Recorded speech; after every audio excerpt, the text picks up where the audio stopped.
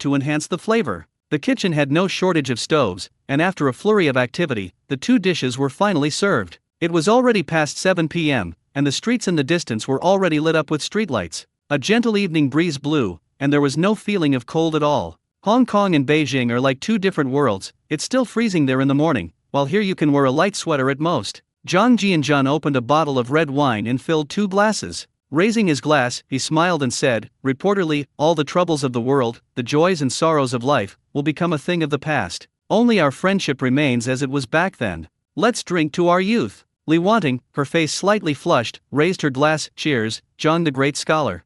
On the second day of the Spring Festival, the 2 men clinked their glasses together. That unidentified piece of meat was naturally tiger meat, and since we couldn't show favoritism, we shared it. Li Wanting also sensed the difference in the tiger meat from the other world. She was shocked to learn that it was tiger meat after asking around. Zhang Jianzhan had been asked the question twice, and his response was incredibly eloquent and persuasive. He described the various special effects in such a fantastical way that they broadened Li Wanting's horizons. She couldn't understand the world of these extraordinary people, but the food was indeed delicious. She no longer cared about maintaining a ladylike image and started frequently taking out her chopsticks. Under the influence of the wine's alcohol, Li Wanting's pretty face glowed radiantly. Her originally slightly wavy hair has never been styled since she got it permed into big waves. After drinking, the 2 cleaned up the dishes and returned to the living room. The once quiet hall suddenly became ambiguous. Li Wanting's heart was pounding. That wicked man is back after he drank. Zhang Jianzhan moved to Li Wanting's side. She said softly,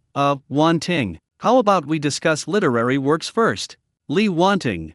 Zhang Jianzhan lingered in Hong Kong for more than a week. The reason why he hesitated is said to be an illusion, is because he bought the villa next door for $120,000. That is, Villa number 7 in Repulse Bay. At his level, all it takes is a psychological suggestion to make a 50-something private business owner happily walk away with his mistress, carrying $120,000. Of course, he didn't cheat an ordinary person like him. $120,000 was enough to buy a villa at this time, and he didn't want to get involved with a small business owner in his 50s. This villa was bought by a private business owner when he was keeping a mistress. After Zhang Jianzhan used his divine sense to make him leave, this place became his teleportation point. It can also be seen as preparing a way out for myself. Although I am already invincible in the ordinary world, I still need to be prepared for any eventuality. So I came more often that week, visiting the Liu family and the Kinshwaven Villa area. This made the 2 women feel happy, but also a little curious. Could it be that holidays in mainland China are the same as in Hong Kong? On the 3rd day, Zhang Jianzhan gave the second half of Zhu Xian to Li Wanting. Then, he went on to plagiarize another book, this time targeting another masterpiece, Buddha is the Way. Since fantasy has a market in Hong Kong, he would help Li Wanting establish her status in the literary world as soon as possible, believing in the power and readability of Buddha book. The saying Buddha is the Tao holds an unquestionable place in the history of fantasy novels.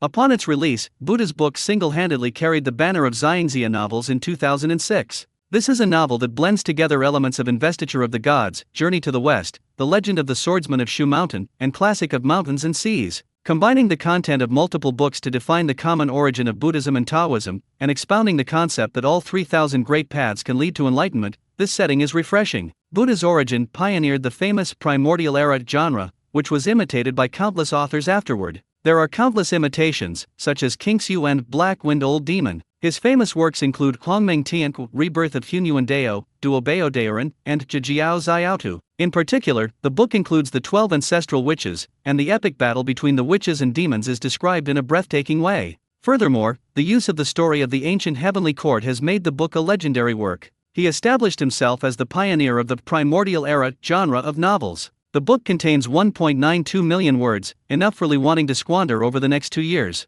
During this period, Zhang Jianzhan also gave each person a Zhengyuan pill, which is the same principle as the saying when one person attains enlightenment, even his chickens and dogs ascend to heaven. Although the effects of oral administration were not as good as oral medication, it could still add more than 5 years to their lives. Lu Xiaoyi and Li Wanting are still young and can basically exert the full effect of the elixir. He doesn't want the day of separation by death to come so soon. The lifespan of a cultivator and an ordinary person is an insurmountable chasm. Right now, all we can do is extend their lifespans. As for giving them cultivation opportunities, we don't have that plan yet. Regardless of whether they have spiritual roots or not, the secret of the space is his greatest asset. After a week of back-and-forth travel, Zhang Jianzhan returned to normalcy and resumed his routine work life, going back and forth between 2 points. The Hong Kong situation has come to a temporary end. At 1 p.m. on February 22, in the office of the deputy director of the steel rolling mill. Looking at the newspaper, Zhang Jianjun felt uneasy. The slogans for going to the countryside had already appeared in the newspaper.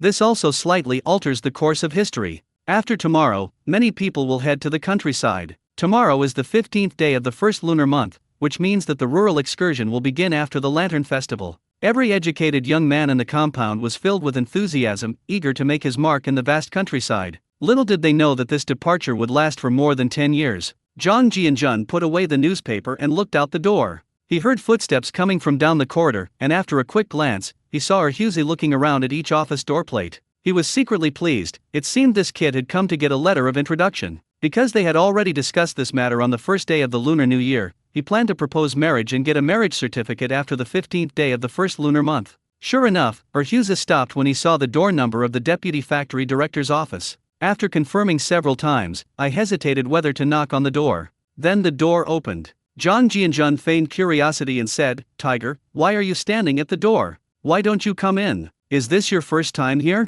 What's up?" A blush appeared on Li Erhu's dark face. He smiled sheepishly and said, "Brother Jianjun, do you remember what I told you on the first day of the Lunar New Year? I need to trouble you to help me get a letter of introduction today." Zhang Jianjun laughed as if he had just realized something. "Look at my brain, I've been so busy these past few days that I almost lost it. Come on in and let's talk."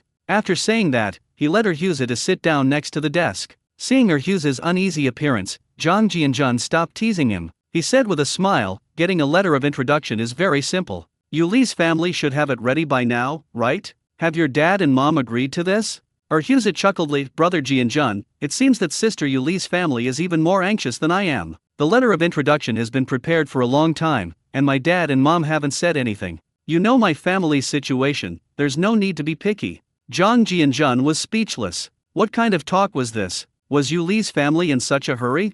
Thinking about it, I understand something now. These days, it's said that once a daughter is married, she's like water spilled from a cup. I guess Yuli's parents are afraid of people gossiping behind their backs. These days, divorced women don't have a good reputation. Zhang Jianjun took out the special letterhead for the steel rolling mill and began to write on it. While writing, he asked, "Tiger, when are you planning to get married? Did you bring your household registration book?" Erhuzi pulled out his household registration booklet. "Brother Jianjun, let's get our marriage certificate after the Lantern Festival. I brought the household registration booklet. I hope there won't be any problems with the age." "That's not a problem. I'm just a little worried that the Yan family might cause trouble when you and Yuli get married. Yan Jiichin is no easy person to deal with, you'd better be careful." Erhuzi chuckled foolishly. "Brother Jianjun, you don't know yet, do you? Yan Jiichin and Yan Jifang have already received notices to go to the countryside, and they will be leaving Beijing by train on the morning of the 16th day of the first lunar month." Zhang Jianjun. Looking up at Erhuzi's honest-looking face, I thought to myself, damn, this kid doesn't seem as honest as he appears. In the morning, Yan Jiichin went to the countryside. In the evening, he married his former woman. One word, absolutely amazing. Zhang Jianjun sighed, realizing that he had indeed changed the course of the compound. Leaving the Jia family aside, Bangang was originally supposed to go to the countryside in 2 years, but due to unforeseen circumstances, the Yan brothers ended up going to the countryside instead. Everything is in chaos. I wonder what Yan Bugui is feeling right now. Whether it's a good thing or a bad thing is still unknown, but the fact that the burden has been reduced should be a good thing. After Zhang Jianjun opened the letter of introduction, stamped it with the official seal, and handed it over, he said with a smile, "Tiger, congratulations in advance. I didn't expect you to be so capable, getting married 2 days earlier than me." Erhuzi accepted the letter of introduction with a broad smile. "Thank you, Jianjun. Come to my house for a drink on your wedding night. I can't compare to you, your fiancé comes from a military compound."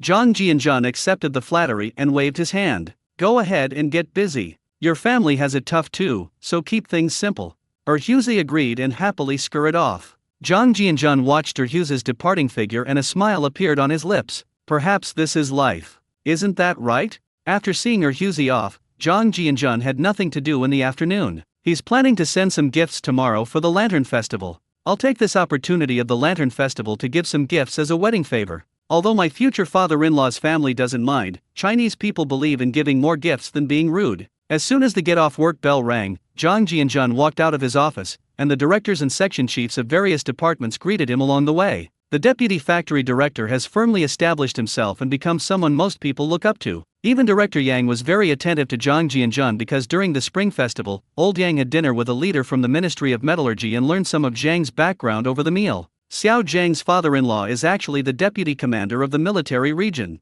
The reason this information was kept secret for over a year is because many people are not at that level and have no chance to explore the Zhou family compound. Just like the Beijing Circle, many billionaires want to integrate into it but have no way to do so. If there is one circle in mainland China that is the hardest to enter, it is undoubtedly the Beijing Circle. No matter how much money you have, people won't respect you. Family background is on a completely different level. Zhang Jianjun had never mentioned it in the factory. When Lao Yang heard the news, he was almost stunned. In those days, one could imagine the weight of a military officer with real power. Good heavens, no wonder the leaders of the Ministry of Metallurgy made things so easy for Zhang Jianjun's equipment. Even without a machine code, it can still be signed for. When Zhang Jianjun came downstairs, he looked at Yang Zhenhua who was following behind and said with a smile, "Uncle Yang, I'm getting married on the 18th of the first lunar month. I don't think I can make it, so I'll have to take a day off. Won't this affect the factory's production efficiency?" Yang Zhenhua's lips twitched slightly, as if this kid had been in charge of production. Hearing that Zhang Jianjun was getting married on the 18th day of the first lunar month, I finally understood the meaning behind it. This is also an indirect invitation to him, showing that he is being treated as one of their own. Comrade Yang was overjoyed, as his powerful backer had recently stepped down, leaving him feeling vulnerable. "Hold on tight to this olive branch." He quickly smiled and said, "Xiao Zhang, marriage is a lifelong event. You should have a week to relax and spend more time with your wife. If you don't have enough time, you can take it a little longer. I will definitely be there to celebrate on the 18th day of the first lunar month." Zhang Jianjun smiled and nodded, saying, "Then thank you very much, Uncle Yang. However, current policies do not allow for extravagant celebrations, so I can only invite some acquaintances. Other people's yards are too small to fit so many tables. It's an honor for me that you came. I won't bother the others in the factory. I don't plan to notify anyone except acquaintances." Yang Zhenhua smiled warmly and said, "Comrade Zhang's ideological awareness is a model for young people. He is not arrogant despite his seniority, and he does not spend extravagantly despite holding an important position. This is very commendable." Zhang Jianjun and Lao Yang exchanged a few compliments in the square below, a tacit understanding between them. Workers passing by on their way home from get-off work cast envious glances, while the factory's two big bosses seemed to be having a very congenial conversation. Zhang Jianjun has become a role model for young people in the steel rolling mill. The deputy factory director, who was in his 20s, asked who else was involved, and that his relationship with the top leader was extraordinary. Ma Xiaohua, who was riding a bicycle with Zhang Aijun in the crowd, looked somewhat disappointed upon seeing this scene. "I figured that since we were in different circles, our relationship would fade." Just as he was about to speed up and leave the factory, Zhang Jianjun looked over and waved to him, which startled Ma Xiaohua, made his heart skip a beat, and the bicycle stopped. 6 months after Ma Xiaohua became deputy section chief, he also bought a flying pigeon motorcycle. Once he realized Zhang Jianjun was waving at him, the two of them pushed their bicycles and walked over together. Yang Zhenhua was very sensible. After taking a closer look at Ma Xiaohua and the other person, he waved goodbye to Zhang Jianjun. "Deputy Factory Director Zhang, is there something you need from us?" Zhang Jianjun said irritably, "Brother Ma, aren't you being too polite? How come you've become strangers after not having had a chance to spend time together for half a year? Brother Zhang, how's everything in the publicity department?" Ma Xiaohua was a little excited. He didn't expect Zhang Jianjun to call him Brother Ma, but he didn't dare to presume to call him brother again. He knew the difference in their status. "Jianjun, you're such a busy person these days, it's really not easy to see you." Zhang Aijun then laughed and said, "Isn't that right? Jianjun came from our propaganda department, and now he's really bringing honor to our group of clerical staff.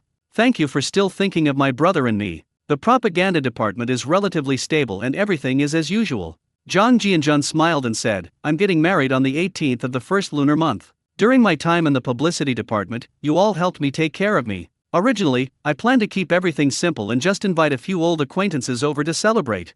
I believe that simplicity doesn't mean being stingy," I said. "If you two are free on the 18th day of the first lunar month, I'll definitely have a cup of light wine to welcome you." The two of them immediately showed joy. "Jianjun, we are honored that you think so highly of us. Even if we have to take the day off, we will go and help out this afternoon." Zhang Aijun added, "Congratulations in advance to brother Jianjun on your marriage. I will definitely come to congratulate you on the 18th day of the first lunar month." After a conversation, the three of them gradually eliminated much of the distance between them. However, it was unrealistic to completely eliminate it, as their different social circles meant that they would have fewer opportunities to interact in the future. The three chatted for more than 10 minutes before waving goodbye to each other. Jang Jian-jun drove his jeep toward Luogu Lane, inviting the two men, which did indeed have a sense of returning a favor. Friendships can't be treated like toilet paper, used up and thrown away. Even toilet paper has its uses, let alone the fact that we've been together for over 2 years. A dozen minutes later, the jeep stopped in Luogu Lane. As soon as Jang Jian-jun got out of the car, he heard the Yan family arguing again. After listening for a while, I finally understood that Yan Jifang had received a notice from the district committee to go to the countryside, and he started to panic. He didn't want to go to the countryside and have his father come up with a solution for him. He even threatened his father that if he couldn't come up with a solution, he and his brother wouldn't come back after they went to the countryside. Jang Jian-jun was speechless. With his lazy and gluttonous nature, going to the countryside was definitely a nightmare for this kid. With Yan Jiichen's lazy personality, he'd suffer a lot in the countryside. Several people from the Intermediate People's Court were eavesdropping in the corridor, but they retreated when they saw Jang Jian-jun come in. He didn't stay. In the past, he would have felt quite sorry for Yan Bugui, but now he fully understands that there is always a reason why someone is pitiful, and that being too calculating has resulted in him never having a good life. After Jang Jian-jun developed a dislike for the Yan family, the Yan family's development became irrelevant to him. Lu Haizhong had already spotted Jang Jian-jun and was waiting for his arrival at the Intermediate People's Court. He also heard his son, Guangtian, say that Jang Jian-jun was getting married on the 18th day of the first lunar month. This was an opportunity for Lao Lu to make a name for himself, so how could he miss it? Upon seeing Jang Jian-jun appear, he quickly stepped forward and asked, Jian-jun, just tell me what you need to prepare for the 18th of the first lunar month. There are only a few days left, shouldn't we start preparing? Jang Jian-jun glanced at Lu Haizhong, who had a big smile on his face. After a moment's thought, he said, Second uncle, I really need your help with something. First, I need second aunt to come and help wash the vegetables on the 18th. Please keep an eye on the tables and chairs, because I have no idea how many people will come. First of all, I don't even know who from the compound will be coming. As for the wedding procession, the two brothers can just come with me. My father-in-law said everything should be kept simple, so there won't be a dowry. I estimate there will be 3 major items at most. While Jang Jian-jun was chatting with his second uncle, Su Daimao and Shazu came over again, and Shazu was naturally also conscripted by Jang Jian-jun to be the head chef. Su Daimao's wife, Qin Jingru, came over to help out with the second aunt. After everything was arranged, the group dispersed. The news of Jang Jian-jun's wedding in the compound immediately made headlines. Meanwhile, Yi Zonghai, the Taoist master, looked worried. He was also worried. Should he go to Jang Jian-jun's wedding or not? Jang Jian-jun sat by the ancient well eating snake soup. He was really tired of barbecue, so it was much better to have some soup. The deliciousness of the otherworldly monsters is simply indescribable. If there's any meat that could be beneficial to cultivators, it would have to be the meat of demon beasts. After being ingested, it is basically converted into energy, unlike whole grains which are troublesome and require the elimination of waste. After finishing his meal, Jang Jian-jun began to tidy up the medicinal herb field. Looking at the area that had grown to 20 acres, his mood improved. These strange plants are the foundation of his cultivation. After several rounds of sowing, the herbs required for the P1 pill have been prepared, and the production of the third-grade pill can now be put on the agenda. Unfortunately, there isn't a single spiritual herb of rank 3 or higher at present. Jang Jian-jun glanced at the 4 vortexes above his head. Perhaps because the land expansion had absorbed too much energy, each vortex had made little progress and remained only 1 meter in size. He wasn't in a hurry anymore. Once he reached the foundation establishment stage, if he didn't encounter rare and precious materials, cultivation would rely entirely on the accumulation of time. Thinking about it too much is useless. So Jang Jian-jun went to the ancient well and began to meditate and cultivate himself. Nothing was said that night. At 10 a.m., Jang Jian-jun woke up from the 3 major cycles of the universe, performed a cleansing spell and felt refreshed and dry all over.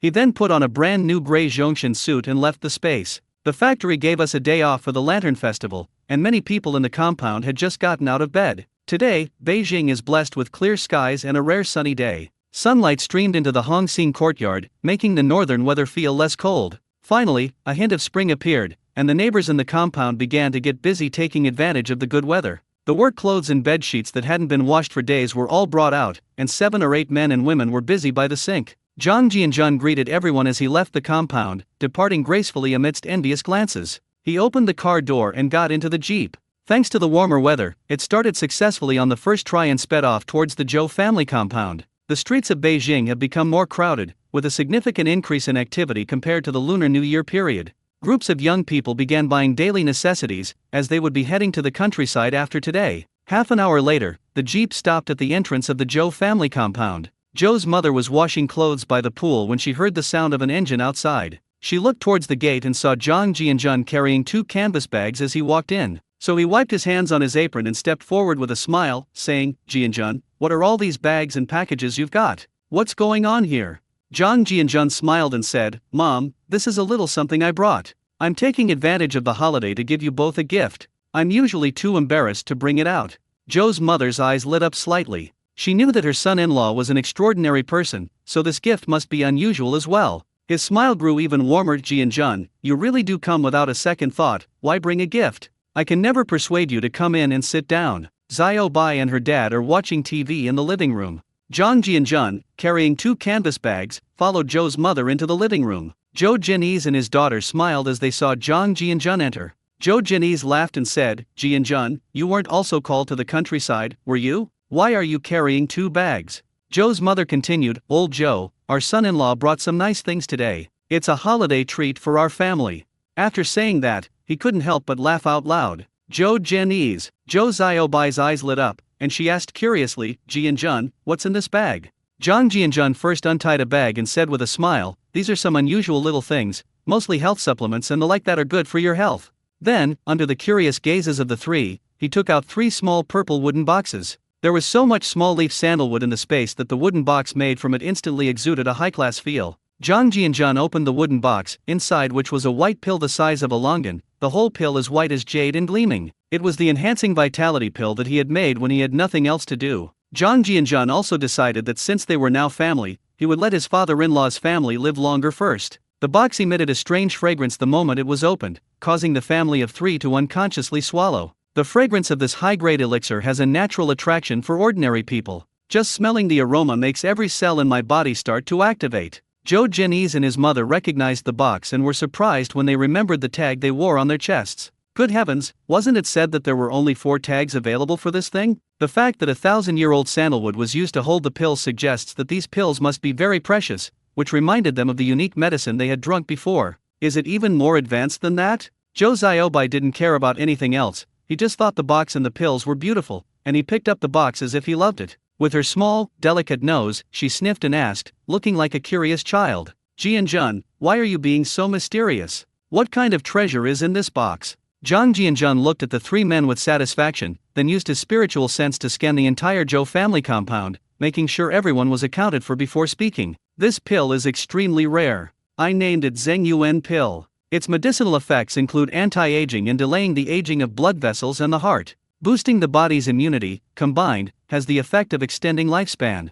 Zhang Jianjun was still preparing to introduce himself when his father-in-law interrupted him. Zhou Jianese immediately stood up, his face showing a look of shock. He got up and closed all the doors and windows, then walked around the yard before returning. Zhou Jianese was indeed numb. "I never imagined there were pills that could extend lifespan. That's too incredible. How crazy would people be if they knew?" Zhou's mother stared wide-eyed, completely dumbfounded. The lady of the house, who always prided herself on her prestigious family background, showed shock on her face and lost her composure. Zhou Jianese entered the courtyard with a serious expression. "Yu Jun, quickly put it away. Also, pretend that Xiaobai's matter never happened. If the secret of the elixir is revealed, there will be endless trouble. Don't underestimate the greed in human nature, people are capable of anything." Zhang Jianjun laughed and said, "Dad, Mom, don't accept it. It's safest to eat it. A person can only take one of these pills in their lifetime. It's like stimulating the genes of life, if you take more, it won't have any effect." Zhou Jianese, "Sure enough, my son-in-law is an extraordinary person. He really makes sense. What could be safer than food?" The 3 of them stared at each other blankly for a while. After a while, Zhou Jianese nodded, and the 3 of them put the white pills into their mouths. Just as I was about to experience what the magical pill tasted like, something strange happened. The pill, the size of a longan, melted instantly in my mouth and turned into a warm current that flowed down my throat into my stomach. It felt like eating tiger meat in the 2nd year of junior high school, only this feeling was much stronger than eating tiger meat. The cells in my body seemed to be reborn and began to reorganize. Even after being cleansed by the spiritual spring water, Zhou's mother still had a faint crow's foot wrinkle at the corner of her eye. The effect this time was like the caress of the goddess of life, completely smoothing out those crow's feet wrinkles. They felt as if they had become 10 years younger, which shocked and moved them. Humans are not plants or trees, how can they be without feelings? Zhang Jianjun repeatedly sent over the best things without asking for anything in return. Both the spiritual spring water and this pill are unique. Even the high-speed rail needs to be warmed up by now. Family bonds have fully blossomed. The family no longer had any worries. The Zhou family's living room. After Zhang Jianjun finished distributing the gifts, Zhou's mother and Zhou Xiaobai happily started making lunch. The remaining gifts were all canned calming flower tea. For the Zhou family, who were already used to drinking it, this calming flower tea came at just the right time. They never expected Zhang Jianjun to send so much at once, about 20 kilograms. The elderly couple could guess Zhang Jianjun's intentions. Talking about money was too vulgar, so they simply gave him some rare and unusual items. They just didn't expect the betrothal gifts to be so precious. Only Zhang Jianjun and his son-in-law remained in the living room. Now that they were family, Zhou Jini's didn't inquire about the origin of the elixir. He has now received tangible benefits, and even the most powerful person would be overjoyed at the prospect of extending their lifespan. There's no need to delve deeper into the reasons. Although the organization had begun to consider that Zhang Jianjun might have special abilities, they hadn't really thought about it in the context of cultivating immortality, as special abilities were easier for people to accept than cultivating immortality. Since its inception, the mysterious incident investigation team has made no progress and cannot understand how the helicopter was obtained, no matter how they try to deduce it. Zhou Jini smiled and said, Jianjun, what kind of wedding procession do you plan to use on your wedding day, and how do you plan to arrange the banquet at home? Zhang Jianjun smiled and said, Dad, I think it's best not to bring any furniture as part of the dowry. The furniture in my house is still mostly new and still looks decent. I even have a small TV on the sofa, but it's not convenient to take it out sometimes. Now that we're married, they can see the light of day again. Zhou Jini's pondered for a moment and smiled, Jianjun, it's a bit unreasonable for our compound to not give a penny when our daughter gets married. You may not care, but won't my Zhou family be known as misers afterward? I can accept it. Your aunt probably won't agree. You can tell she cares about her reputation. Besides, giving a dowry is the parents' way of showing their love, isn't it? How about a sewing machine, a bicycle, and a TV? We'll leave out the furniture as you suggested. With our means, no one will gossip if we give you these 3 big items. Zhang Jianjun thought it made sense. He had really forgotten to consider Zhou's mother's feelings. Not giving anything would indeed be beneath their family. So he smiled and said, okay, I'll do it your way. I only invited a few acquaintances at home. The situation in the compound is more complicated, and I'm too lazy to invite people from house to house. I believe that everyone who comes is a guest. Regardless of whether there is any conflict, I will naturally entertain them. As for the chef, there is no rush. There is a successor of the Tan family cuisine in our compound. He cooks Sichuan cuisine quite well. Since it's still a bit chilly in the mornings and evenings, I'm thinking of focusing on hot pot and stir-frying a few side dishes.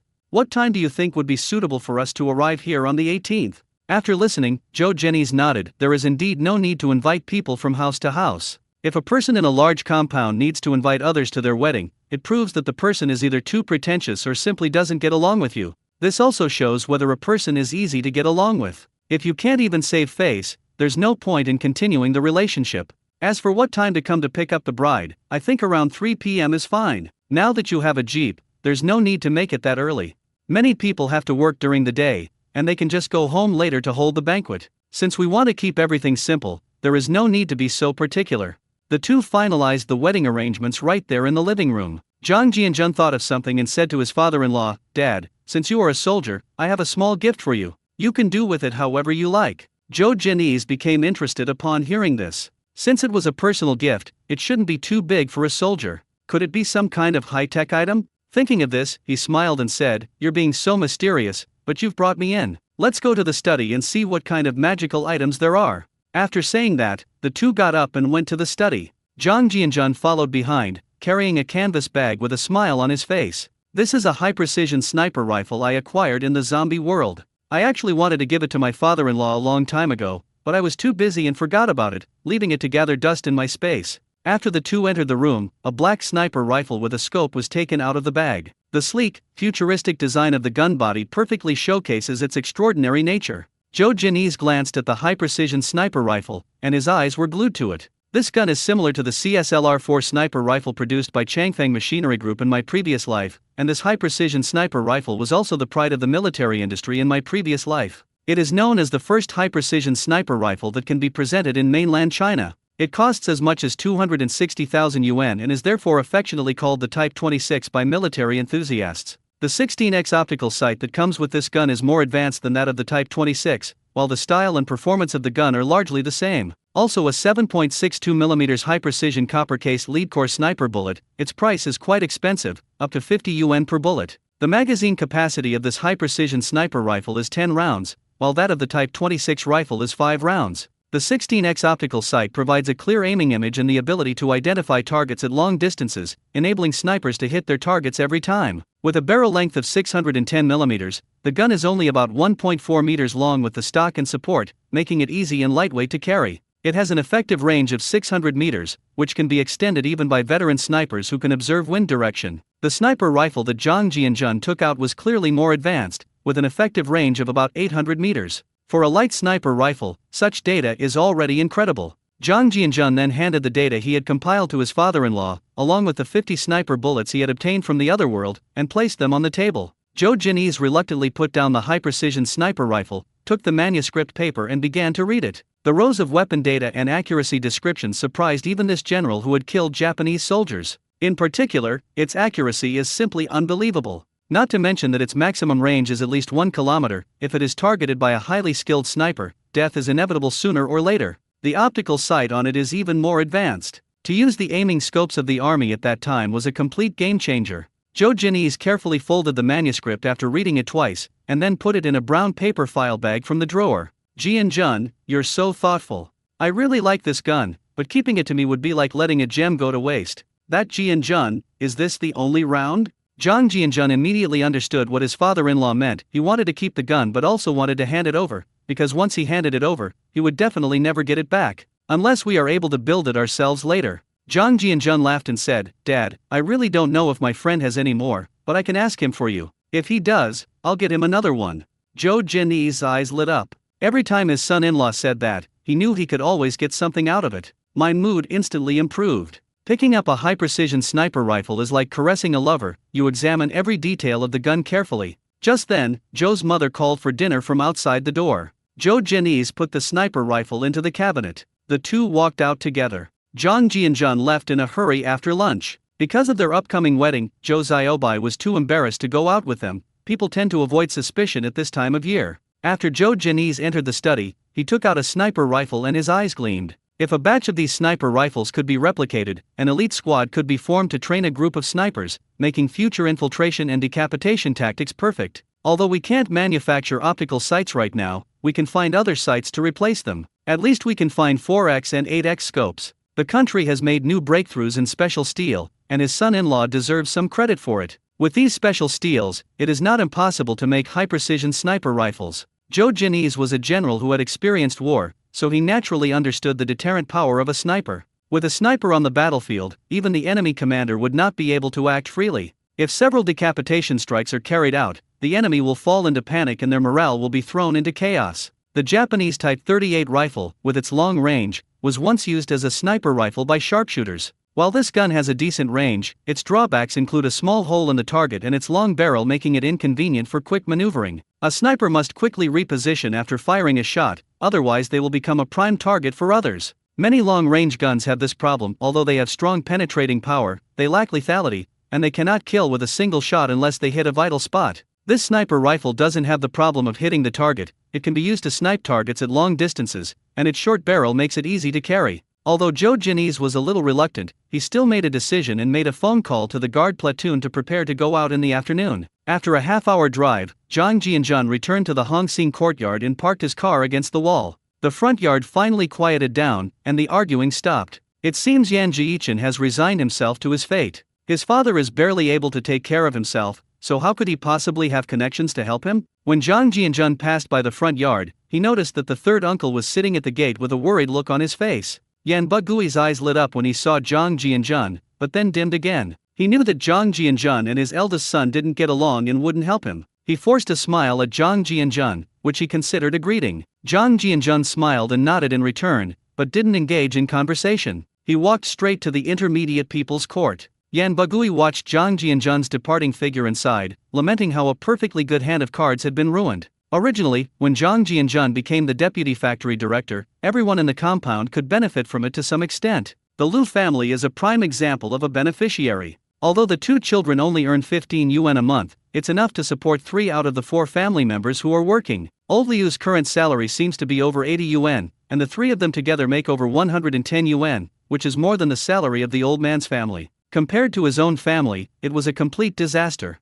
Yan Jiichin not only didn't have a job, but his wife also ran away. And now, he was going to the countryside to receive re-education from poor and lower-middle peasants. Yan Bagui wasn't stupid, he knew what the situation was like in the countryside, and could only pray that this trip wouldn't last too long. What the hell is going on? The more Yan Bagui thought about it, the more frustrated he became, and he couldn't help but start to doubt the meaning of life. After returning home, Zhang Jianzhan set up a barrier at the front door, then slipped into the space and duplicated a batch of stoves and iron pots. This is what we'll use on our wedding day. With the medicinal herbs and sandalwood taking root, the concentration of spiritual energy in the space increased significantly, and even breathing in the air felt refreshing. At first, the increase in spiritual energy was not noticeable. After returning and developing for so long, as the area of the medicinal herb, small leaf sandalwood, increased, in Zhang Jianzhan's consciousness, the spiritual energy points in the space moved like countless fireflies. This significant change also resulted in a much faster growth rate for ordinary herbaceous plants.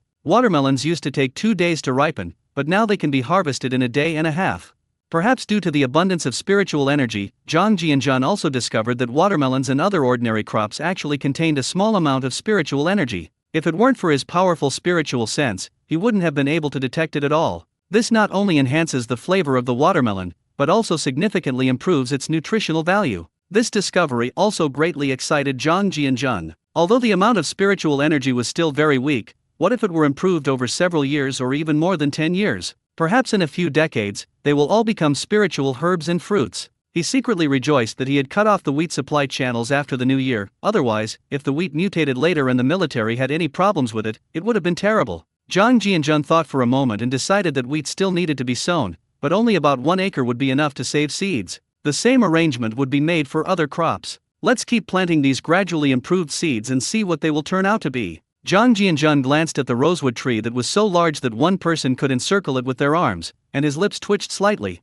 This was the rosewood tree in the center of the Liu family's number 2 courtyard. When it entered the space, it was only as thick as a bowl. I never imagined that it would grow into a towering tree. It's no longer realistic to transplant it to the courtyard. Because of the long period of time it has been planted, there are also slight fluctuations of spiritual energy on the tree. Zhang Jianzhan's eyelids twitched at the sight. Could it be that the tree would become a spirit later on? After planning the planting area for the entire space, we went to the ancient well and began to circulate the great cycle. Time passed by unnoticed during cultivation. On the morning of February 23rd, which is today, the 16th day of the first lunar month, what was bound to happen has happened. The elderly couple from the Yin family in the front yard got up very early and took Yan Jiichin and Yan Jifang to the district committee. Several old green Jifang trucks were parked at the gate. 25 or 26 energetic young men and women, carrying large and small bags, had already arrived outside the gate. Everyone's expression was different, some were excited, some were dejected, and some were confused about the future. The young people sent to the countryside from each district of Beijing would be gathered together and first transported by truck to the train station, and then further separated according to their different destinations in the countryside. Yan Jifang was sent to the countryside in northern Shaanxi. The group of young people sent down from Beijing were divided into 4 locations: northern Shaanxi, Shaanxi, Inner Mongolia, and finally Beiyachengzi area in Jilin. The largest group of them went to northern Shaanxi. Their youthful footprints will remain on the lowest plateau. As for what kind of stories each person will write, that will only be passed down through the narratives of the older generation of educated youth many years later. When the people in the compound learned that the Yan brothers had gone to the countryside, everyone had different feelings, some were relieved and some were saddened. The Liu family was especially grateful to Zhang Jianzhan. If it weren't for arranging jobs for his 2 sons, their sons might have been among the young people sent to the countryside. I remember when we were drinking at Zhang Jianzhan's house, Zhang Jianzhan mentioned that there might be a process of going to the countryside in 6 or 7 years, and I never expected it to actually start. Su Daimao and Shazhu were both at the dinner table at the time. Therefore, Comrade Lao Lu also held a family meeting to discuss how to further strengthen his relationship with Comrade Zhang Jianzhan. Zhang Jianzhan, of course, didn't take these things to heart and returned to his routine of going back and forth between work and home. Although he had gone to the countryside more than half a year earlier, it was only a matter of time. That evening, when I got off work, Huzi, from who knows where, got some cardboard candy. Although he couldn't afford white rabbit candy, he still made a small, low-key announcement that he, Li Ervu, was getting married today. This made the already turbulent situation in the courtyard even more explosive. When Yuli returned to the compound wearing a floral cotton-padded jacket, just like when he entered the Yan family back then. His face showed neither joy nor sorrow, calm and undisturbed. 2 days passed in the blink of an eye. Around 2 p.m. on February 25, Zhang Jianzhen's home began to bustle with activity. Shazhu took half a day off and came over early to help, since he had to show off his skills at the wedding of a prominent figure in the compound. When Shazhu arrived at the backyard, he saw Zhang Jianzhen's doorway with a chopping board made of wood and blue bricks, on which were placed all sorts of dishes. Zhang Jianzhen also brought out the water tank in the house, which contained several crucian carp and perch. The most eye-catching thing was half a piece of pork lying on top, which left Comrade He Usual a little dumbfounded. After a while, his eyes lit up. This was quite an arrogant look. And that next door must be the mutton dish, right? Shazhu suddenly perked up, his cleaver starting to itch with hunger. I started to have some doubts. Didn't we agree to keep things simple and not be extravagant? Following the customs of celebrating weddings in the countryside in his previous life, Zhang Jianzhen even built a simple large cooking stove in a corner of the backyard. Anyway, it won't have any impact if you remove it on the same day you use it. There are plenty of small groves with dry firewood and other resources, and cooking in a large pot on a stove is faster than using a coal stove or a small stove at home. Zhang Jianzhen came out of the house with a smile and said, "Brother Zhu, how do you think the setup is? Just tell me if you need anything. All kinds of food are prepared for today, so just do your best." Shazhu laughed and said, "Zhang Jianzhen, isn't this a bit too much? Isn't it a bit wasteful? Where did you get all this pork?" Zhang Jianzhen smiled and said, "Brother Zhu, what's the waste? I don't need pork coupons for this pork. Have you noticed that this pork is mostly lean meat? The lamb was the only thing that cost a little money, the rest was either fish or vegetables, which weren't worth much." After listening, Shazhu took a closer look at the pork on the cutting board and realized that it was different from domestic pigs and had little fat. After a moment's thought, I realized that this was half a wild boar meat. At this moment, as if they had made an appointment, Antiar and Qin Jingru arrived at the backyard one after the other. When the two saw the scene in front of Zhang Jianzhen's house, they subconsciously swallowed. Zhang Jianzhen truly deserved to marry a girl from a military compound. This level of prestige is definitely enough for this area. The second aunt immediately put on a smile and stepped forward to ask, "Jianzhen, are you planning to cook outside? All this food must have cost a lot of money, right?" Zhang Jianzhen glanced at the two of them and said, "Second aunt, don't be fooled by how lavish the meal looks, it doesn't cost much. We had no choice but to have it cooked outside. I'm worried that the stove in my house is too small and it will be inconvenient. Plus, there's marble on the floor, and it's easy to slip and fall when I wash vegetables on it after it gets wet. The ventilation inside is not very good, and the room is full of cooking fumes, which guests are not used to. The weather is nice today, so it's more spacious to hold a banquet outside." Auntie Yar quickly laughed and said, "Look, it's always the cultured people who think so thoroughly. Their minds are so sharp. I would be content if my Guangtian and Guangfu were half as smart as you." Zhang Jianzhen. Qin Jingru blinked her peach blossom eyes and asked, "Brother Jianzhen, what are the specific arrangements for our arrival? Will we help with things like washing vegetables?" Zhang Jianzhen looked at Qin Jingru blinking and muttered to himself, "Is she the same as Qin Huiru back then? They both have the habit of blinking. Back then, I was a fine young man when I first arrived. 2 years have passed in the blink of an eye." Zhang Jianzhen laughed and said, "Jingru, I'm not the chef today. I'll leave everything to Brother Zhu. We'll just prepare the dishes according to the standard for 3 tables. Even if there are less than 3 tables, we'll treat it as 3 tables. If we don't have enough tables, we'll add more. I think it will only be about 2 tables, so there won't be many extra people. We estimate that about 2 or 3 people will come from the factory, but we don't know how many people will come from the compound." The 3 nodded after listening. They knew the situation in the compound, so it was hard to say how many people would actually come. Zhang Jianzhen then smiled at Shazhu and said, "You can decide on the specific arrangements. There are chickens in the cages and fish in the water tanks. Don't try to save me any money. The fact that you came is a sign of respect." Shazhu, who had been eager to try, said with a smile, "Jianzhen, just you wait and see. Leave everything to me. I guarantee your wedding banquet will be absolutely fantastic." Zhang Jianzhen smiled and nodded, then went back into the inner room and connected another power line to the outside, just in case it was inconvenient outside after dark. There were plenty of electrical wires in the space, and even several large transformers. The items brought from island nations and other worlds have been gathering dust in the space. The 3 outside began to divide up the tasks. One washed the vegetables, another boiled water, and Shazhu started his knife skills on the cutting board. Zhang Jianzhen spent over an hour arranging things at home. In the inner room, he combed his hair into a side part and looked at his handsome face in the mirror, just like all of you readers. He smiled. Then he changed into a brand new Zhongshan suit, pinned on a badge with the image of a great man, and polished his leather shoes until they shone. She then performed another cleaning technique to achieve the perfect result. They drove the jeep straight to the Zhou family compound. 2 tables of guests also arrived at the Zhou family's house at noon. Despite his busy schedule, old Master Ye still took the time to come and see Zhou Jinyi's daughter's wedding. The others were Zhou Jinyi's old comrades in arms, and Zhang Yang's father, Chief of Staff Zhang, was also among them. They joined a few people from nearby compounds to make 2 tables, and that was it. But the people who came were all heavyweights. After lunch, only old Ye stayed behind, showing that the organization still cared a lot about Comrade Zhang Jianjun. Comrade Xiao Zhang married the Zhou family girl, and since he had joined the organization and could be considered one of their own, the two chatted in the living room. Meanwhile, Zhou's mother was chatting with Zhou Xiaobai in her boudoir, talking about some things to pay attention to in the life of being a good wife and mother, which made Xiaobai blush with embarrassment. Zhou's mother chatted for more than an hour, and then personally combed and braided Zhou Xiaobai's hair in front of the dressing table. Seeing her daughter wearing a brand new military uniform, she began to feel a pang of sadness. Her eyes turned red. I never imagined my daughter would get married so soon after turning 19. Time really flies. Zhou Xiaobai saw that her mother's eyes were red and felt a little sad. A scene of deep mother-daughter affection was playing out in her bedroom. Mom, don't be sad. Anyway, Jianjun's home isn't far from here. I'll come back to see you often. You can also go visit him when you have time. Zhou's mother smiled and said, Xiaobai, I know all this. Jianjun is a kind and capable person. You must get along well with him after you marry him. But you should also be careful. Jianjun is a smooth talker and can easily attract girls. You should be a little careful.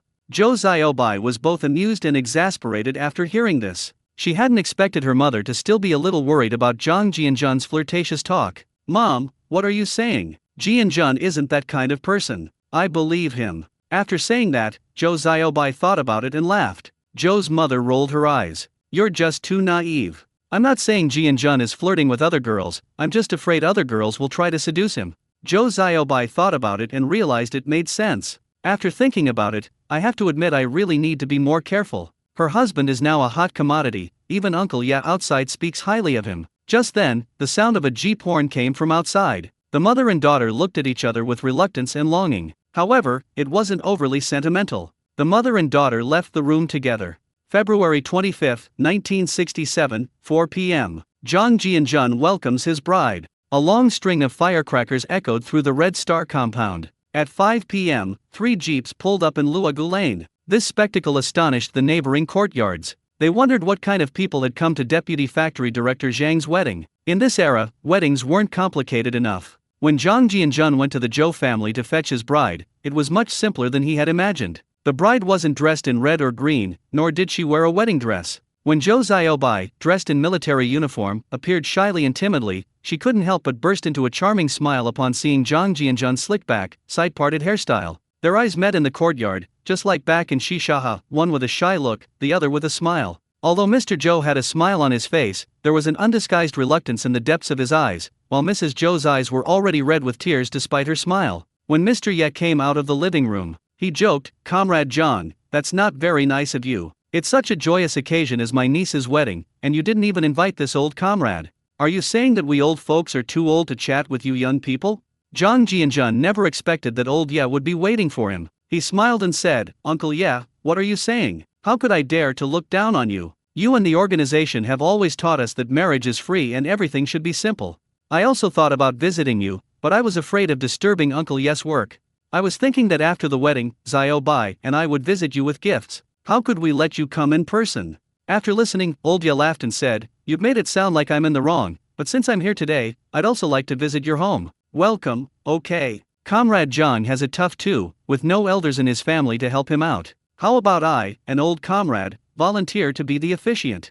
Upon hearing this, Zhou Jinyi and his wife were delighted. They had also considered this issue. Zhang Jianjun's family had no elders, and although the custom of worshipping heaven and earth was temporarily suspended due to the destruction of the four olds, the practice was still in effect. But a wedding should have an elder witnessing it, right? Since it's not convenient for the bride's family to attend the wedding, who else carries more weight than old Master Ye? What could Zhang Jianjun say after hearing this? With Mr. Ye serving as the officiant, it was a great honor for him and his wife, and he couldn't refuse, so he readily agreed. He was also eager for someone to take charge. I had originally planned for Yang Zhenhua to be the officiant at the wedding. This led to the scene at the beginning: Zhang Jianjun in a jeep, Old Ye in a military vehicle, and Zhou's father in a jeep delivering the three major items. Lu Guangtian and Lu Guangfu were like two invisible people. The two brothers went there as supporting characters, and it was an eye-opening experience for them. They watched Zhang Jianjun and the big boss talking so well, and their eyes were full of admiration. Old Ye's arrival was like a ladle of cold water poured into a frying pan. The whole compound was in an uproar.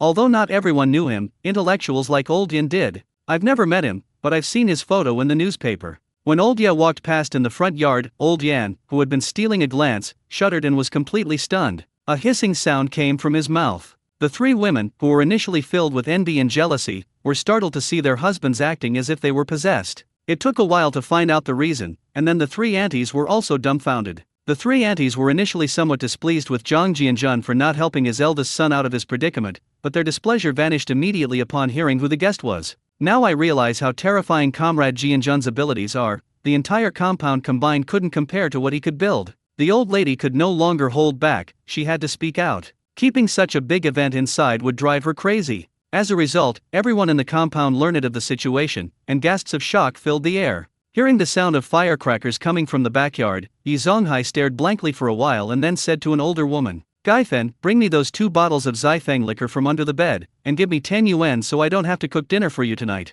The old lady's eyes lit up instantly after hearing that. He agreed and hurriedly ran into the inner room. When he turned around, he was filled with mixed emotions. Old Yi had finally bowed his head, which was a good thing. She was also afraid that her husband would go down a dead end, and that his willingness to back down meant there was still hope. Although Shazhu had promised to take care of her in her old age, after so many years of marriage, she also wanted Lao Yi to cheer up and have something to look forward to. The Zhang family replaced their light bulbs with spiral fluorescent lights, illuminating the entire living room brightly. The neighbors who came over marveled at the sight and wondered what kind of light bulbs they were. You have to understand that in those days, voltage was unstable and electricity was scarce. The light bulbs in every household were only around 15 watts, which wasn't much brighter than a kerosene lamp. With Mr. Ye as their witness, Zhang Jianjun and Zhou Xiaobai finally completed their wedding ceremony. Zhou Xiaobai didn't stand on ceremony and chatted with Mr. Ye in the living room. Zhang Jianjun was outside receiving guests. Fortunately, he had the foresight to run an electric wire outside, so that the backyard was also brightly lit.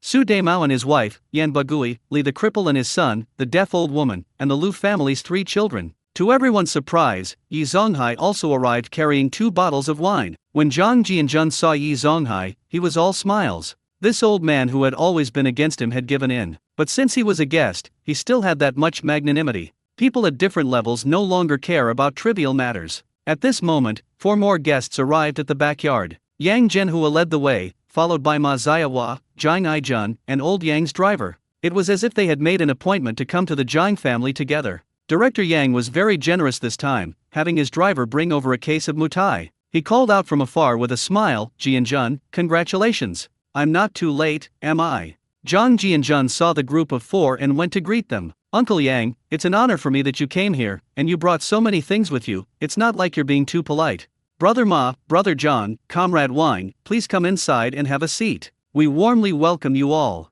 Zhang Aijun carried an old hen, while Ma Ziawa brought 2 bottles of Zifeng liquor. Lu Haizhong helped record all the gifts. Lu Haizhong also took on the role of arranging the tables. At his urging, the younger generation in the compound made do with sitting at a table outside. Because Zhang Jianjun's house can only fit 2 large tables, Su Daimao and her Husin naturally had no objections. The young men also knew that a big shot was sitting in Zhang's house, so they didn't dare to speak loudly when they went in to drink. It's better to be outside. The table outside was left to Su Daimao to look after, since that kid likes to drink and can fool people. Zhang Jianjun didn't expect so many people to come today. Every single neighbor from the compound was present. With Mr. Ye and Yang Zhenhua's driver included, this was enough for 3 tables of guests. Zhang Jianjun chatted with Lao Yang and the other 3 for a while, then led them into the living room. Several elderly men and a deaf old woman were sitting at a table near the outside of the living room. When they saw Yang Zhenhua, they immediately stood up to greet him, and Comrade Yang greeted them all with a warm smile. His eyes glanced subconsciously at the table in the living room, his expression changed in shock, and his smile froze on his face, looking somewhat comical. The old man who was chatting with a little girl at the head of the table was naturally recognized at a glance when he reached his position. Old Master Ye. This. Yang Zhenhua felt a chill run down his spine and couldn't even bother chatting with Lao Yi and the others anymore. He straightened his Zhongshan suit and walked over respectfully. "Hello, Mr. Ye. I am Yang Zhenhua, the director of the Revolutionary Committee of the Steel Rolling Mill and the factory director. You can just call me Xiao Yang. I am a colleague of Comrade Xiao Zhang in the same unit. I never expected you to grace us with your presence. Zhang Jianzhan. Old Ye glanced at Yang Zhenhua and nodded. So you're the director of the third steel rolling mill. I've heard that you're here. Please sit down and let's chat. The third steel rolling mill has been performing exceptionally well lately, ranking among the top in terms of task completion. The organization is also paying close attention to your company. Your company is highly sought after now. Your advanced machinery and equipment are the envy of many companies. You are also one of the top heavy industry enterprises in Beijing. It seems that Comrade Yang is quite dedicated to his work. Yang Zhenhua quickly smiled and said, "Thank you for your recognition, Elder Ye. I dare not take credit for it all by myself. It is all thanks to the efforts of all the workers and colleagues, among whom Comrade Xiao Zhang deserves the most credit. In the first half of last year, our factory's machinery and equipment were still outdated and in short supply, and many machines could no longer keep up with the pace of production. Since Comrade Xiao Zhang took office as deputy factory director in the second half of the year, he has introduced a batch of advanced equipment to our number 3 steel plant, which has given the entire plant a new lease on life." Old Ye smiled and said, "Well, the organization is naturally aware of Comrade Zhang's contributions. Today is Zhang's wedding day, so let's put work-related matters aside for now. He is the main character today, we must not steal the spotlight." Zhou Xiaobai stood up and said with a smile, "Uncle Ye, Director Yang, please chat first. I'll go make you some tea." Yang Zhenhua quickly agreed, glancing at Zhou Xiaobai and inwardly sighing, Comrade Zhang is indeed very lucky. The son of a military officer became the wife of a powerful figure who personally endorsed her. They were already beyond his reach, so being able to show his face at the dinner table might be an opportunity for him. Zhang Jianzhan had already brought over a pot of tea and personally refilled everyone's cups. Although Zhang Aijun did not know Ye Lao's identity, he was surprised to see Director Yang's attitude towards the old man, and pretended to look at the living room's furnishings before retreating. He quietly slipped down to the next table and sat down next to Yan Bagui. Good heavens, this is a bit too scary. Director Yang was as respectful as a primary school student in front of this old comrade. He didn't want to sit there under too much pressure. Ma Ziawa also wanted to slip away, but Zhang Jianzhan conscripted her. She'll come in handy when he's pouring drinks later. It's not unreasonable for the deputy head of the propaganda department to pour drinks for the big boss, is it? Mr. Yes driver and bodyguard sat on the left, Yang Zhenhua was arranged on the right, and Ma Ziawa was a little uneasy below. Having served as the deputy head of the propaganda department for over a year, he naturally recognized Old Yes' identity after reading numerous newspapers. Is it really a good idea to have close contact with such a person? Shazhu was busy outside, but when he learned that there were important guests, he immediately perked up and started waving the large ladle around. Isn't the ultimate goal for a chef to become a chef for state banquets? The old man was thrilled at the thought that such a person would taste the dishes he had cooked, but he couldn't quite place him. Half an hour later, around 7 o'clock, Lu Guangtian started serving food. Several small stoves and small iron pots were placed on each table. Hot pot with mutton, braised chicken, pork stew with vermicelli, braised beef, steamed sea bass, a total of 8 dishes on each table. Zhang Jianzhan originally placed 2 bottles of Xifang liquor on each table, since Xifang liquor is not easy to buy now, and it was enough to entertain guests in the courtyard. But all that could be brought out by Mr. Ye was mutai, so the box that Mr. Yang brought came in handy. This opened the eyes of the neighbors in the compound, but this time no one said it was a waste. After all, the whole compound felt proud. Normally, with this much food, everyone would have been scrambling to grab it, but this time, whether it was the young people outside or the guests inside, everyone became a well-mannered person. With a warm smile on his face, he chewed slowly and spoke softly. It's an image of us being civilized people. After making the arrangements, Zhang Jianzhan came to Old Yes' table and sat down with Ma Ziahua to join the drinking party. Old Master Ye laughed and said, "Young Zhang, you've only truly become an adult after getting married. I haven't visited you in a long time, so don't forget what you said today." Zhang Jianzhan stood up, raised his glass, and said with a smile, "Uncle Ye, how could that be? My wife and I will definitely visit you after our marriage is settled. Thank you for taking charge of things for me today. This first toast is naturally to you. Please feel free to drink as you please, I'll drink to that." After saying that, he tilted his head back and poured it down. Old Ye looked at the small cup with 3 chien, a unit of weight, and laughed. "Who do you think you are, kid? You're not afraid of hurting me while drinking." He picked up his glass and downed it in one gulp. Seeing that Ma Ziahua looked a bit dazed, Lao Yang took the wine bottle without saying a word and filled Ye Lao's glass first. While pouring the wine, he smiled and said, "Mr. Ye, this is the first time I've met you in person. You look even younger now than on TV." Old Ye glanced at Yang Zhenhua and nodded with a smile. "I'm not young anymore. I was born in 1897 and it's 1967 now. I'm 71 years old by both ends, which is considered an elderly person in their 70s. The people at the table glanced at old Ye and noticed that his hair wasn't much whiter, so they couldn't help but marvel at how well he had maintained his appearance. Old Ye glanced at Ma Ziawa again and smiled. What's this young comrade's name? Don't be shy, everyone come and eat. It's making me uncomfortable if you don't eat.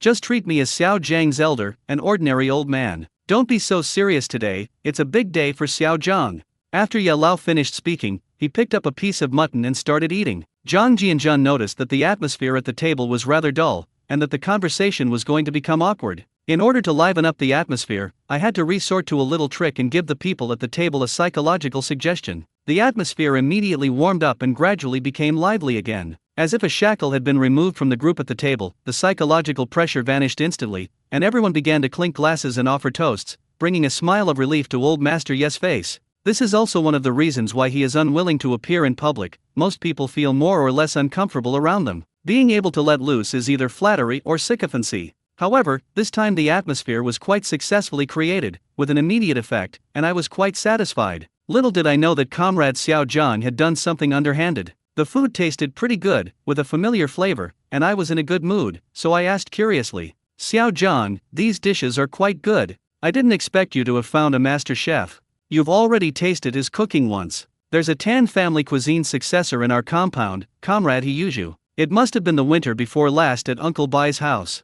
Old Ye recalled that he had reminded Old Bai not to serve Tan family cuisine in the future, but times have changed and things are no longer the same. Although Lao Bai was laid off, he was still able to make ends meet. Professor Ye's main job right now is to connect with science and technology workers, and he only recently learned about Lao Bai's situation. Yang Zhenhua's eyes lit up after hearing this. He hadn't expected that Comrade Hiyuju had already come into Ye Lao's sights. It was truly remarkable to receive such praise from such a person. He and Zhang Jianzhan were from the same compound, and their relationship seemed to be quite good. It seems that Comrade Xiao He is a good comrade after all. It's worthwhile to increase investment. The wedding banquet lasted for more than 2 hours before it finally ended. The event didn't end until after 9 o'clock. Everyone in the compound ate until their mouths were greasy, and they left reluctantly, clutching their bellies. Yang Zhenhua originally wanted to stay and chat for a while, but seeing that the old man seemed to have something to say to Zhang Jianzhan, he very tactfully said goodbye. Lu Haizhong and his second volunteered to stay and help put away the leftovers, while Zhou Ziobai helped wipe the table. As the saying goes, no one visits a temple without a reason. Although today is a joyous occasion, for someone of elder Yes stature to even show up and say hello is already quite an honor. Even after finishing their drinks, they would still inevitably have some things to discuss. Zhang Jianzhan, tacitly understanding the situation, sat in the living room drinking tea with them. The old man took a sip of tea and smiled warmly. Young Zhang, today is your big day. We shouldn't be talking about work, but I'm getting anxious if we don't. Because we also received some information that since Big Brother successfully launched the first artificial satellite, Sputnik 1, in 1957, it meant that the competition in aerospace officially began. The United States has also accelerated its pace in satellite technology. Our mainland science and technology is just starting out. Scientists have reported to the organization that launching a satellite is an important step in the rise of a great power. While developing missiles, we also need to start planning the operation of rockets, but it is very difficult in terms of computing power. Although I don't understand those rows of data, I learned about this problem from scientific and technological workers. First of all, rocket engines are a hurdle. The trajectory change of the rocket after liftoff requires a lot of experimental data, and the mainland doesn't even have a decent large computer. Sigh. After saying that, he looked at Zhang Jianzhan with a sigh. Zhang Jianzhan. He recalled the early 1970s when China's first artificial satellite, Dongfanghong, was launched, opening a glorious chapter in the history of China's space program. From then on, deep space had a place for nations. He doesn't have a computer, but he has good stuff. The cloud server and 50 computers from another world were originally intended to be handed over to the state at least until the 1980s. Isn't this a coincidence? Because to bring out the server unit now would be far too shocking, even more so than black technology, and could only be described as an alien civilization. It was ahead for at least 50 or 60 years. Back then, I was only at the chi refining stage and was afraid I wouldn't be able to withstand it, but now I'm a foundation establishment expert. Is it worth sacrificing myself for the sake of technological advancement? In his past life, he was a programmer and an angry young man. He felt very upset when he saw the mainland struggling with lithography machines and often argued with online trolls. Since I have the ability to help, what's wrong with lending a hand? The old man watched Zhang Jianzhan deep in thought without disturbing him. He was willing to risk his reputation for being backward, and perhaps this amazing young man would bring them a miracle. Zhang Jianjun thought for a while, his eyes shining, and a confident aura emanated from him, making him look radiant. He decided to fulfill his dream of being an angry young man from his previous life. Uncle, this time I need your guarantee that you will never reveal my identity and that my name will never be recorded in this file.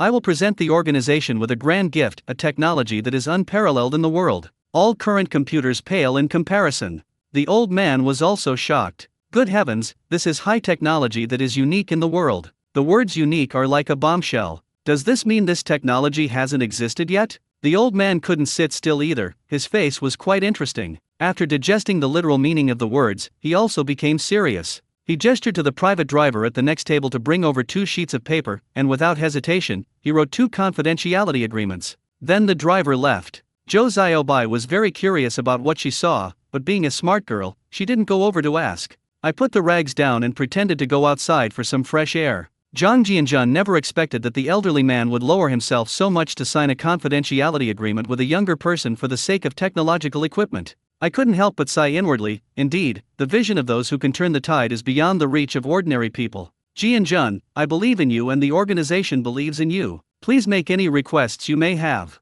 We cannot allow those who contribute scientific and technological achievements to make silent contributions without receiving any reward.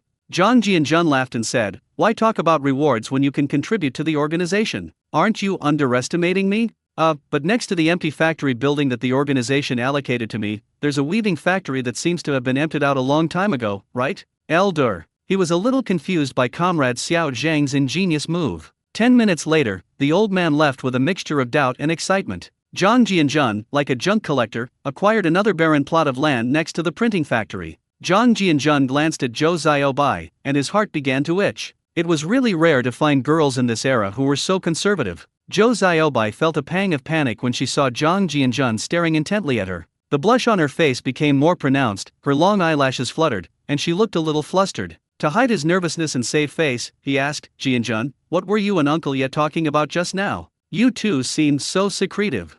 Zhang Jianjun laughed and said, wife, it's almost 10 o'clock, aren't you sleepy yet? Uncle Ye and I were talking about important scientific and technological matters. Now that there's no one around, you should call me husband. It's a bit too formal for 2 people to call each other by name. Zhou Xiaobai blushed deeply at being called wife. She rolled her eyes speechlessly. Jianjun, calling me husband is too cheesy. I'm still not used to it. Zhang Jianjun got up, went to the door, and bolted the door. The whole room was instantly filled with an ambiguous atmosphere. Xiaobai, come in and let's talk about life, ideals and such. After saying that, she took his soft, boneless little hand. The moment the lights went out, 10,000 words are omitted here. 8 o'clock in the morning. Zhang Jianjun opened his eyes and looked at Zhou Xiaobai, who was curled up in his arms. A smile curved at the corners of his lips. Zhou Xiaobai had actually woken up a long time ago, but felt embarrassed. Last night, this guy pulled out a bottle of medicine afterward, claiming it had amazing healing effects, leaving Xiaobai speechless. She's a doctor. However, Xiaobai was shocked after drinking it. The effect was immediate. Zhang Jianjun watched as Zhou Xiaobai, who was still pretending to be asleep, twitched her eyelashes and chuckled softly. Xiaobai, it's time to get up. Today we're going back to visit your parents. I don't want them to think I'm impolite. Okay. June 3, 1967, sunny. Since Zhang Jianjun got married, he has been living a comfortable life. The Zhang family finally has a mistress of the house, and the young couple are on their honeymoon every day. More than 3 months have passed in the blink of an eye. During this period, Beijing was unusually quiet, probably because of the rural work and nothing major happened. The weather in the north also said goodbye to the cold and entered the season of the beginning of summer. Meanwhile, a strange phenomenon occurred at the 9th and 3rd research institutes of the Ministry of Science and Technology. Some of the researchers were extremely busy, having to dedicate several hours each day to studying 3 books, from physicists and mathematicians to young elite staff members. The book titles are quite strange for this era: Complete Guide to Computer Software Programming, The Art of Computer Programming, and Refactoring Code Design Scheme. At the beginning, there was also a book called Computer Basics. These groundbreaking books transformed many influential figures from having only a superficial understanding to becoming completely captivated by them, as if opening the door to a new world. In a large underground laboratory in a mountainous area on the outskirts of Beijing, rows of server units are placed. The moment the local area network is connected to the computer screen and the screen lights up, it is as if the light of technology is ignited. An unknown territory is approaching. Mechanical calculators and rotor calculators have long been forgotten by them. A mysterious expert wearing a mask taught for a week before mysteriously disappearing. When data that was previously difficult to calculate can be analyzed with just a few keystrokes on a computer, one can't help but marvel at the wonders of technology. As to where these devices came from, no one knows. They are like an SSS-level secret, and the organization attaches great importance to them to prevent leaks and damage. Elite troops were dispatched to guard the area. As the unnamed expert mentioned last time, server units must pay attention to temperature, as several instances of high temperatures will significantly shorten the server's lifespan. That's why there's a basement inside this mountain. Let alone the high temperature, you have to wear an extra layer of clothing even when you go into the basement in the middle of summer. It's the same principle as many underground parking garages in later generations. Even on the hottest days, it's cool and refreshing inside. Jang Jianjun has not stopped his cultivation practice in the past 3 months. Although it is not as convenient as before after getting married, it is very easy to let his wife get a good night's sleep afterwards. Deep sleep has no negative effects on people. In fact, getting enough sleep is good for your health. Whenever Zhou Xiaobai falls asleep, he flashes into the space. After foundation establishment, it is a long-term accumulation process, and there are only 4 stages in the foundation establishment level. The initial stage, the middle stage, the later stage, and finally, the great perfection of foundation building. Although there has been no significant progress in his cultivation, the 4 vortexes in his space have reached the conditions for opening soon. The diameter has already approached 3 meters in the last couple of days. The couple lived a very harmonious life after marriage, with a harmonious and loving relationship that made them the envy of everyone in the compound.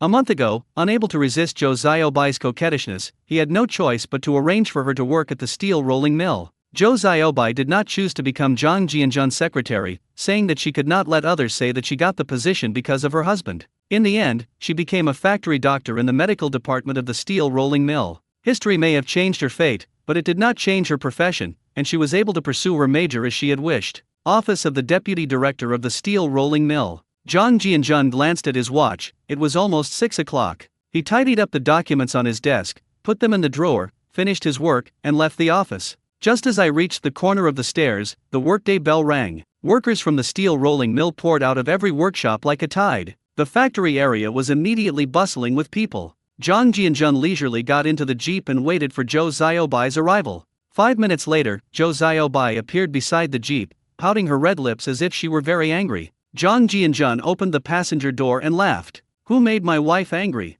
What's wrong? Did you have a bad day at work?" After getting into the car, Zhou Xiaobai said dejectedly, "Jianjun, the medical department has been running out of medicines for more than a week now, and there's still no indication of approval from above.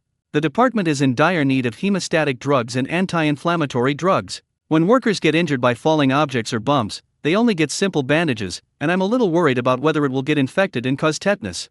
You're a deputy factory director now, so you have to take care of this matter." Jang Jianjun started the jeep and laughed. Xiaobai, the drug situation has always been strictly controlled by higher UPS. Even I can't do anything about it, can I? Besides, it's not your fault that you're out of medicine, and it won't affect your normal commute to and from get off work."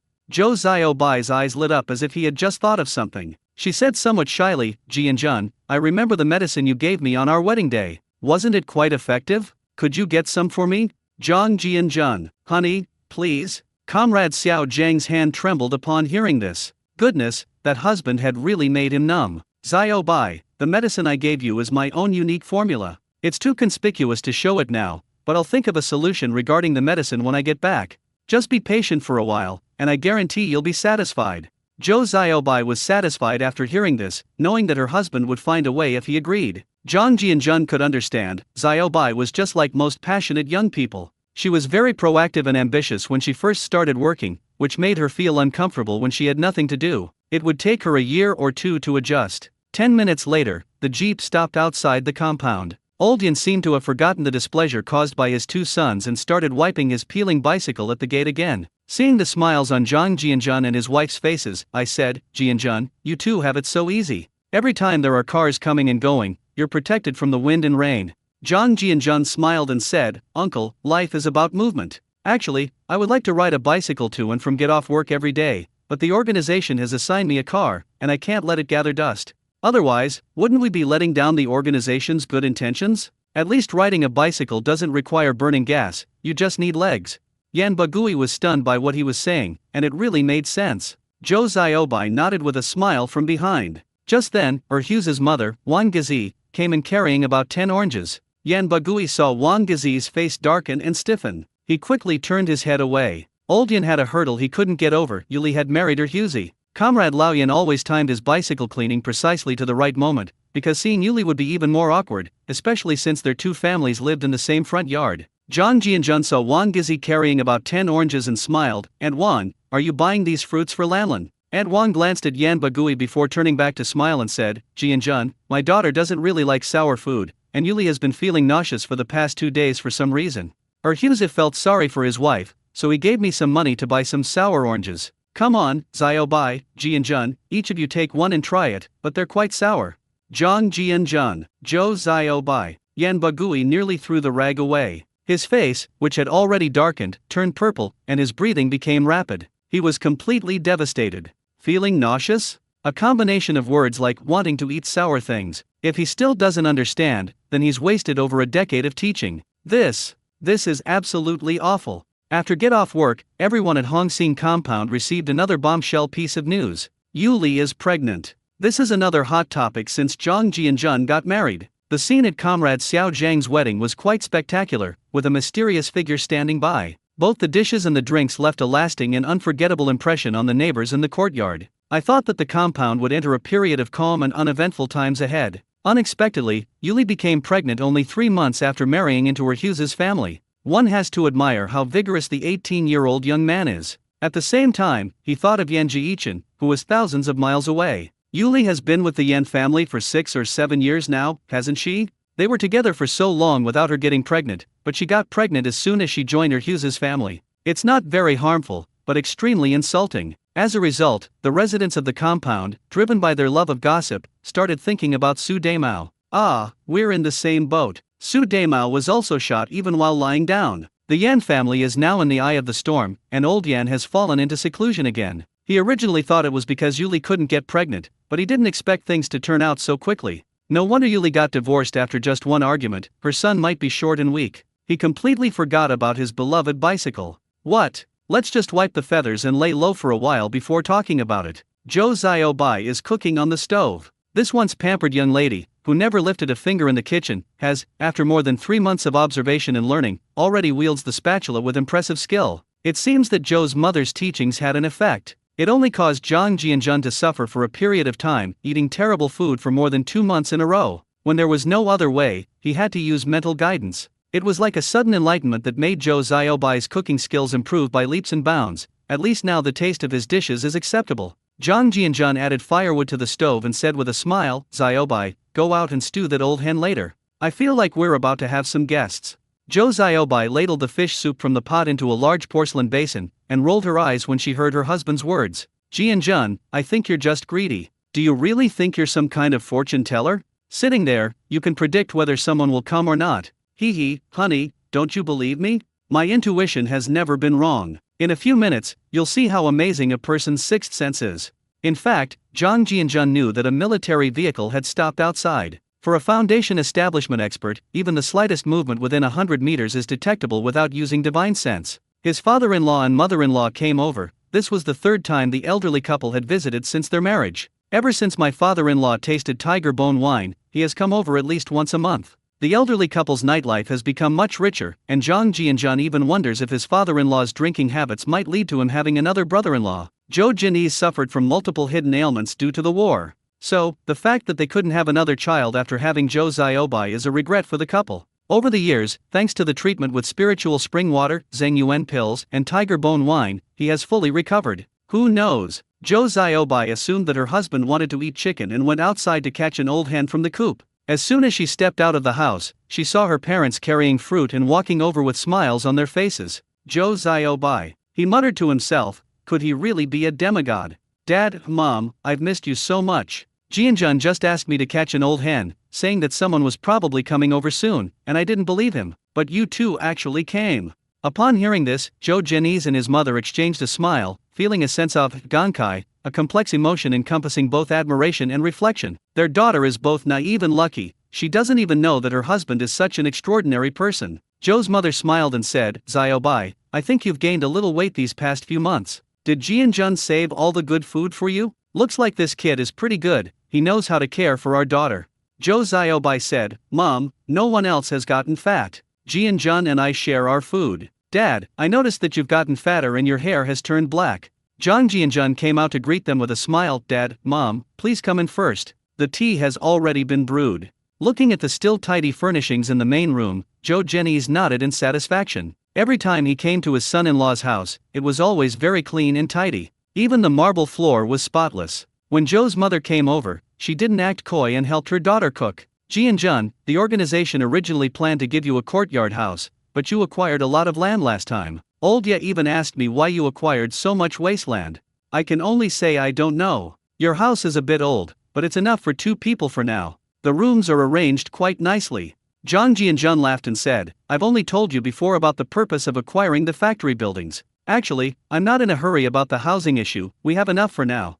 I'm not sorry to complain to you, but I've already acquired a detached house outside. It's just that moving there now would be too conspicuous. I'd like to wait a few more years before making any moves. Zhou Zhenyi's eyes lit up when he heard this. He didn't expect that his son-in-law already had a large courtyard house. He smiled and said, That's good. If you ever want to move in, just let me know. I'm sure with your abilities, no one will be rude to you. Zhang Jianjun. Dad, I don't mind, it can be sooner or later, but that house used to be inhabited by a capitalist. While I'm not afraid to go now, there's no need to cause unnecessary trouble. Xiaobai is also working at the steel rolling mill now, and lives in the capitalist's compound. It's not good for people to gossip about him behind his back. After listening, Zhou Zhenyi's nodded with satisfaction. It was good that he was capable, not arrogant, and still cared about his daughter. Given the relationship between the 2 families and the organization's trust in them, moving there shouldn't cause any major problems, but there will definitely be a lot of gossip and rumors. The mother and daughter were whispering to each other by the stove, glancing at the table every now and then. Xiaobai, you've been married for over 3 months now, how's the situation going? Zhou Xiaobai blushed, Mom, it's not that fast. Besides, Jianjun and I are both working in the factory now. It's the perfect time for us to work hard while we're young. We can wait a bit for the child's issues. Well, you're not in a hurry, but I am. I'm still waiting to hold my granddaughter.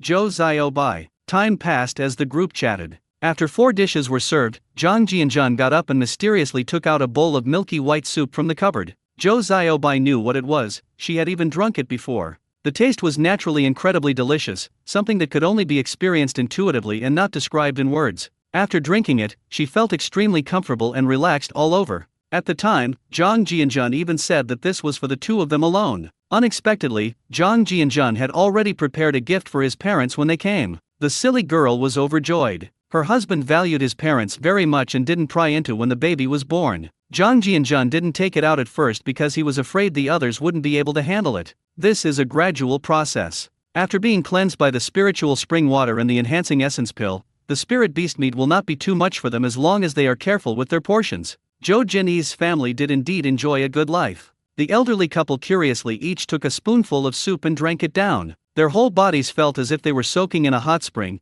and all the cells in their bodies seemed to come alive again. This feeling was comparable to when he first took the elixir. Zhou Zhenyi and his mother exchanged a glance, filled with relief. Even her smile was filled with joy. This trip was definitely worthwhile. Their son-in-law brought out some nice things again. The meal took more than an hour to finish. Before leaving, the Zhou couple learned that Zhang Jianjun might be going on a business trip soon. The elderly couple were worried that Zhou Xiaobai would be scared staying at home alone, so they suggested that she go back to her parents' house for a few days starting tomorrow night. Zhang Jianjun naturally agreed without hesitation. Anyway, it's close by, so I can pick you up and drop you off anytime. On the large bed made of rosewood, Zhang Jianjun held Zhou Xiaobai, who was fast asleep. Zhou Xiaobai had been defeated early on in their battle earlier. This left Zhang Jianjun somewhat unsatisfied. As his body had transcended that of ordinary people through cultivation, ordinary women could no longer withstand his beatings. Zhang Jianjun considered several times whether Zhou Xiaobai had any spiritual roots, but he held back, thinking it would be more prudent to wait a few years until they had a child. His body gradually faded and he flashed into the space. With a wave of his hand, an ancient alchemy furnace appeared in front of him. He flipped his palm back and forth to form a seal, and a purple flame lit up from under the furnace. As spiritual energy was channeled into the alchemy furnace, the purple flames began to stabilize. The purple ginseng, fire yang forest leaves, and water cloud fruit were then placed into the furnace and melted instantly. Under the control of the spirit, after about 10 minutes, the liquid turned into a solid and formed a sphere, and a medicinal fragrance wafted out. Zhang Jianjun slapped the furnace lid, and 5 beige pills flew into the air, spinning around 2 meters above the ground. He then put them into a porcelain bottle in his hand with another move. He put the cork back on and revealed a satisfied smile. He persevered and refined several more batches of qi-nourishing pills, succeeding without a single failure. He is now quite adept at refining qi-nourishing pills. If he were in another world, he would be considered a third-tier alchemist. He could refine foundation establishment pills after advancing one more tier. Of course, refining pills in the space is like cheating. It's hard to say what would happen if it were outside.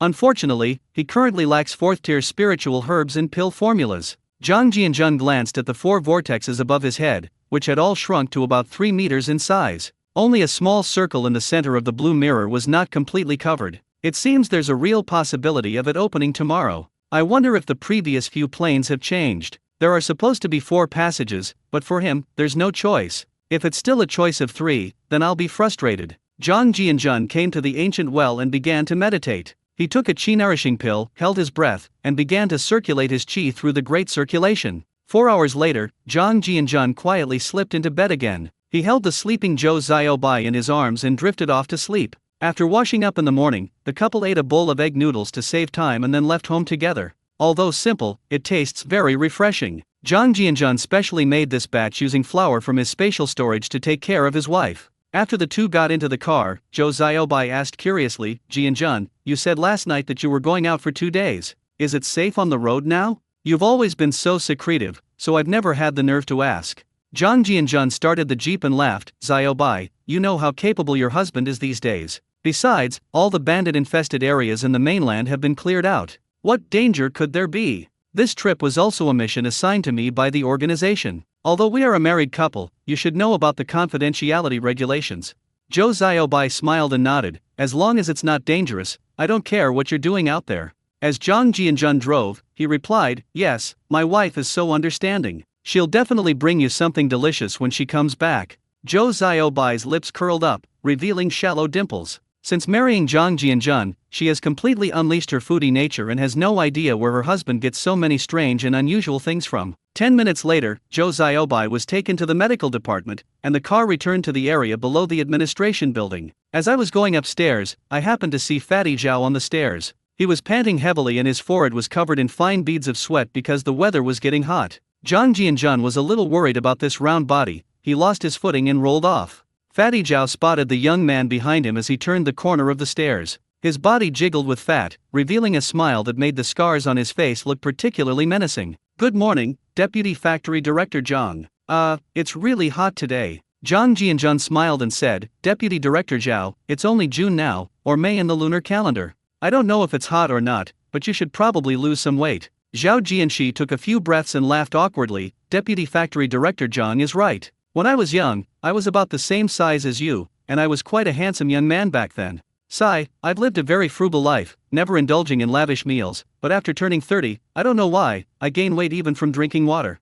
It's a pity there are no weight loss pills in this world, which makes walking difficult now. Zhang Jianjun chuckled to himself, not expecting old Zhao to be so funny. If he hadn't visited old Zhao's house once, he would have actually believed it. However, since being cut by the fan blades, Lao Zhao has become much more low-key. The two exchanged a few perfunctory words and went into their respective offices. After Zhang Jianjun sat down in his chair, he scanned old Zhao's direction with his spiritual sense. The layout of the deputy director's office is similar to his. It consisted of one large outer room and 2 smaller inner rooms. Unfortunately, apart from a jar of tea and a thermos, nothing else that wasn't an office item was found. Zhao Jianxi wasn't as capable as Li Huade, but he was much more cautious than old Li. He scanned the area several times when he was bored, but never found anything unusual. After finishing his work at 9 o'clock in the morning, Zhang Jianjun sat down to drink tea and read the newspaper. Just then, there was a knock on the door, and Yang Zhenhua walked in with a beaming smile. As soon as he entered, he laughed and said, Little Zhang, I just received some good news. The organization has assigned our steel rolling mill a new task. Our factory's electroslag remelting furnace will finally come in handy this time. A batch of special steel will be produced by our factory, which shows the organization's trust in our factory. Zhang Jianjun was also a little surprised after hearing this, but after thinking about it carefully, he understood that special steel must have broken through to the stage of mass production. Relying solely on military industrial units is no longer sufficient to meet the massive demand. That's really good news. The development of special steels represents a significant change for aerospace and weaponry. This also reminded him of the embarrassing situation in the 1980s when there weren't enough gun emplacements on warships, and tanks had to be driven onto ships to be used as cannons. With the availability of high-end cannon barrels made of special steel, that's no longer a problem. The drawings and instructions I submitted have been thoroughly understood. There are indeed many brilliant minds among these scientific and technological workers. Then a smile appeared on his face. Uncle Yang, this is indeed a happy event worth celebrating. I never thought that our mainland would finally have its own special steel. However, our factory's engineers probably haven't received systematic training and don't meet these technical requirements, right? After sitting down, Yang Zhenhua said with a smile, Jianjun really understands things thoroughly. He saw through the essence of the matter at a glance. Given the skill level of our factory's engineers and technicians, they definitely need to undergo a period of further training. However, the Ministry of Science and Technology has already sent a notice that several technicians will come to provide guidance. With their assistance, I believe our factory's technicians will be able to master the skills soon. Moreover, the military will also send people to be stationed here, which clearly shows that they attach great importance to the production of special steel. Zhang Jianjun smiled and said, I can understand that. After all, special steel is not something you can just take for granted. Our factory's security department should also mobilize to pay attention to security measures. We can't let unknown people take advantage of this. In particular, security should be strengthened in the electroslag remelting workshop. Old Yang was genuinely excited this time. It feels like a serf has been liberated and is now singing a song of triumph. From being in a precarious position to now being stable, emerging from hardship feels like a lifetime ago. The steel rolling mill faced the risk of bankruptcy in the first half of last year, but it was revived in the second half of the year, and then received a special steel production task in the first half of this year. Good things keep happening one after another. Looking at the young man in front of him, he was filled with admiration. Comrade Xiao Zhang had become his benefactor, and his initial investment had yielded several times the return. His smile grew even more gentle. Xiao Zhang, such a joyous occasion, don't you think we should celebrate at noon? Let's gather all the office heads together for a cocktail party. Should we hold a mobilization meeting to boost everyone's morale? Zhang Jianjun felt a bit of a headache when he heard this. He was still not used to having meetings all the time. With a quick glance and a smile, he said, Uncle Yang, I think it is indeed necessary, but I may not be able to participate. The organization has given me a task in the last 2 days. I still need to make some preparations before I leave, so I might not be able to attend this meeting for the time being. What do you think? After hearing this, Old Yang had a sudden realization. He had never known who Xiao Zhang was doing things for whenever he went out before, but after seeing Old Yang at Xiao Zhang's house last time, he finally understood. He quickly smiled warmly and said, Xiao Zhang, since you're going on a business trip, you must rest well and make preparations first. I'll take care of things at the factory, so you can go without worry. Zhang Jianjun. This sentence sounds a bit awkward at first glance. Then thank you for your understanding, Uncle Yang. I also wish the mobilization meeting a complete success. The prosperity of the steel rolling mill is a blessing for the workers and also what the organization desires.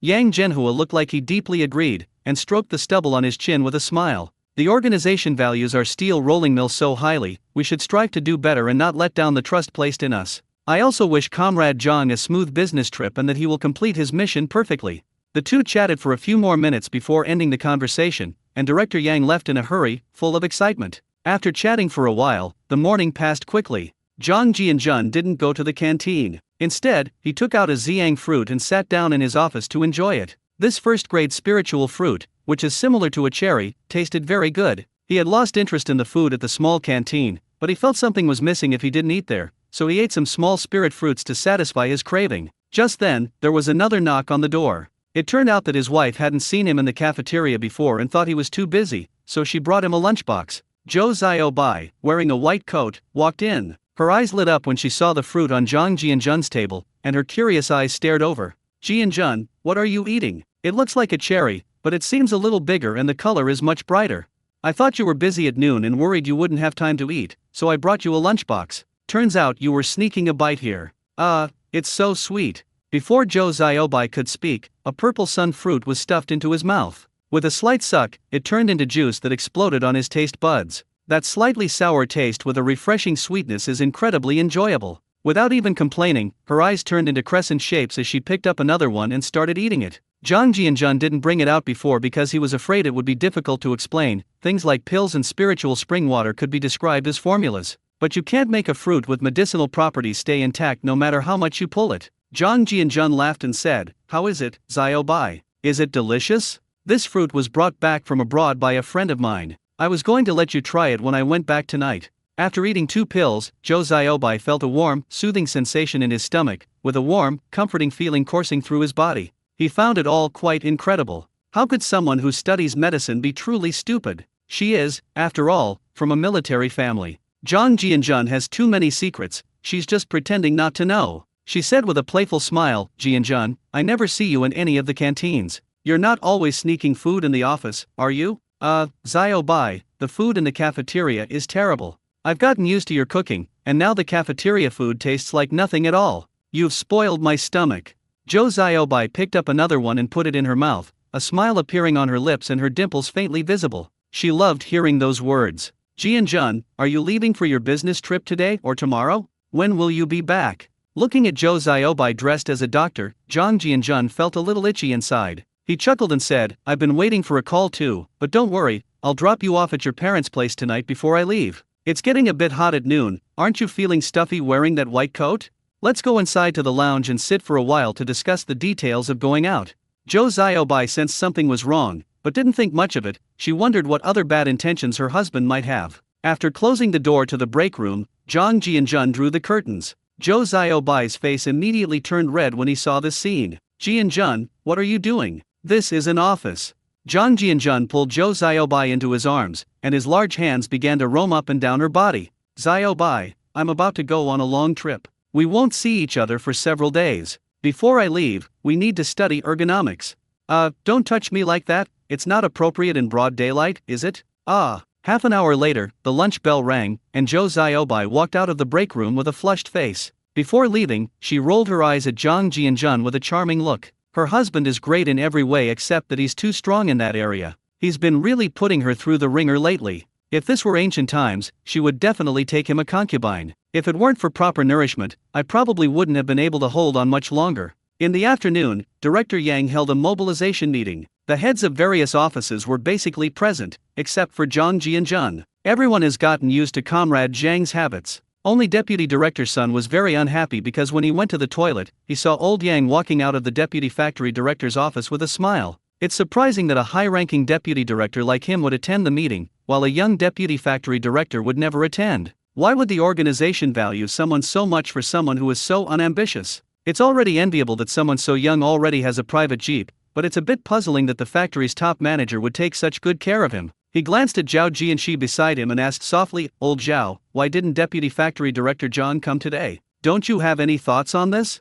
Zhao Jianxi's entire body trembled upon hearing this. Opinion? What the hell? Speechless, I wondered if this Deputy Director's son couldn't see the situation clearly. Even a fool would know that this young man had a powerful backer who could become the Deputy Factory Director at such a young age. The advanced equipment used in the early stages was introduced by the Deputy Factory Director himself. Doesn't he know its potential? Well, Lao Zhao, I haven't had much contact with Deputy Factory Director Zhang, so I have no right to speak on this matter, let alone have any opinions.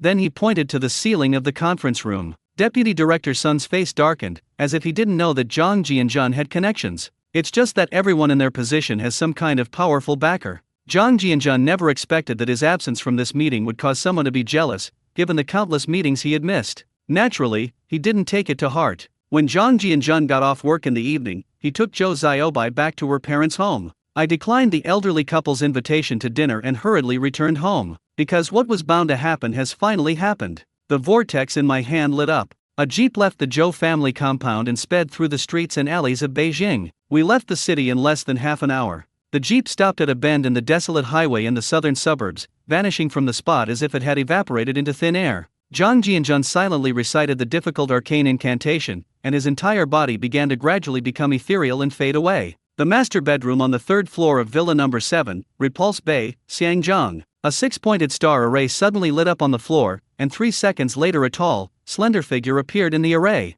Zhang Jianjun glanced at the lawn outside. Because it was the beginning of summer, Xiangjiang was still bathed in the afterglow of the setting sun at around 6 o'clock. Choosing this place for an interdimensional journey is naturally for the sake of safety. To avoid the awkward situation where Zhou Ziobai gets impatient and goes back to the compound to check if he's returned, only to find him appearing from the space. Zhang Jianjun scanned the villa with his divine sense and was relieved to find no signs of anyone having entered. He put aside his distracting thoughts and flashed into the space. His eyes eagerly looked up at the 4 vortexes above his head. Upon seeing this, a sense of unease arose within me, for the two vortexes in front had finally changed. The first whirlpool was no longer the scene at sea, the towering pillars had disappeared, and the new scene was very familiar to him. It was the Taoist temple on the mountaintop during our first crossing. After all, this was his first time traveling through time, and he remembered it vividly, so he recognized it at a glance. Zhang Jianjun suppressed his excitement and looked carefully at the second blue mirror. The second scene was still familiar, it was the asphalt road he had crossed over for the second time.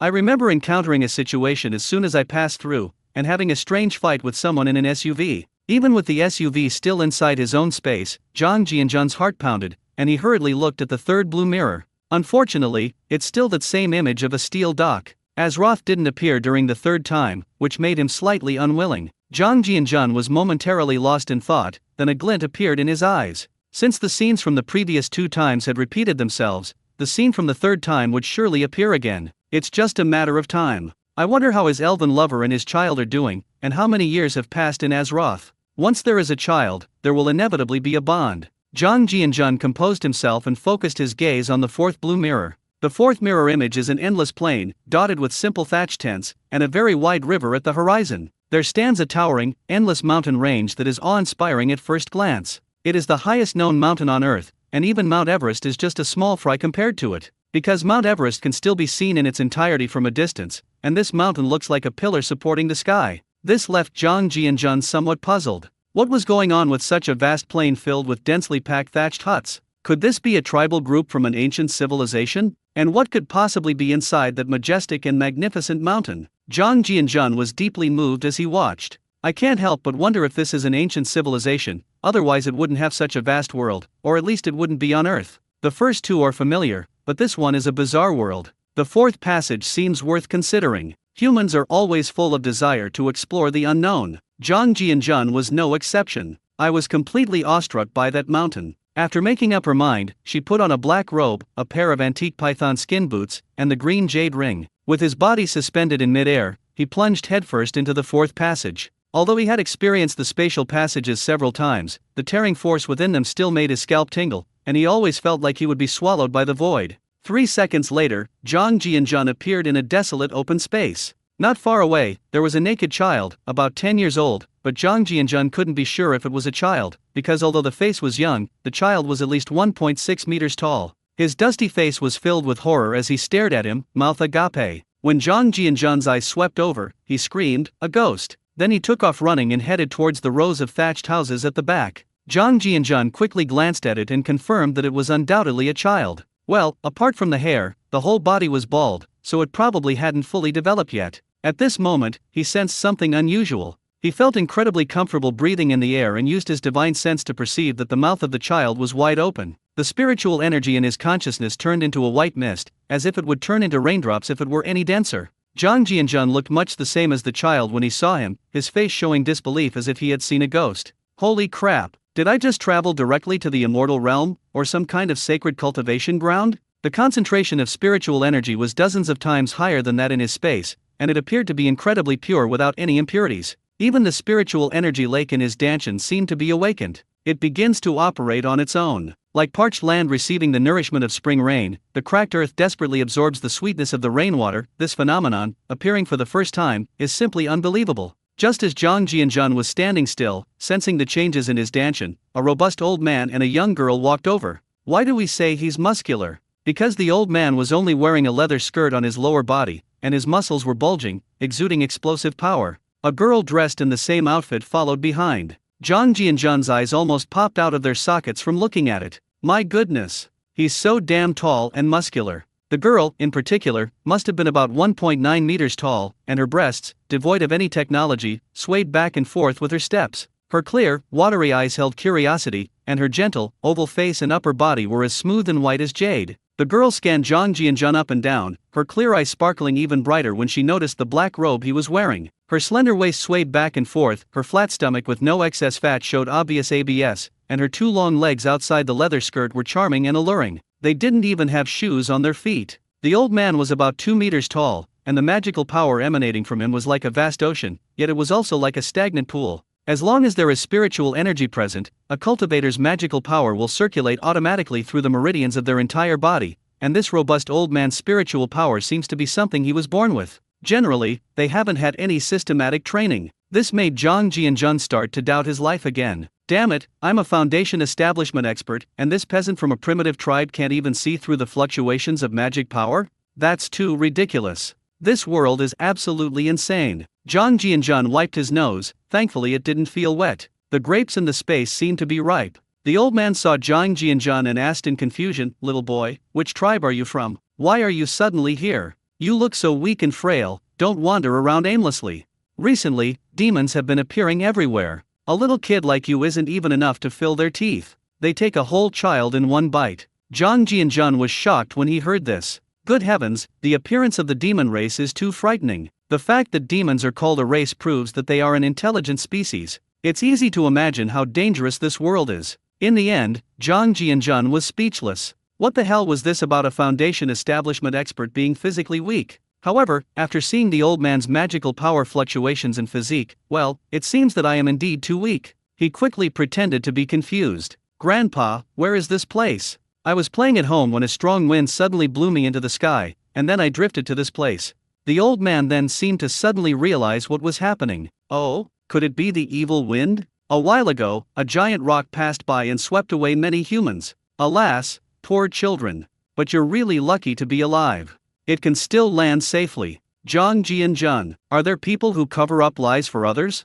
The old man and the young girl lowered their guard when they saw that Zhang Jianjun was short and frail. They just treated him as an innocent child being ravaged by a monster. So they led Zhang Jianjun into a thatched hut shaped like the Chinese character, Ren, meaning person. From the blue mirror-like surface, one could only tell that the thatched hut was simple. But once you arrived, you realize it was more than just simple. The small, damp room, only a dozen square meters in size, was cramped and damp. It's raining heavily outside but drizzling inside, and even when it's not raining outside, water is still dripping inside. The bed was just a pile of straw, with some kind of fur on top serving as a blanket. There wasn't even a table or chair inside, which puzzled Zhang Jianjun. Isn't that a bit too shabby? It's even worse than the caveman. This phenomenon is completely unscientific. According to the laws of social civilization development, when a tribe has its own mature language, it should have the characteristics of its own era's civilization. They have long since departed from the form of primitive tribes, but the conditions here seem worse than those of primitive people. Did primitive people also have stone benches and stone beds in later stages? The little kid who had been frightened by him inside the house had disappeared. Zhang Jianjun sat on the haystack and laughed. "Old man, what dynasty is this now, and what country is this?" The old man looked bewildered after hearing this. "You're talking very strangely, kid. What dynasty? What country? I just can't understand you." Zhang Jianjun glanced at the girl and noticed that she was also staring at him curiously. He couldn't help but swallow, cough, and chuckle. "What I mean is, what's the name of your tribe? And who is your tribal chief?" The old man then smiled and said, "Our tribe is called Suoming, and our tribal chief is called Sui. Zhang Jianjun felt something was familiar but couldn't quite place it. He wondered if the Suoming tribe had appeared in some book before, but he wasn't sure, so he fell into deep thought. I started a frantic search. His brain started working like a supercomputer, and before he could figure anything out, the girl next to him let out a clear, melodious voice like a nightingale. "Little brother, where did you get this fur? It looks so nice. Can you tell me? You can call me sister or I can call you Ji. This is my grandfather's name is Yu, Zhang Jianjun." Because I was sitting, the room was too small, and the girl's body fragrance wafted towards me. Under her apron, may heavens be with you. Zhang Jianjun was so taken aback by being called little brother that he didn't even have time to think about where he was. With a smile on his face, he said, "Miss, this isn't fur, it's called clothing. It can cover the body, keep you warm when it's cold, and protect you from the sun when it's hot." The grandfather and grandson's eyes lit up after hearing this, and they looked each other up and down again. Ji leaned closer and began to caress Zhang Jianjun's body with her soft, boneless hands. As the girl touched it, she said curiously, "This thing called clothes is really amazing. It feels so delicate and soft. It must be very comfortable to wear, little brother." Zhang Jianjun blushed, a rare sight for him. Doesn't this girl know that men and women shouldn't touch each other? The enormous thing swaying in front of him makes him dizzy, and with her hands touching him like that, he can't resist. Shameful dragon raising its head. Just as Zhang Jianjun's blood was boiling and his face was red and his neck was thick, the girl swiftly withdrew her hand, her face filled with surprise and uncertainty. "Little brother, you have a snake on you." Zhang Jianjun, you laughed and said, "Little kid, I never expected that a human born after birth would know so much. It's truly amazing.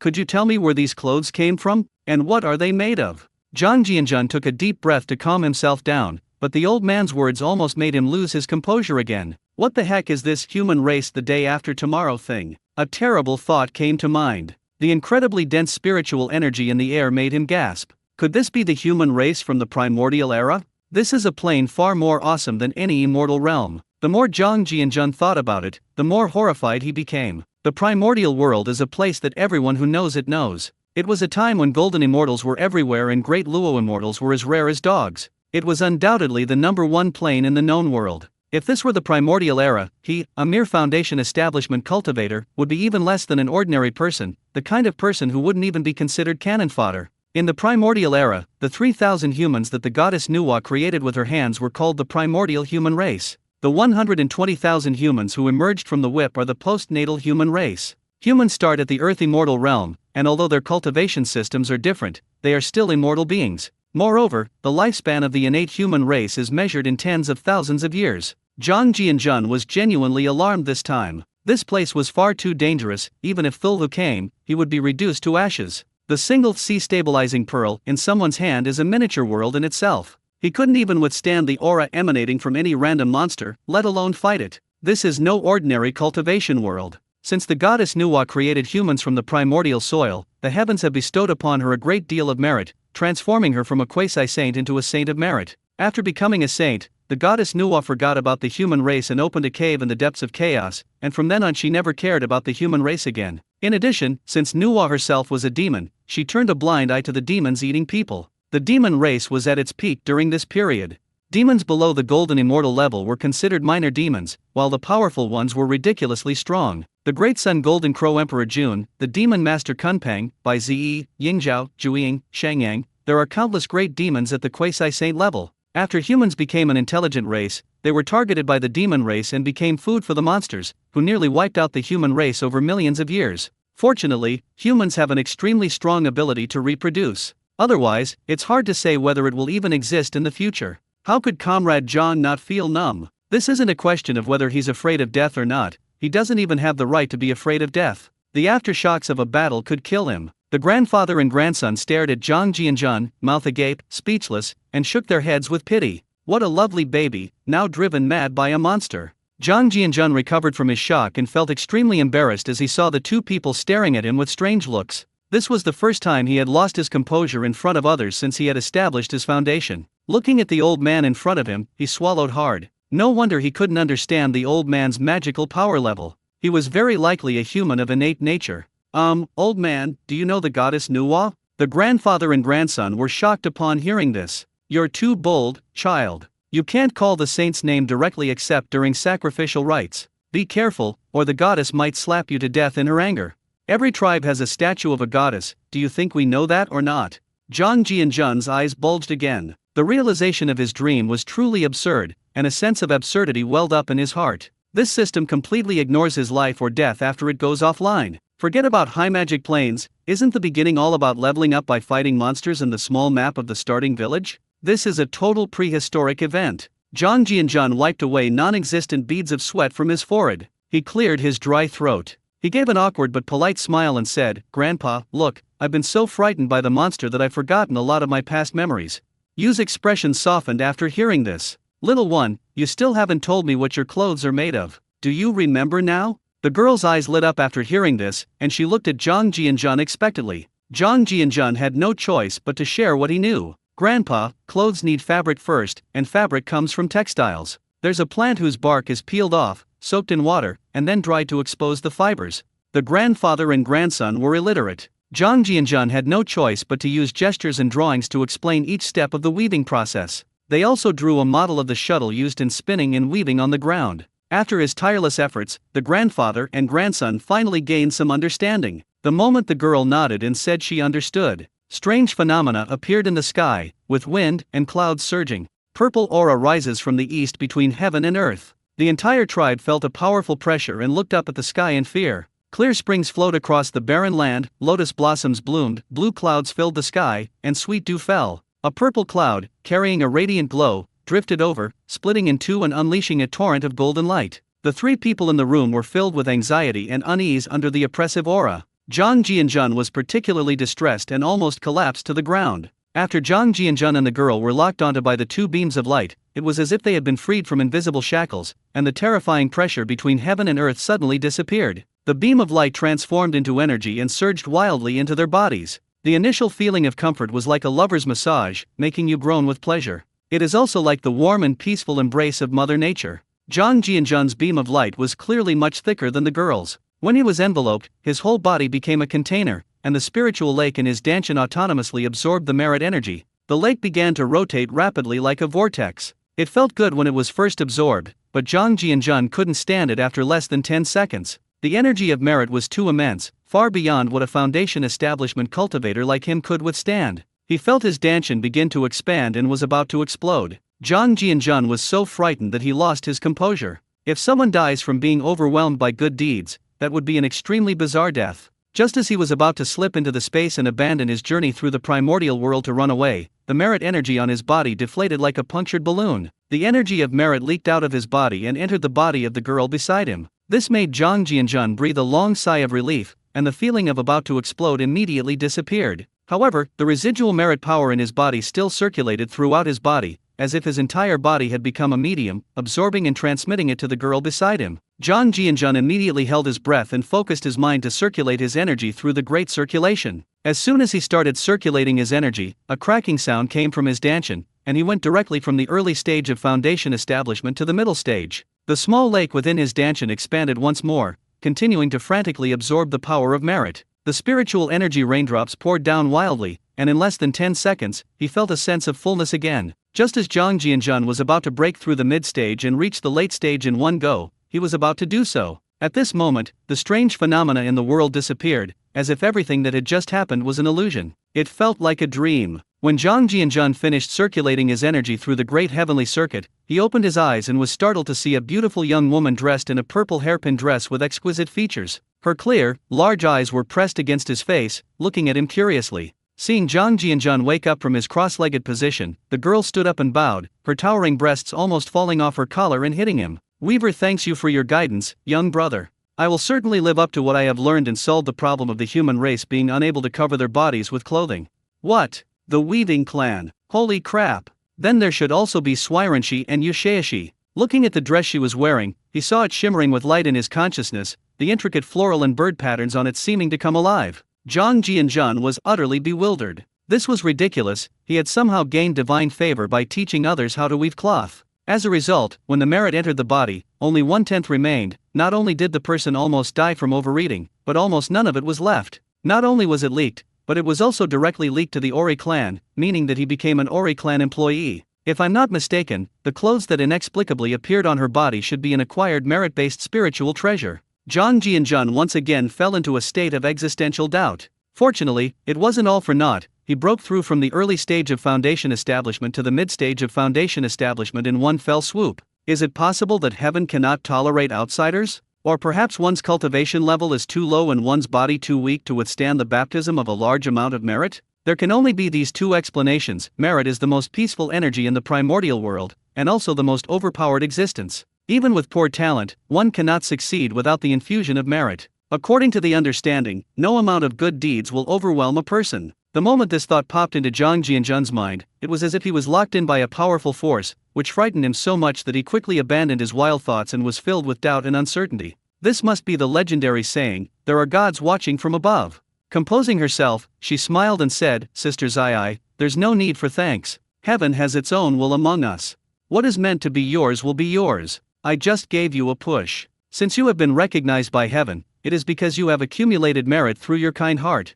Zhang Jianjun wasn't lying in those two sentences. Originally, it was the weaver girl who invented clothes in the prehistoric era, and his arrival simply accelerated this process. Yu, who was standing to the side, also recovered from her shock, and a smile bloomed on her face like a chrysanthemum. As a naturally born human, he knew that his granddaughter had been blessed by heaven and had become a favorite of the heavens. Although the weavers were not born human, they were blessed by the heavens and were no longer subject to the 3 calamities and 5 misfortunes, unlike other humans who were born later and had short lifespans. Because after several generations of reproduction, the human race has concluded that their lifespan is no more than 100 years. You looked like this when he got married. His son has been dead for many years, but he still looks the same. He doesn't want his granddaughter to die before him one day. He stepped forward and said with a smile, "Little one, thank you for teaching my granddaughter. Even now, I still don't know your name."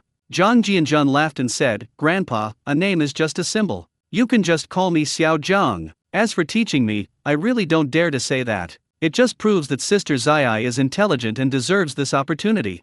Just then, a large group of people appeared outside the door, looking like a dark mass. Yu glanced outside and walked out with a smile. It turned out that the tribespeople had discovered the location where the pillar of light had landed. They went up to find out what had happened. In an ancient Taoist temple in the Kunlun Mountains, Yuanqi is racking his brains for a way to become a saint, while his junior sister Nuwa has now become his senior sister. There's no way around it, those who achieve first come first. Nuwa created humans and had immense merit, so she was posthumously honored as a saint of merit by the heavenly Dao. He, along with his senior brother Taizhang Laozi and junior brother Tongtian, had long ago severed their 3 corpses and become quasi-saints at the great perfection stage. He was just one act of immeasurable merit away from becoming a saint. Since the last time Master Hungjun gave his sermon, thousands of years have passed and only Nuwa has become a saint. Although time was the least valuable thing in the primordial era, he was in a hurry. At least the 3 of them were the true descendants of Pangu, but now they've been left far behind by the goddess Nuwa. Just as Yuanqi was feeling extremely agitated, the sound of the great Dao came from the direction of Buzhu Mountain, millions of miles away. Although it didn't resemble the scene when Nuwa became a saint, with dragons and phoenixes appearing in purple clouds spreading tens of thousands of miles eastward, it was undoubtedly a blessing from heaven. Yuanqi stood up, his eyes flashing, and looked at Buzhu Mountain. He wondered to himself, which great god has gained the favor of the heavenly Dao this time? He put his 5 fingers together and started to calculate with his thumb, trying to deduce who had received the blessing of heaven. But his 5 fingers went numb and he got nothing. She was startled. Those capable of shielding heavenly secrets were currently fewer than 2 people. His eldest brother, Lao Zi, was among them. Could it be that his eldest brother had broken through? She could no longer sit still. It transformed directly into a beam of clear light and headed straight for Lao Zi's Da's temple. At this moment, Lao Zi was just as surprised as Yuanqi, and he was also calculating with his fingers, but he only got nowhere. Who exactly was Taizhang Lao Zi? He is the leader of the 3 pure ones, and in terms of Bagua deduction, he is second to none except Hungjun. The result only showed that this act of divine merit occurred in the Buzhu Mountain human tribe. Who exactly caused this chaos in the heavenly secrets, as if they were outside the 3 realms and outside the 5 elements? Even Lao Tzu was unsettled. Nuwa created humans and became a saint on Buzhu Mountain, and now Buzhu Mountain has once again bestowed its light of merit. It seems that the human race should not be underestimated. Perhaps the opportunity for me to become a saint also lies with the human race. It's time to take a trip to Buzhu Mountain. Find your own opportunity. Just as Lao Tzu was lost in thought, a glint of light flashed in his eyes as he muttered to himself. Even the second sun couldn't sit still. The self-talk had just ended. A streak of blue light arrived with lightning speed, like a shooting star, landed in front of his dojo. What exactly Yuanqi and Lao Zi discussed remains unknown. When the Weaver clan gained the ability through merit and made a large number of clothes from plants, the swarming tribe fell into a frenzy of celebration. The moment each human being puts on clothes signifies the tribe's transition from primitive civilization to clan civilization. The distinction between men and women in their minds seemed to be activated, perhaps because the goddess Noah had already planted the racial imprint when she created the human race. Just like how humans were born with language, the Weaver Girl clan continued their efforts, passing on this knowledge to the women of the tribe. One tribe is manageable, but the entire human race is too large. It's impossible for her to create them with her magic every time. When the Yanming tribe learned that Zhang Jianzhun was the one who had imparted the knowledge, Comrade Zhang instantly became a distinguished guest in the tribe, and even the tribe's chief, Sui, came to visit him personally. Zhang Jianzhun sat on the demon skin cushion, which he later learned was actually a blanket made of grass and the fur of a rat demon. Sitting opposite was an old man in a yellow robe, his face etched with the marks of time, but the magical energy emanating from him was far more immense. Even the slightest hint of what was revealed made it hard for Comrade Zhang to breathe. The old man's bright red hair was quite distinctive, and there was a bright red diamond-shaped mark on his forehead. His eyes, weathered yet gleaming with a divine light, seemed to want to see through Zhang Jianzhun to discover what kind of extraordinary being he truly was. Comrade Xiao Zhan was also feeling uneasy under their gaze. What kind of habit did these ancient humans have? It was one thing for beautiful women to stare at people after all, they were women, so it was acceptable. The sight of a grown man staring intently at him made him feel extremely uncomfortable, giving him goosebumps. Sui seemed to see through Zhang Jianzhun's thoughts, and suppressed his aura, laughing heartily. What was your name again? Although you are a human born later in life, you are a clever and resourceful kid. You are very good, and I have high hopes for you. Since you were blown to our tribe by the evil wind, it proves that you and I are destined to meet. It doesn't matter if you forget your tribe. Why don't you settle down in our tribe, start a family, have children, and become a member of the swimming people? If the demon race attacks again, we will join hands to eliminate these wicked beasts. Zhang Jianjun. I never expected to find a pancake even in ancient times. Zhang Jianjun steadied himself and spoke with a wry smile. Respected leader, first of all, thank you for your praise. I don't even know how my family is doing right now, so how can I be in the mood to talk about how to make a living in the future? However, as long as the tribe needs my help, I will definitely contribute my share and offer suggestions for the happiness of the entire human race. But look at my small arms and legs, I still need to be cared for to grow. Last time, a gust of wind made me dizzy. By the way, my name is Zhang Jianjun, you can just call me Xiao Zhang. After listening, Sui stroked his beard and smiled, Little John, right? Don't worry too much about the demon race. If a battle breaks out, it will be good enough if you can protect yourself. Recently, it seems that the demon race and the witch race have been in conflict and have no time to care about us humans. Even if they come to plunder, they are only little demons who have not yet developed intelligence. I'm just a little curious that a human who was born with magical powers can actually have fluctuations in his body. Although they are very weak, they are obviously acquired. John, can you tell me how you did it? A question popped into Zhang Jianjun's mind. These innate humans are all at the level of Earth Immortal or above, so why is their magical power like a stagnant pool, just like the Witch Clan who can't cultivate with their physical bodies? The Wu Clan's physical bodies, when cultivated to the ultimate level, can withstand magical treasures. In a sense, they were also descendants of Pangu, but it was only in the later period that a sage appeared, namely Hutu Niang. However, Hutu is not a heavenly saint. She is trapped in the underworld and cannot leave the three realms. Therefore, she governs the earthly cycle and is considered an earthly saint. The Wu tribe is born with strong bodies but is immune to magic. They follow the path of Pangu, who proved the Dao through force. Naturally, they were not tolerated by the Dao of heaven, which led to the Wu Yao Great Tribulation. Even heaven fears that another Pangu might emerge, cleaving the primordial world in two with a single axe blow. Just as Zhang Jianjun was about to ask, the grandfather, and grandson walked in together, carrying a large fish weighing about 20 kilograms. You walked ahead and laughed, Chief, you're in luck today. My grandson just caught a big fish in the river. It's getting dark, so why don't you eat early? Otherwise, it's too inconvenient when it's dark at night. After saying that, he smiled at Zhang Jianjun and said, You poor kid, you haven't eaten since you were blown here by the evil wind. You have done our tribe a great favor, so you are naturally our honored guest. Let's share this fish and eat it together. While speaking, Zhang Jianjun glanced at the old man and the child. He noticed that they had also changed into short-sleeved outfits, and the child looked timid when he saw him. Sui's eyes lit up when he saw the big blue carp. He laughed and said, I didn't expect you to be so capable. Although fish meat is not as delicious as monster meat, it is much better than wild vegetables and fern roots.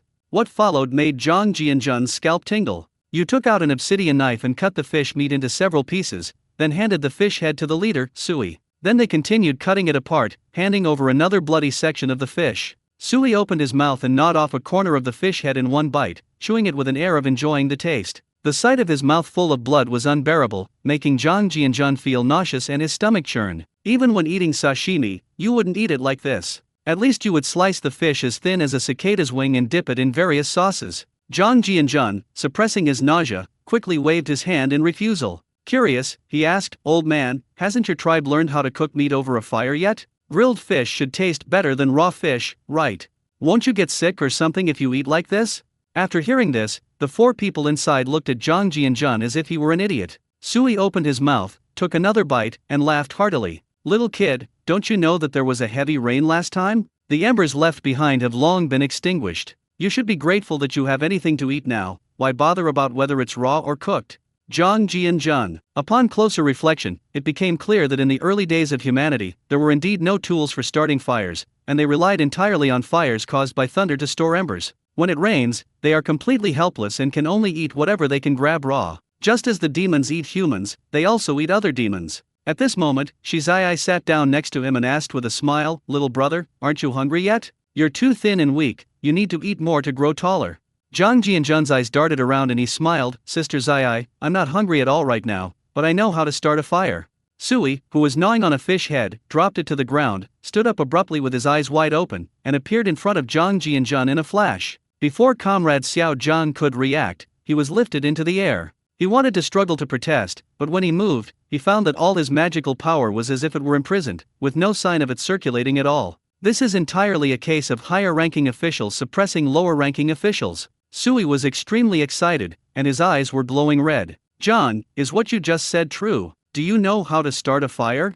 Zhang Jianzhen's face turned red with anger, and he could only point to Sui's large hand with his finger. Damn it, what kind of freaks are these? They're right in front of me, leaving me no time to react. Sui gave an awkward smile and put Zhang Jianzhen down. Zhang Jianzhen straightened his robe and said with a smile, "Gentlemen, my method is called drilling wood to make fire, which involves rubbing a stick back and forth on a dry tree.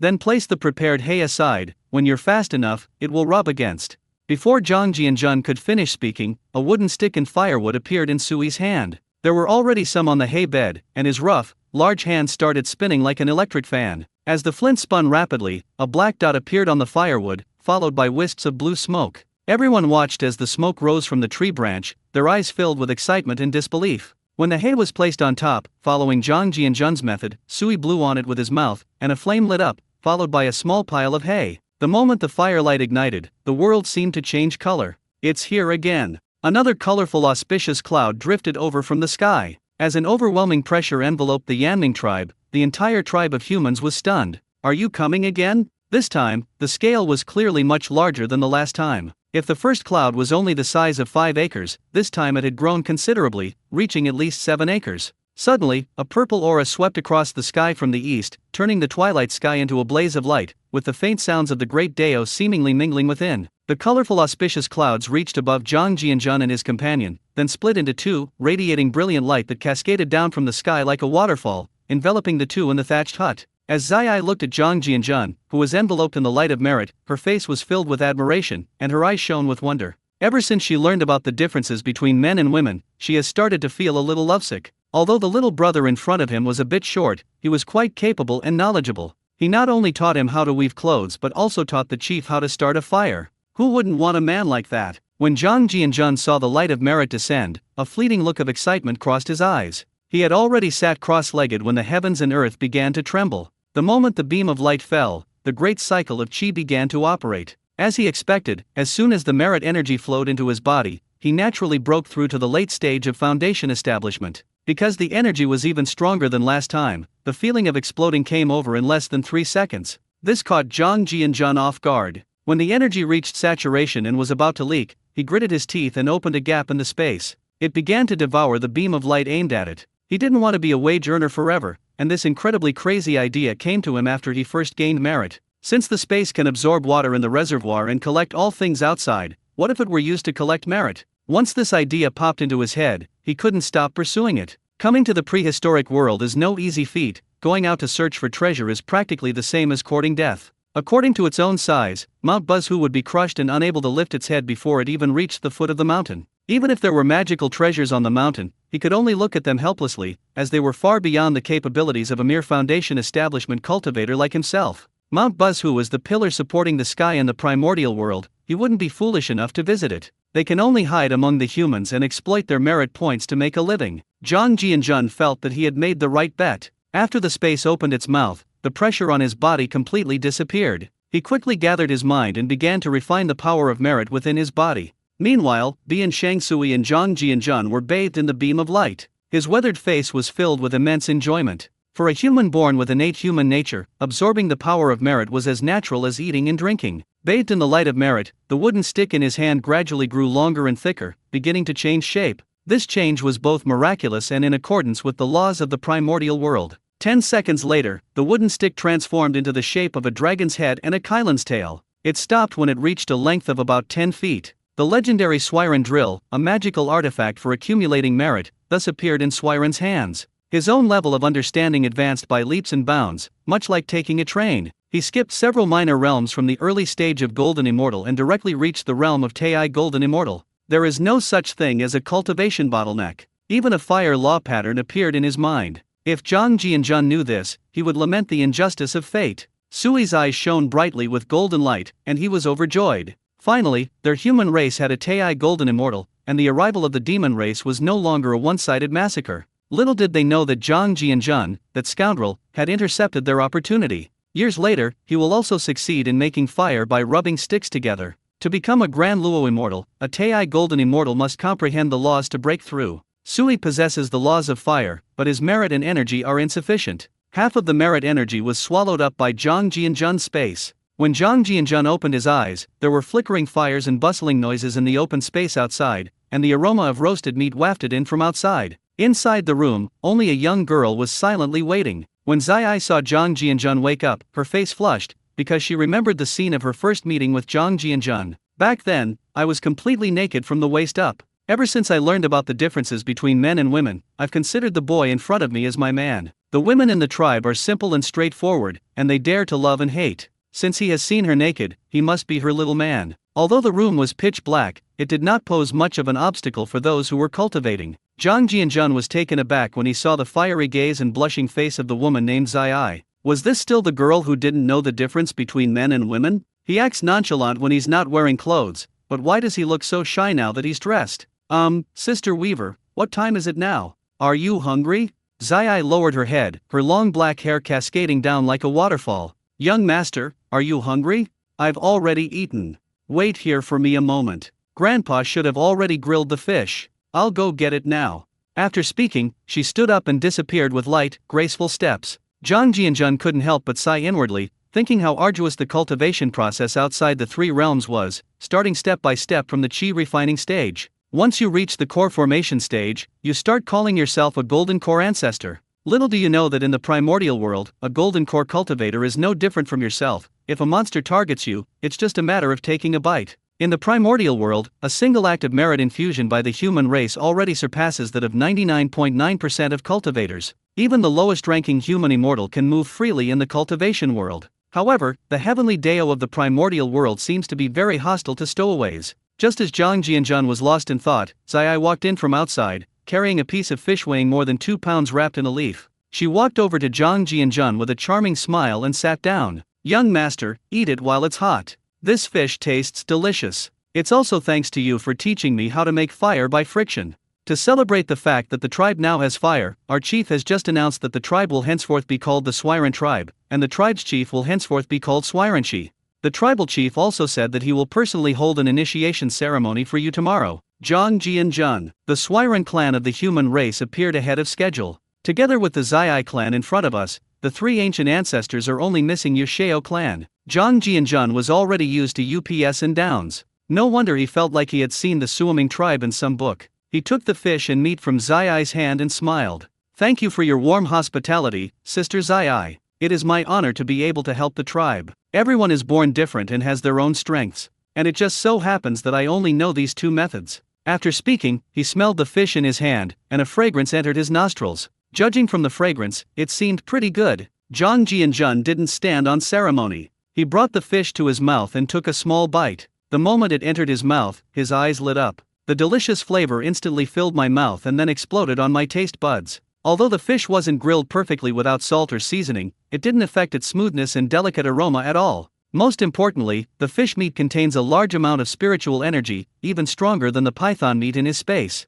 This discovery made Zhang Jianjun's eyes light up. The spiritual energy concentration of ordinary fish meat is comparable to that of spirit beast meat. As expected of the ancient primordial world, Buzhu Mountain's small body definitely cannot enter. It would be better to engage in large-scale aquaculture of wild fish. Then, a green light appeared in the eyes of the Ori clan member. Zai blushed under Zhang Jianjun's gaze. Is this little brother trying to woo me?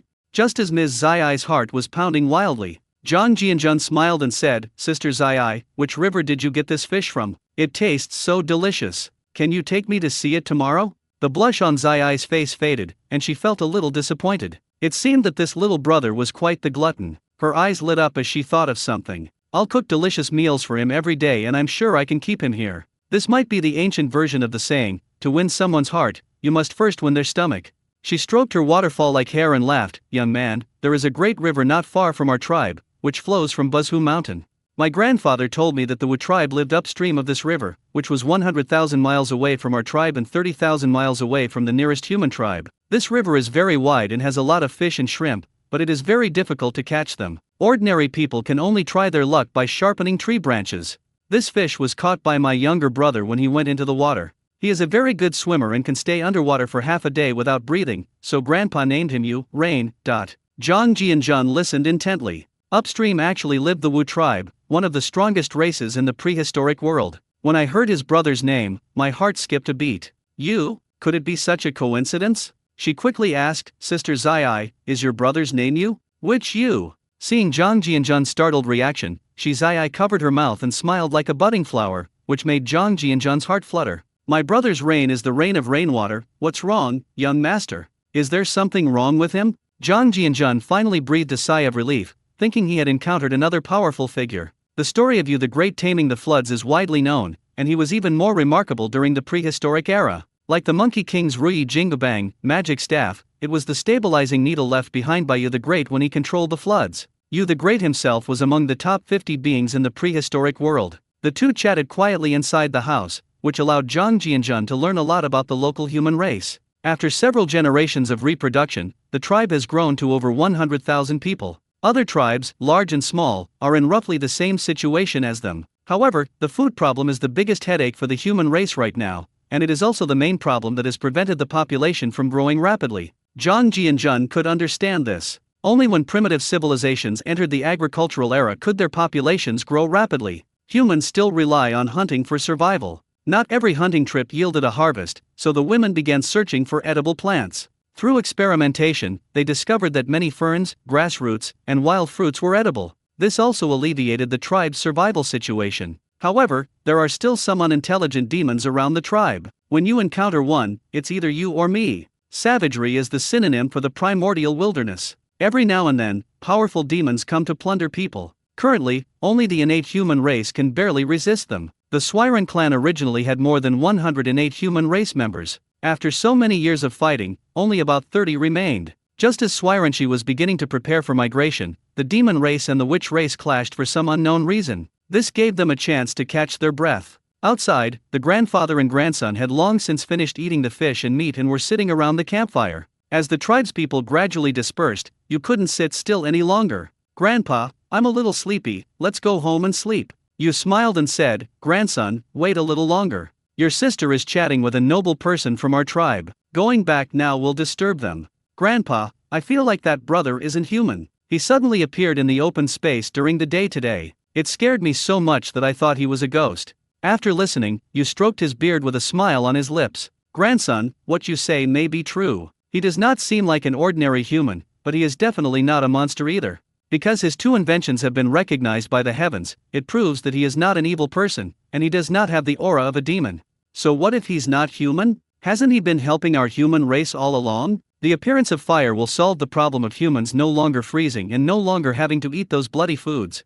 From this point on, humans and beasts are truly distinguished. His inventions and teachings will be passed down to future generations, and his mark will be left on the history of humans. After listening, you looked at him with admiration, nodded her little head, picked up the firewood next to her, and threw it into the fire. After finishing his fish, Zhang Jianjun chatted with Zai for more than 2 hours, then pretended to be sleepy and entered a meditative state, closing his eyes. He wasn't really stupid, he considered himself to have decent emotional intelligence and knew that the girl had developed feelings for him. What happened between a stowaway and an ancient ancestor? He feared that a bolt of lightning from the primordial heavens would strike him down, obliterating him and leaving his soul with no way back. In this world, you must take good care of your lower body. In which world should you avoid karma the most? Without a doubt, the primordial world is number one. There is no other reason than the existence of the heavenly Dao here. When Zai saw Zhang Jianjun sitting there asleep, she couldn't help but pout her red lips, feeling a pang of sadness in her heart. Once you fall in love at the age of budding romance, it's hard to forget someone for the rest of your life, so she could only lie down fully clothed next to Zhang Jianjun. Yu, who was outside, seemed to sense what was happening inside. He sighed softly and said, Grandson, let's go back to sleep. Zhang Jianjun held his breath and entered a state of selflessness. As a large amount of spiritual energy entered his danshan, he had the illusion that he was a genius. Because his cultivation level can be seen to increase when he circulates his energy through the body. It turns out that cultivating in the spatial realm for several months is not as effective as a few hours in the primordial wilderness. When abundant spiritual energy circulates throughout the body and returns to the danshan, it transformed into a light rain and fell into the spiritual lake. This discovery secretly delighted him. This was indeed a place far more powerful than the immortal realm. What he didn't know was that although he had 5 spiritual roots, his meridians were expanded again after being baptized by merit twice, and even the altar in his mind became clearer. Absorbing spiritual energy is naturally much easier for them. In the primordial world, one's origins are very important, and clearly his origins have been elevated. He might have been an insignificant nobody in the primordial world, but in the world of cultivation, it was a world-shaking change. Merit indirectly improved Zhang Jianzhan's aptitude. It should be noted that aptitude, unlike cultivation level,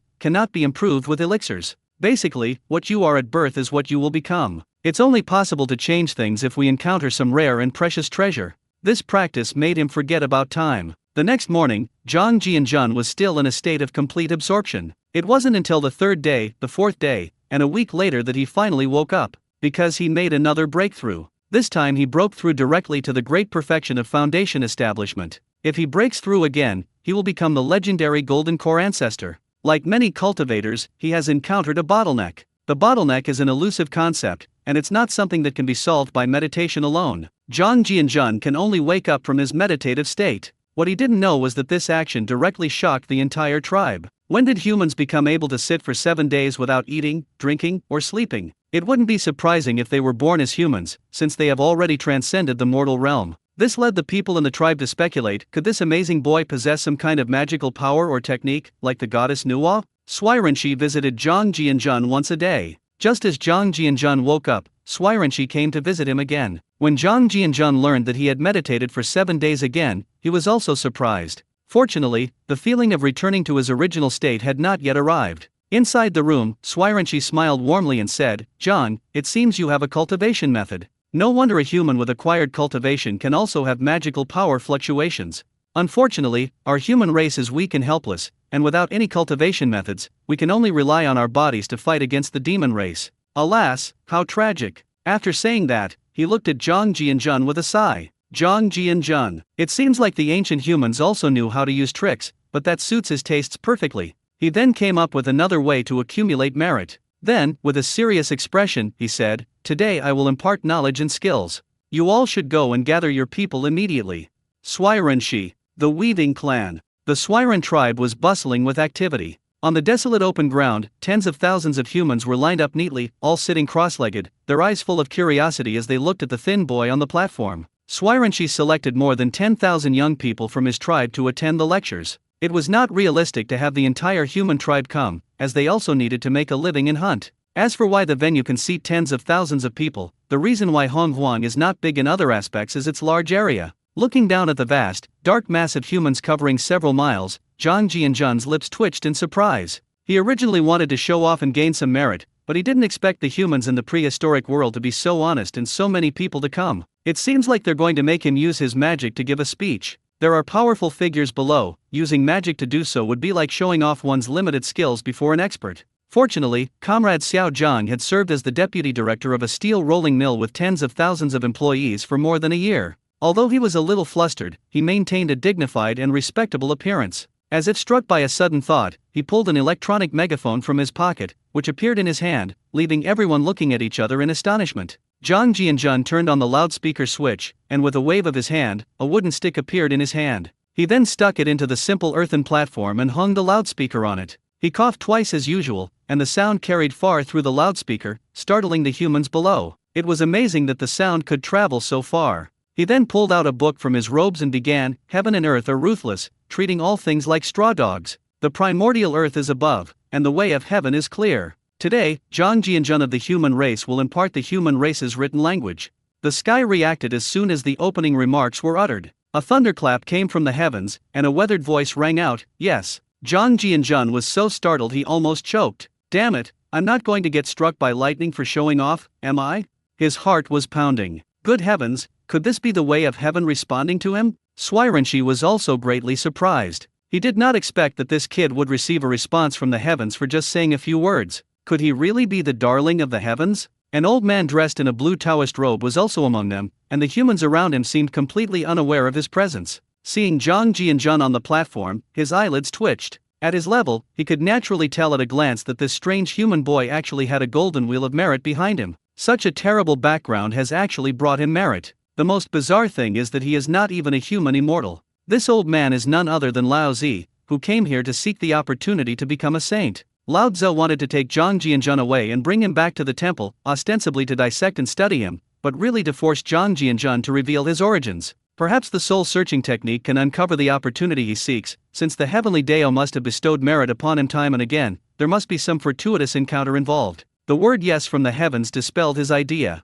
Although he possesses the treasure of acquired merit, the heaven and earth profound yellow exquisite pagoda, which allows him to kill without incurring karmic consequences, he still dares not touch those who have been personally permitted by the heavenly Deo. Ever since the light of merit descended from Buzhu Mountain twice in a row, Lao Zi has become numb. When did merit become so common? So he came here according to the calculated location. I never expected it to be such trash. Zhang Jianjun steadied himself, unaware that he was about to walk through the gates of hell. He opened the 1,000-character classic and began to read. Heaven and earth were dark and yellow, the universe was vast and boundless. The sun and moon wax and wane, the stars and constellations are arrayed in the sky. The cold comes and the heat goes, autumn harvests, and winter stores. The leap year completes the cycle, and the musical scales harmonize the seasons. Clouds rise and bring rain, dew condenses into frost. Gold is produced in the Li River, and jade comes from Kunlun Mountain. The sword is named Juk, the pearl is called Yeguang. The fruits are prized, such as plums and apricots, and the vegetables are valued, such as mustard and ginger. The sea is salty, the river is fresh, fish swim and birds fly. The sky was ablaze with rosy light, golden lotuses sprang from the ground, and the golden wheel of merit behind Zhang Jianjun shone like a great sun. The words on the book seemed to transform into strings of golden symbols. It entered the minds of every human being, making them understand that a year has 4 seasons, the types of vegetables and grains, and why humans are born, grow old, get sick, and die. Don't underestimate the 1,000-character classic. Its summary is the crystallization of the wisdom of generations of ancient people. Even Lao Tzu felt his scalp tingle. Damn it, this kid is a freak. He has a background that can't even be traced in the 3,000 minor worlds. Such a weakling actually possesses the ability to create writing and transmit civilization. Kunpang, the demon master of the Northern Sea, opened his eyes in his underwater mansion, feeling a sense of panic and confusion, as if he had missed a tremendous opportunity. Although he was also a quasi-saint, he was no match for the 3 pure ones in terms of divination, so he couldn't calculate what opportunities he had lost.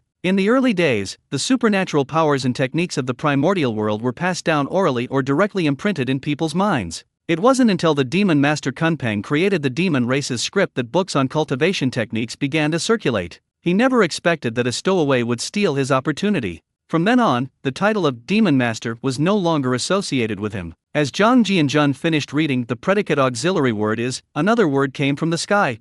Then, the scene of auspicious purple chi coming from the east reappeared, with dragons and phoenixes appearing in the sky, and a vast expanse of 7-colored auspicious clouds drifting over. Zhang Jianjun's heart skipped a beat. Had he really messed up? The overwhelming pressure was so real that all the humans present prostrate themselves on the ground, both to thank Zhang Jianjun for imparting the written language and to thank heaven for recognizing the human race. Lao Tzu? Should he kneel or not? He quickly vanished into the world with a divine power, his eyes gleaming with envy as he looked at the cloud of merit. If it were for oneself, one might be able to attain sainthood through the righteous path. He muttered to himself, let's see how you handle this kid who doesn't even have the foundation of a golden immortal. You're not worthy of your position, so you'll probably explode. I can use the Xian Wang Pagoda to absorb it once then. You should know that his magic weapon is a treasure of acquired merit, and absorbing merit is his forte. When a person dies and his soul dissipates, absorbing merit in this way will not cause him any karmic taint. A vast Dea's temple exists in the chaotic void beyond the 33 heavens.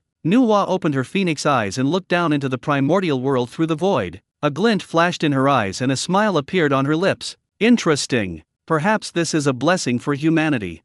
The first 2 minor incidents weren't enough to attract the attention of the sage, but this time the commotion has become quite significant. As the light of merit poured down, Zhang Jianjun sensed that something bad was about to happen. He broke through to the golden core stage in less than a second, and then the feeling of his dantian rapidly expanding and exploding instantly came over him. This left all the humans present speechless. As soon as Zhang Jianjun broke through, before he even had a chance to examine the shape of his golden core, he felt he was doomed and opened his spatial maw without hesitation to devour everything. A soft ek came from the sky. I'm stunned. I never expected this human kid to possess a treasure that embodies merit and is similar to the laws of space. No wonder he can shield me from the secrets of heaven so I can't deduce them. Seeing the merit disappear directly 3 meters above his head, a phenomenon that could not be explained except by the merit treasure, he once again had the idea of killing and seizing the treasure. But seeing the golden wheel of merit behind Zhang Jianjun, which resembled a great sun, Lao Zi held back. Killing someone with such merit was too risky, as he was about to become a saint.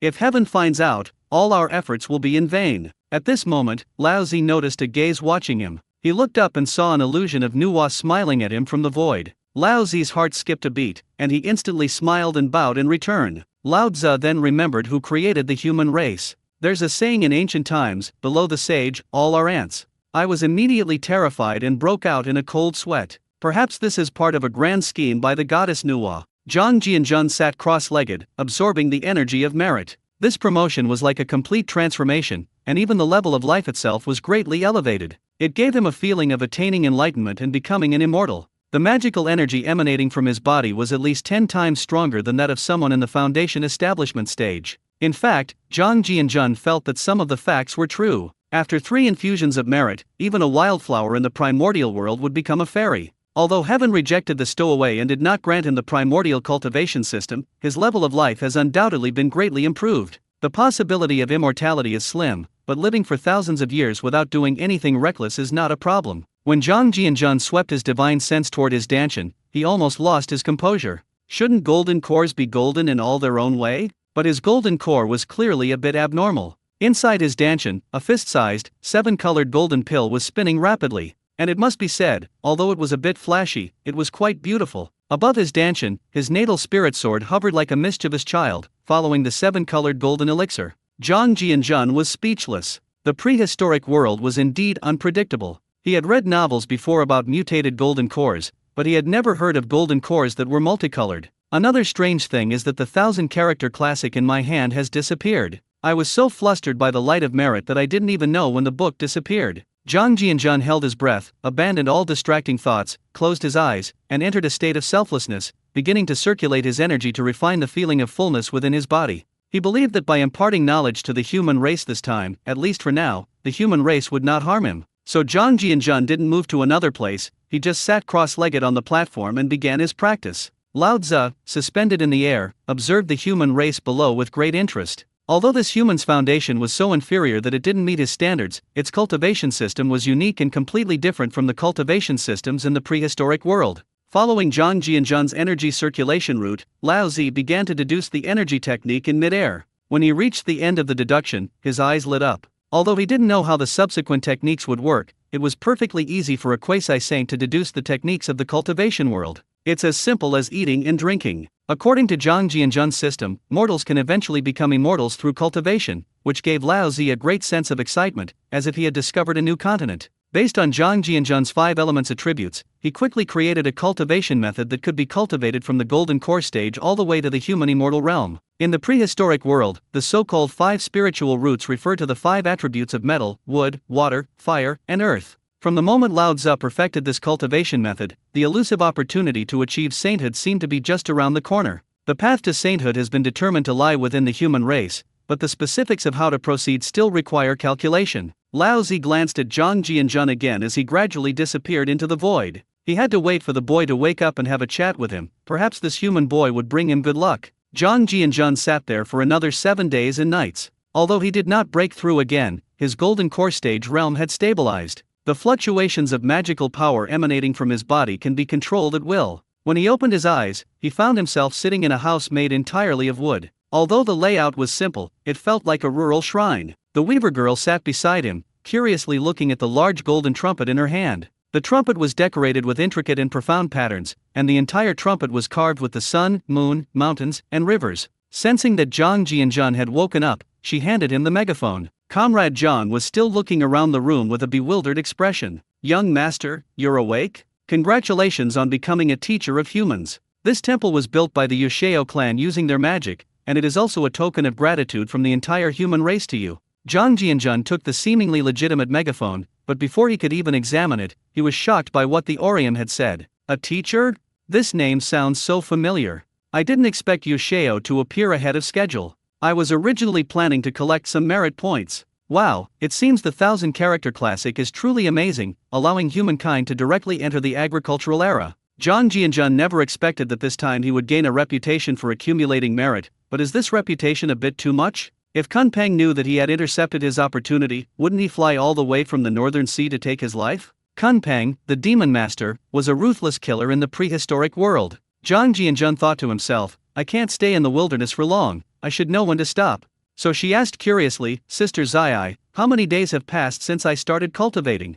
Young master, the time you spent meditating this time is the same as last time, another 7 days have passed. The tribal chief, Swirenshi, instructed me to watch over you. After she finished speaking, her pretty face flushed again. Zhang Jianjun felt a bit unreal. He hadn't expected to stay in the prehistoric world for more than 2 weeks, which was the longest he had ever spent in another world since he transmigrated there. Indeed, time in the primordial era was the least valuable. Zhang Jianjun smiled and said, "Thank you so much for your company these past few days, Sister Zai. I have some fruit in my space, come and try it out."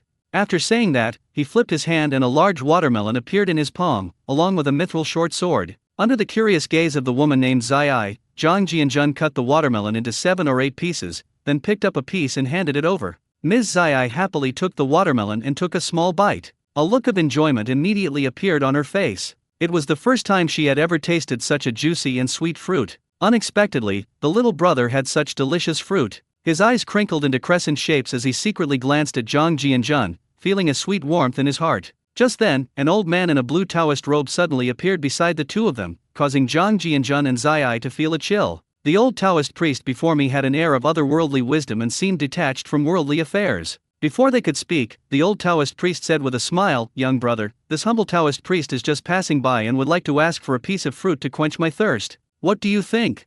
As soon as he finished speaking, a slice of watermelon appeared in his hand, and he started eating it without paying any attention to the two staring at each other. Zhang Jianjun wanted to use his divine sense to observe the old Taoist, but he found that his divine sense could not penetrate the body, as if his whole body was blocked by an invisible barrier. Although the old Taoist priest had no magical energy fluctuations, you couldn't sense his presence at all unless he spoke. He gave the feeling that he might float away at any moment. Alarm bells were ringing in Zhang Jianjun's mind. There were too many powerful beings in the primordial world, and he didn't know which one was coming. It should be noted that although the human race is weak, there are golden immortals among them. This old man was able to appear in the tribe quietly, so he must be a powerful figure. After finishing his watermelon, the old Taoist priest smiled and said, "Young lady, could you please step outside for a moment? I'll just have a quick chat with this young man and then leave." Zai looked at the old Taoist priest, then at Zhang Jianjun. Seeing the young master nod, she gracefully walked out. The old Taoist stroked his beard and smiled, "Although this fruit is sweet, it's a pity it's not a product of the primordial world.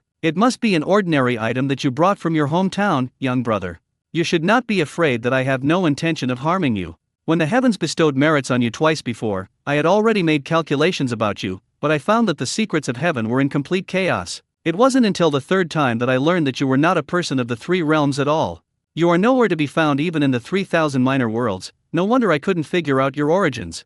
Zhang Jianjun was startled. He knew the prehistoric world was dangerous and originally thought that hiding among humans to accumulate merit was the safest option. Little did I know that I had already been targeted by a big shot. Zhang Jianjun smiled and said, "I wonder where you've come from, sir, and what business you have with me. Since you can tell that I'm just an ordinary person, you wouldn't hold a grudge against a junior like me, would you?" Lao Tzu stroked his beard and laughed, "Although you are ordinary, your knowledge is extraordinary. Since you have repeatedly gained merit, I will test you. What do you think of the 3 pure ones?" Zhang Jianjun, what can he possibly think? Is the 3 pure ones something he can discuss? You flatter me too much. I am just an ordinary human. How dare I speak ill of the 3 pure ones? They will all become saints in the future. Lao Tzu's eyes lit up. He loved hearing that. As expected, this human does know something. "Little one, we are destined to meet. If you can answer my questions to my satisfaction, although I will not take you as my disciple, I will give you an incredible opportunity." As soon as he finished speaking, a book suddenly appeared in his hand. He chuckled and said, "This book was tailor-made for you when I was observing your cultivation. It is called the 8 Trigrams and 5 Elements Visualization Method. It perfectly matches your 5 elements attributes." Zhang Jianjun. Zhang Jianjun's heart was pounding. He never expected that even a powerful figure from the prehistoric era would pull this stunt. Just from the title of the book, you can tell it's not simple. When he learned that it involved cultivating directly from the golden core stage to the human immortal stage, Comrade Zhang also felt a little short of breath. If such a book were to appear in the cultivation world, it would undoubtedly be a top-tier cultivation manual. It's value enough to establish a section. Moreover, it's a sacred place for cultivation. If a cultivation method for the nascent soul stage were to leak out of the cultivation world, it would cause a bloodbath. How could one not be excited if this was tailor-made for them? Unexpectedly, this mysterious big shot could deduce a cultivation technique just by watching him practice. It's clear that this old man is definitely someone of great importance. Based on the old Taoist's question about his views on the 3 pure ones, he made a bold guess. Could the person in front of him be one of the 3 pure ones? The thought made my heart skip a beat. If it was one of the three pure ones, it would be either Yuanqi or Lao Zi, but it certainly wouldn't be Tongtian. Because Tongtian was always straightforward and proud, he wouldn't deign to talk to a nobody. They wouldn't go through all those roundabout ways. Just as Zhang Jianzhan was lost in thought, trying to guess the identity of the person in front of him, Lao Zi was also shocked. Of course, a mortal had no secrets in front of a quasi-saint. That's right, in his eyes, a human who hasn't even reached the level of a human immortal is just a mortal. Lao Zi saw right through Zhang Jianzhan's little scheme. Lao Tzu smiled warmly and said, "You guessed right, but just keep it to yourself. I never expected that someone with no background would be so intelligent as to be almost demonic. Indeed, the universe is vast and full of wonders. Perhaps this is your destiny. I have temporarily shielded you from the secrets of heaven. Now, please speak boldly about why the three pure ones will become saints in the future." Zhang Jianzhan, this is a well-intentioned scheme. The meaning is obvious, you have to bring something real. He wouldn't dare to have any wild thoughts anymore, he had no secrets from this big shot. Let's just go all the way and settle this score. A battle of wits. Then, smiling, he said, "Since that's the case, then allow me to speak frankly. Your Excellency will henceforth become the leader of the human religion. Heaven, mindful of your meritorious service in teaching and guiding, will bestow upon you divine favor and grant you immediate sainthood." Yuanqi also made contributions to the education and enlightenment of the Chan sect by establishing it. Tongtian founded the Ji sect, which taught without discrimination, and similarly, Zhang Jianzhan was going all out. Since you want to hear it, I'll tell you. Whether the three pure ones achieve sainthood or not, it's only a matter of time. The three of them were destined saints by the will of heaven. Let them owe me a debt of cause and effect. He launched into a long, boastful explanation of why the three pure ones became saints, without holding back any details. Lao Tzu's eyes bulged out as he listened. This time, he was truly stunned. With Zhang Jianzhan's explanation, the deduction became much easier, and the result was completely correct after a quick calculation. He was overjoyed but also shocked. A weakling from some unknown small world actually explained the path to sainthood of the three pure ones clearly.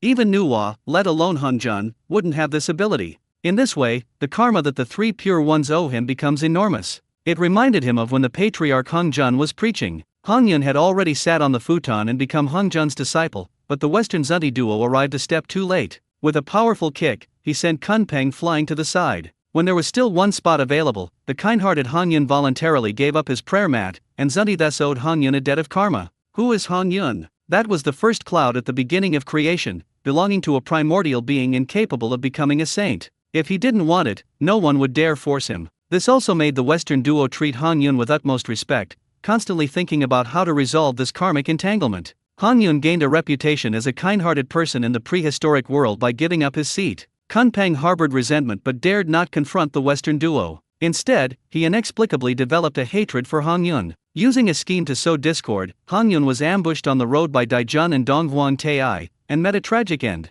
Zhang Jianzhan certainly knew these stories, and he was also afraid that the three pure ones would turn their backs on him, especially since Yuanqi Tianzun could turn his back on him faster than flipping through a book. Let them all owe him a great debt of karma, at least the three pure ones wouldn't dare to personally kill them. With this cause and effect in mind, even if I wanted to cause him trouble, I wouldn't say it outright. I'm just a nobody, it's not worth letting them bear the burden of good karma. This is Comrade Xiao Zhang's first time playing against the powerful figure of the primordial era. Of course, it's more accurate to say that this game is a hypothetical survival game. Lao Tzu used open strategies, and Lao Tzu could only use open strategies to deal with him. The clash of their ideas lasted only a moment. Lao Tzu's lips twitched, and he took out the book, the 8 trigrams and 5 elements visualization method, and a jade bottle from his robes. The smile on his face became incredibly warm. Little one, this jade bottle contains a 9 transformation soul pill. As long as the soul hasn't been completely destroyed and there's still a trace of the soul left, it can bring the person back to life. Keep this cultivation manual tailored just for you. If you'd like to become my alchemy apprentice, I'll grant your wish.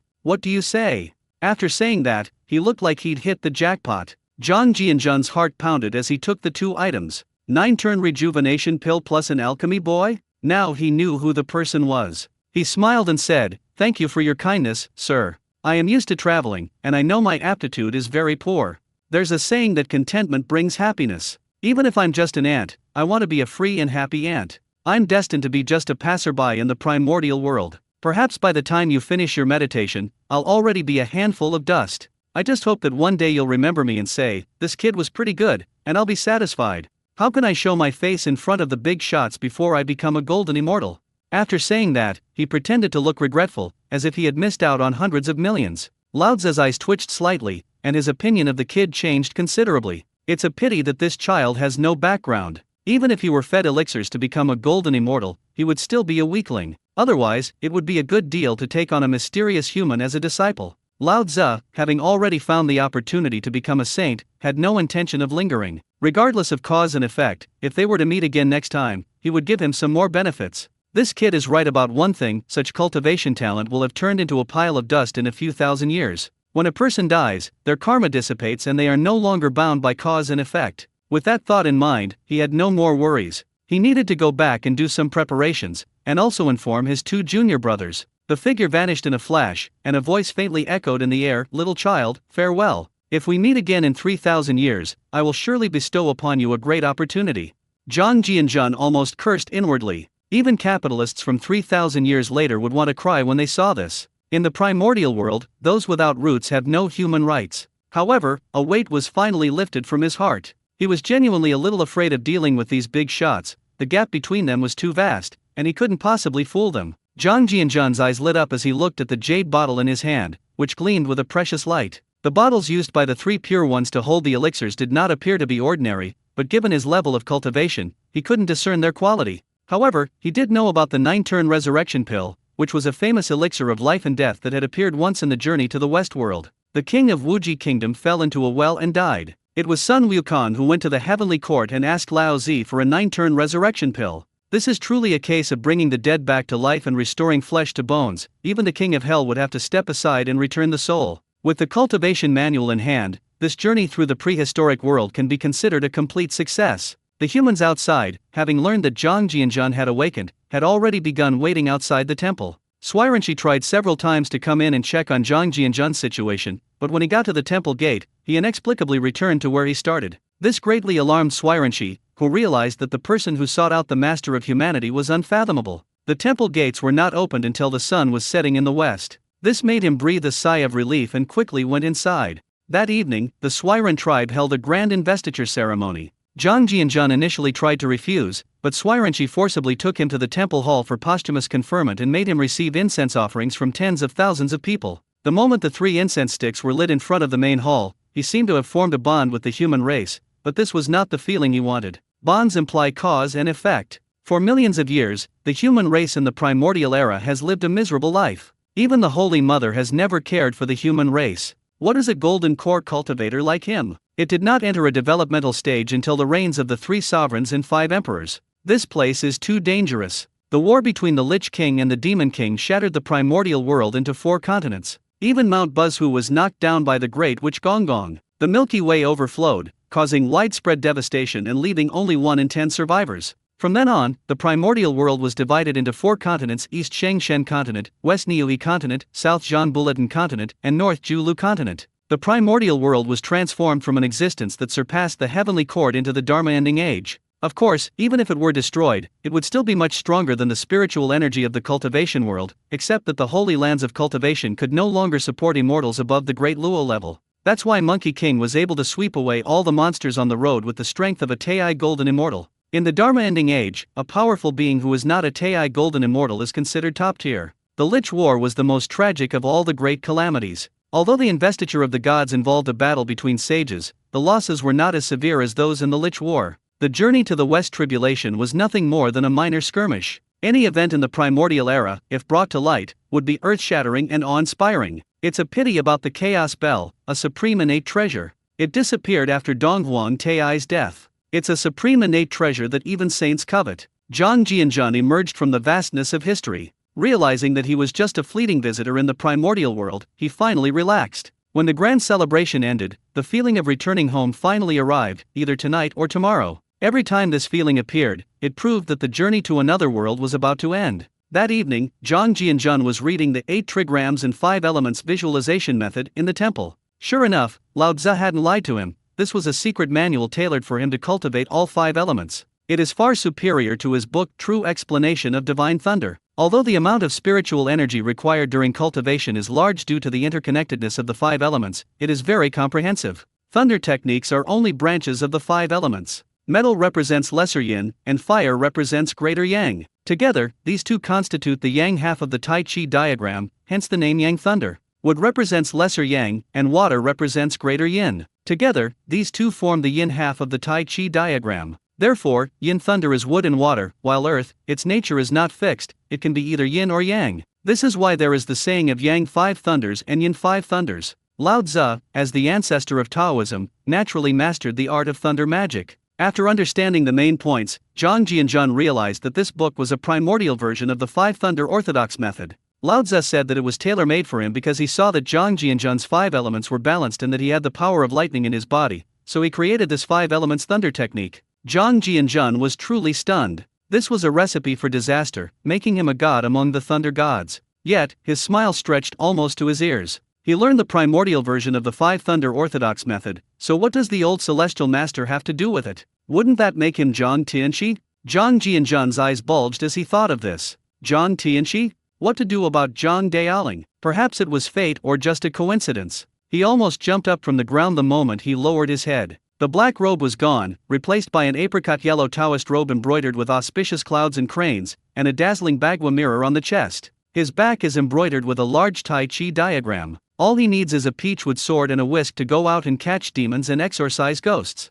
Zhang Jianzhen was completely dumbfounded. After thinking for a while, he couldn't help but smile bitterly. This was definitely Lao Tzu reading a fragment of his thoughts and making fun of him. Perhaps Lao Tzu had a change of heart and didn't go too far, because the Taoist robe's properties were that it was impervious to water and fire. Of course, there are different levels of water and fire resistance. If you insist on stubbornly resisting the Samadhi true fire, there's nothing I can do. It can be considered a postnatal magic weapon, but it hasn't reached the level of a spiritual treasure yet. It's probably because they took into account that his small body couldn't withstand it. As expected, the primordial world holds grudges. Since he made the 3 of them owe a huge debt of karma, Lao Tzu simply decided to go all the way and brand himself with Taoism. This reduces the entanglement of cause and effect. Isn't it only right for disciples and their descendants to be respectful to their ancestral master? This is so primitive. Zhang Jianzhen held his breath and began to cultivate. The energy circulation route was exactly the same as what he had learned, so he learned it very quickly. The only difference was that the mental cultivation method and incantation took into account the 5 elements. There's no rush with spells, the 5 thunder orthodox method can't be escaped there. Take advantage of the upcoming return to quickly gather another wave of spiritual energy. The tailor-made method is awesome. The speed of absorbing spiritual energy is simply leaping forward. If the previous cultivation method was 1, then the current cultivation method is 5. The simultaneous absorption of all 5 attributes created a small vortex above the temple, drawing spiritual energy into Zhang Jianzhen's Beihui acupoint. Then, it travels through the Beihui acupoint and all the meridians of the body, entering the dantian in the abdomen. The 7-colored golden elixir begins to spin rapidly, greedily absorbing the primordial spiritual energy. The visible growth was fascinating, but Zhang Jianzhen did not rush into things and only dared to complete 1 full cycle before ending the process hastily. If the vortex lights up at a crucial moment in cultivation, it will be troublesome. Interrupting the flow of energy is a major taboo in cultivation and may damage the foundation. The next morning, riverside in both hot and cold seasons. Zai and Zhang Jianzhen strolled along the riverbank, gazing at the ever-flowing Hanshu River, before glancing at Zai, who was secretly glancing at him beside them. A slight ripple stirred in his heart. If he could stay in the prehistoric world forever, he would marry her too. Such a perfect girl had a better background than him. Marrying her would be a win for him. A mortal who marries a female immortal and is still picky is either mentally ill or has something wrong with him. But he was just a passerby. Time in the primordial world was measured in tens of thousands of years. Even if he cultivated smoothly, he could not catch up with others. While collecting fish and shrimp, he tried to break the awkward silence with origami. Sister Weaver, how old are you this year? Zhang Jianzhen regretted his words as soon as they left his mouth. He was out of sorts, asking such a low EQ question. Origami blushed but looked delighted, feeling a sweet warmth in her heart as she gazed at her younger brother, who was a head shorter than her. Young man, I really didn't know how old I was before. It was only after you taught me to read that I realized I'm 16 years old this year. That means 16 springs and autumns have passed. How about you, young man? Zhang Jianzhen. She's not even an adult yet, but she's already 10 centimeters taller than me. So he smiled awkwardly and said, Sister Zai, I'm 22 this year, so you should call me brother. 2 rosy clouds rose on Zai's pretty face. The sunlight shone on her smooth and delicate face, making her look quite beautiful. She thought to herself that men, regardless of age, really all care about their image. He's so short, yet he likes to act like the older brother. But what can I do? I like him. so she lowered her head and softly called out, "Brother Zhang." Zhang Jianjun shuddered, it was too cloying. He smiled and said, "Sister Zai, let me teach you one last fishing method. From now on, fishing will become much easier for humans."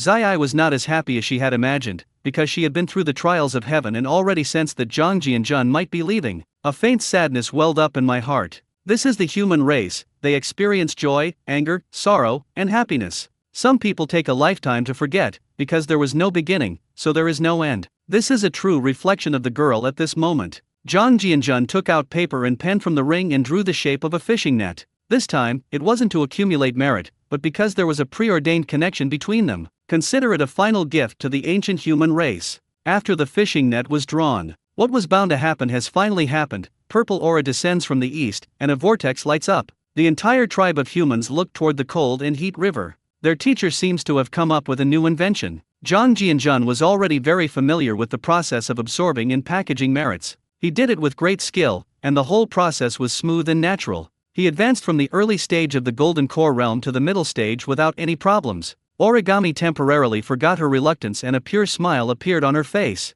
She was holding a sandalwood carving that Zhang Jianjun had given her. The image above shows the smiling face of the Orium. Watching Zhang Jianjun's figure fade into the distance, a tear rolled down her cheek. "Brother Zhang, if we meet again, and if I am not yet old, will you marry me?" "Good." When Zhang Jianjun returned to his room, he wanted to slap himself. "Damn it, I have absolutely no idea how to say no. I really need to be careful about this kind of personality in the future." Seeing the tears in the eyes of the Orium, he inexplicably uttered the word "good." Wasn't this making the girl wait for him? That would truly be a once-in-a-lifetime opportunity. When I finally travel through the prehistoric world again, I don't know when that will be. Zhang Jianjun calmed himself down, and when he looked up at the space, his eyes widened in astonishment at the scene before him. An endless grassland appeared before my eyes, filled with the most common wildflowers and grasses of the wilderness. If I didn't know better, I would have thought I had come to the Hulunbir grassland. There were even small insects like grasshoppers among them. Zhang Jianjun quickly used the spatial rules to sense something and then opened his mouth wide. The space suddenly expanded to a size of over 3,600 square kilometers, and it took the ancient well a long time to find it in the central area of the space. Because the wellhead had changed so drastically, Zhang Jianjun initially thought it was a small pond. The ancient well transformed into a deep pool the size of an acre, and the concentration of spiritual energy in the entire space was at least 5 or 6 times higher than before. This earth-shattering change greatly shocked Comrade Zhang, who also guessed that it might be due to the merit he had accumulated. The space absorbed merit 3 times in a row. How could the primordial energy be compared with that of a small world? This is the only reasonable explanation for the current situation. I had originally planned to slowly accumulate merit every day after entering the space, but the whole plan fell through. What is lost on one front may be gained on another. Since things are already like this, there's no need to dwell on whether it's good or bad. 7 square kilometers of black soil, located in the heart of the grassland. This also means that the area where you plant your own crops is all in the center of the space, which shows that the space expands from the surrounding area. This enormous change left Zhang Jianjun numb, but also secretly delighted. This time, the primordial world had made a huge profit. He teleported to the sky and began to use his spatial authority to examine the area carefully. More than 300 wild boars in the wild boar pit were squealing with hunger, turning over the soil in an attempt to find some food, while the flock of sheep were happily grazing on wild grass in the bamboo grove. Rabbits are showing signs of overpopulation again, but now they can roam freely across thousands of kilometers of grassland.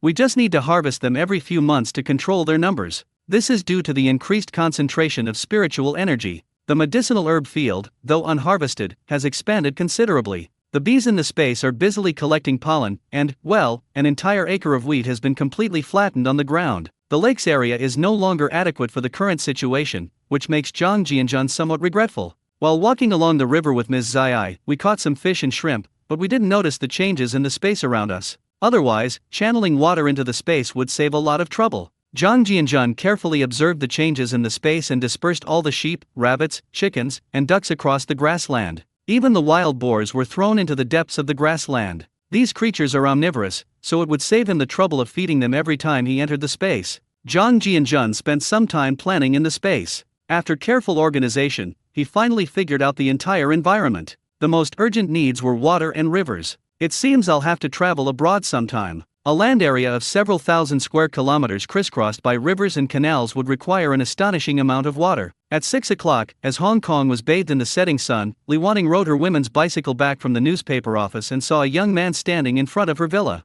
She held a bouquet of flowers in her hands and looked at him with a smile. She felt a pang of panic. Could it be that her colleagues from the newspaper were waiting for her at the door? As the novel Zhu Xian reached its peak, her career also went smoothly. In April, she finally shed her internship label and became a full-fledged reporter for Ming Pao. She is beautiful and an intellectual reporter. Naturally, more people began to secretly pursue her. When Li Wanting was about to turn around and go back to the Lu family for a meal, she realized that her sweetheart had arrived. Subconsciously, I sped up my bike ride, and the smile on my face gradually widened, instantly lifting my spirits after a tiring day. Zhang Jianzhan only learned after leaving the space that 2 days had passed in the real world. Since he was in Hong Kong, he decided to stay for one night. Li Wanting rode her bike to the villa and looked at Zhang Jianzhan. She felt that he had become even more handsome and his temperament was more refined and elegant. She took the roses from his hand and her pretty face began to blush. He smiled and asked, "Jianzhan, when did you arrive? Aren't you busy with work in the mainland these days?" Zhang Jianzhan smiled and said, "Even if you're busy, you still have to make time to come and see me. Ting, how have you been doing at the newspaper these past 2 months? I asked you last time if your promotion to a permanent position has been finalized, right?" Li Wanting opened the villa's front door, and the two entered the living room together. "I have to thank your novel, Jade Dynasty, for becoming a hit. Normally, reporters in Hong Kong need to intern for 2 years before they can become full-time employees, but the popularity of Jade Dynasty has also benefited me. I didn't know you were coming here today. We didn't buy any groceries tonight, so how about we go out for dinner together?" Zhang Jianzhan sat on the sofa and pointed to the backpack in his hand. Li Wanting's eyes lit up. She still remembered how delicious tiger meat tasted, and her big, watery eyes were filled with anticipation. "Jianzhan, you didn't bring tiger meat again today, did you? It tasted so good last time." Zhang Jianzhan chuckled and said, Ting, is tiger meat the only delicious food? Is there nothing else worth savoring?" After hearing this, Li Wanting's pretty face turned as red as an apple. She rolled her eyes with a charming expression, took off her high heels, and put on a pair of slippers. "Jianzhan, where did you learn this from? Your glib tongue doesn't suit your current demeanor at all. You're a deputy factory director now, yet you act like you haven't grown up."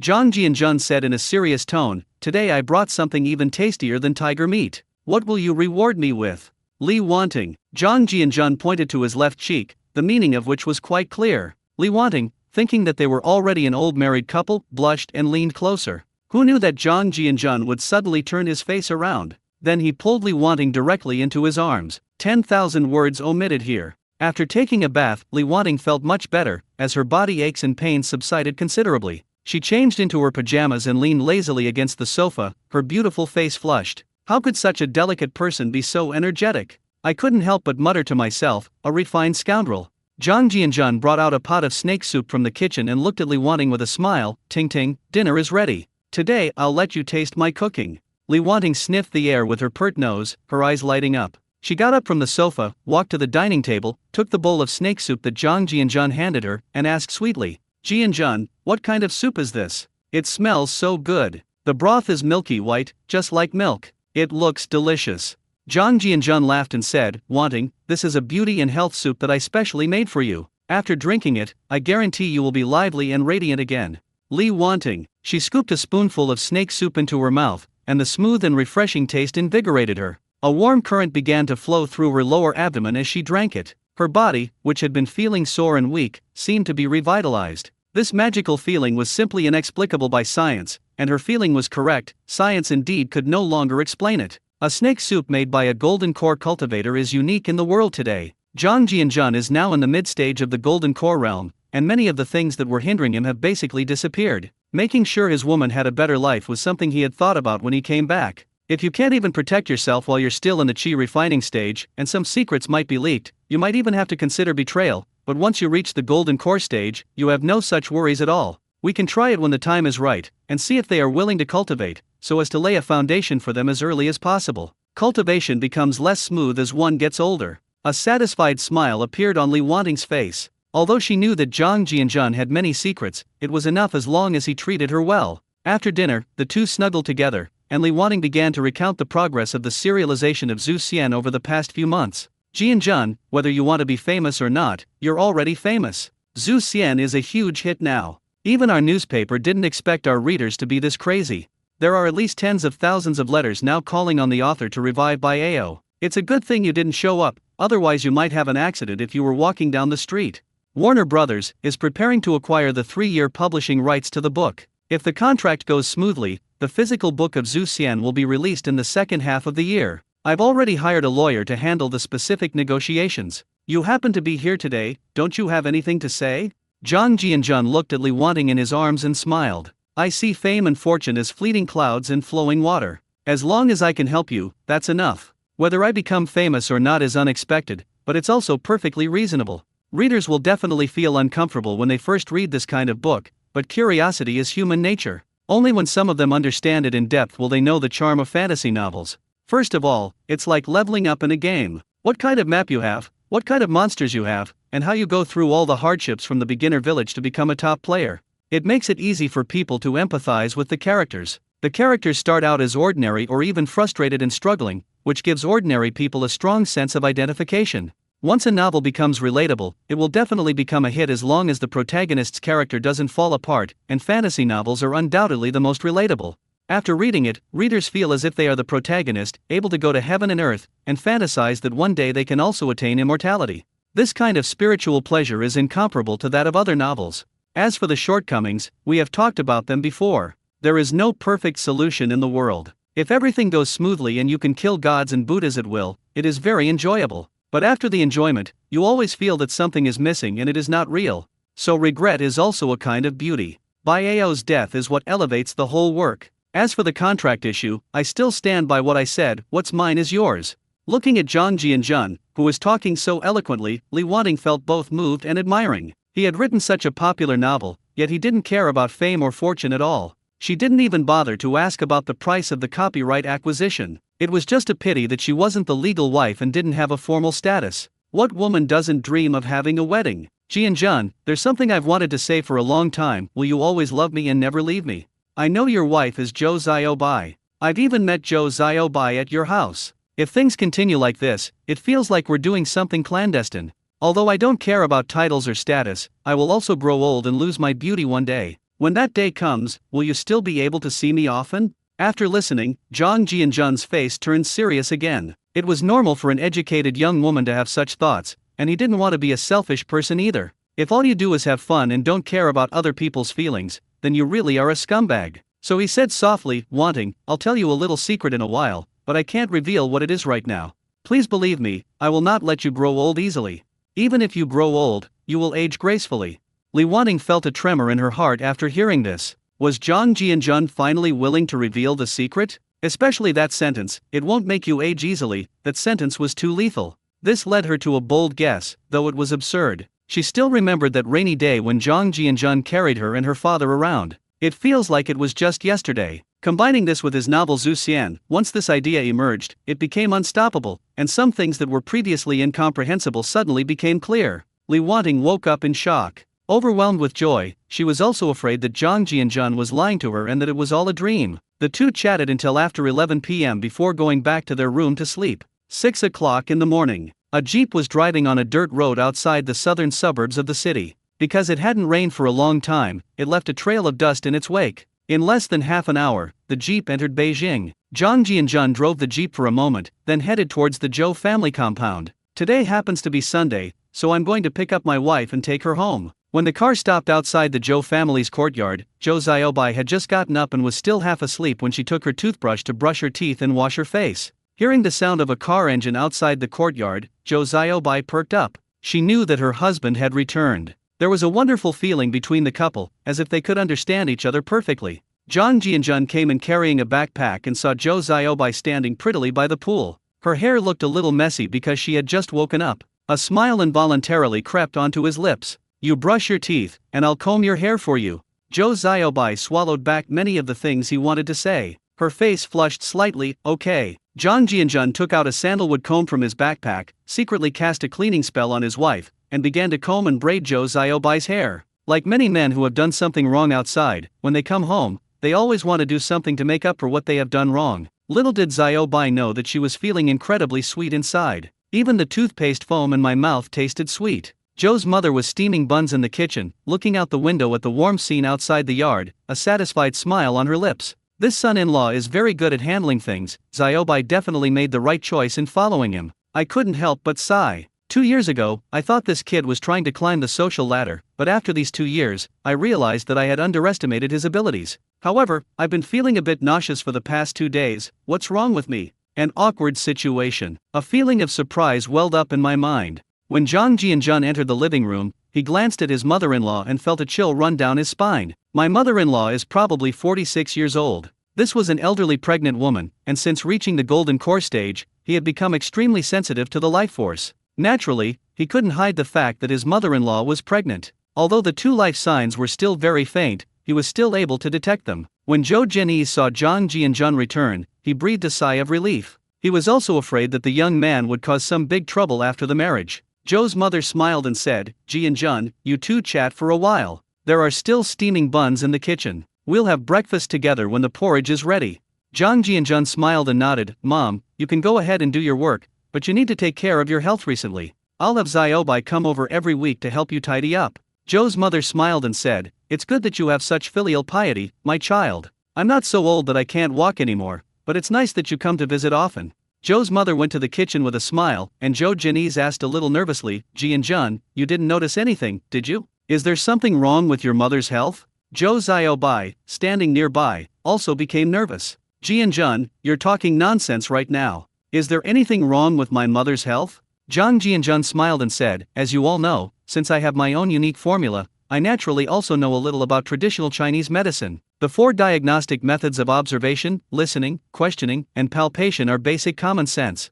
I could tell from my mother's complexion that she was pregnant, and it seemed to be twins." Upon hearing this, Zhou Jianese was so shocked that he stood up from the sofa, his expression becoming quite interesting. "Good heavens, ever since we had our daughter, we haven't been able to get pregnant no matter how hard we try. We've tried all sorts of medicines, but nothing has worked. We thought the Zhou family would decline after we passed away. I never expected that 2 of them would come to me so close to old age. Xiaobai, let your mother rest quickly. You go and help her. Jianjun, you didn't misjudge her, did you?" Zhou Xiaobai was taken aback at first, but her expression then became similar to that of her father. "Goodness, my younger brother and sister only came after I got married? But I was overjoyed, because now my parents are finally not lonely anymore. Although they are there to look after me, it's impossible for me to stay here every day. Now the Zhou family is finally lively." He quickly got up and went to the kitchen. Zhang Jianjun could understand his father-in-law's extreme excitement. There's a saying that goes, how can one not be excited when one has a child in old age, especially since these are twins? "Dad, you know I have some connections, I'm never wrong about this. If I'm not mistaken, Mom is 2 months pregnant." After hearing this, Zhou Jianese laughed and said, "Jianjun, did you bring any wine? Let's have a drink, you and me." Zhang Jianjun took out a jar of tiger bone wine from his backpack. The more than 400 jin of bones would be enough for him to consume for a while. Zhou Jianese was not surprised when he saw the tiger bone wine. I got up and went to the kitchen to get a plate of peanuts. When Zhou's mother heard that she was pregnant, her eyes began to well up with tears. Her biggest regret was that she was unable to help the Zhou family have more children. She never expected to get pregnant at almost 50. Thinking of something, she glanced at Zhou Xiaobai and said, "Xiaobai, you need to work harder too." Zhou Xiaobai saw that his mother's eyes were red and she was also moved, so she was left speechless and not knowing whether to laugh or cry when she suddenly said this. "Mom, what are you saying? Let's wait until my younger siblings are a bit older before we talk about it. Otherwise, what if the 3 of them, who are about the same age, start fighting together? It would be bad if my nephew had his uncle." Zhou's mother. The 2 couldn't help but laugh at the thought of that scene, and the Zhou family was filled with joy. In the living room, Zhang Jianjun was drinking with his father-in-law early in the morning. "Jianjun, don't be too busy lately. Spend more time with Xiaobai. Our 2 families are doing all right now, so we should also take care of our families.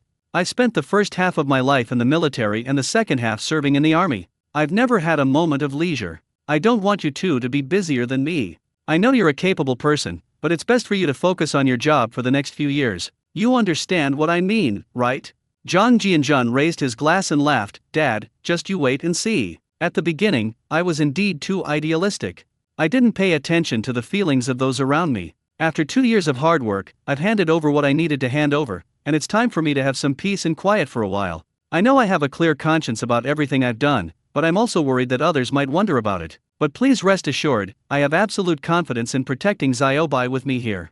Zhou Jinese took a sip of wine, savored it for a moment, and nodded in satisfaction. The server you gave to the organization last time has become a national treasure. Even I haven't been inside to visit it. According to Professor Ye, scientific and technological workers are reluctant to turn on their machines unless absolutely necessary.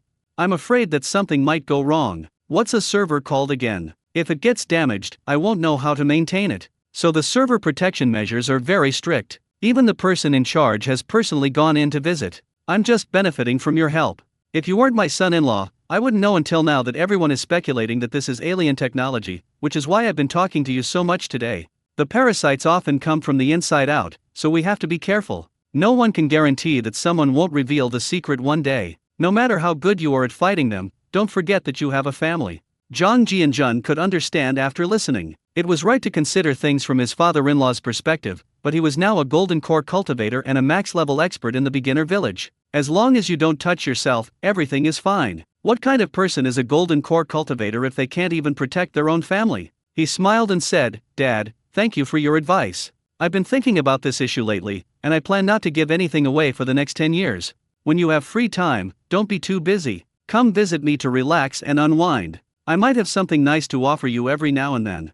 Zhou Jinyi's face lit up with joy. He naturally knew that this was truly a valuable item. Putting aside the tiger bone wine, this kid always brings out some strange things, and his gaze towards his son-in-law becomes even more loving. Zhou's mother and Zhou Xiaobai came out carrying porridge and 2 plates of side dishes. They were speechless when they saw the father and son drinking so early in the morning. Old Zhou, you're corrupting Jianjun now. What are you doing drinking so early in the morning? Zhou Jinyi's laughed and said, Yujun, aren't you happy today? Such a joyous occasion deserves a drink. From today onwards, don't be too busy. Go out for a stroll more often. Zhou's mother blushed slightly and rolled her eyes, a rare occurrence for her. Old Zhou, the kids are all here. I'm not 70 or 80 years old anymore.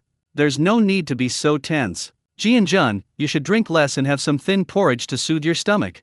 Zhang Jianjun laughed and said, I know, Mom. You mustn't get angry now. Drink the calming flower tea I sent you more often. Let me know when you run out and I'll bring you some more. The old man is right. It's good to go out for a walk when you have nothing to do. Moving around more is good for your health, but don't walk too far and get tired. After hearing Zhang Jianjun's caring words, Zhou's mother felt very comfortable and kept them in mind. She now had great faith in her son-in-law's mysterious methods. Alright, I can't stay idle any longer. Fine, I'll just treat it as a vacation. This afternoon, Lao Zhou, you'll come with me to Fragrant Hills Park. What else could Zhou's father say? Of course, I readily agreed. After breakfast, the elderly couple were probably still excited and couldn't stay at home, so they decided to go out for a walk. Zhang Jianjun took Zhou Xiaobai and left the Zhou family home. As the jeep cruised through the streets and alleys of Beijing, Zhou Xiaobai, sitting in the passenger seat, asked with some concern, Jianjun, won't Mom have a difficult childbirth at her age? I also studied medicine.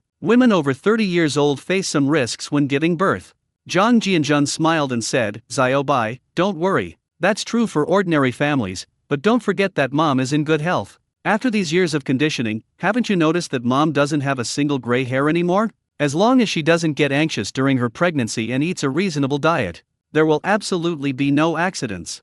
Zhou Xiaobai finally relaxed after hearing this. Then I should go home every Sunday to visit? It's a pity that I can't hire someone to take care of me at this crucial time, otherwise it would save me a lot of trouble. Xiaobai, it's only right to visit every week. It's not that far anyway. You can stay with Mom for a while when you're about to give birth next year.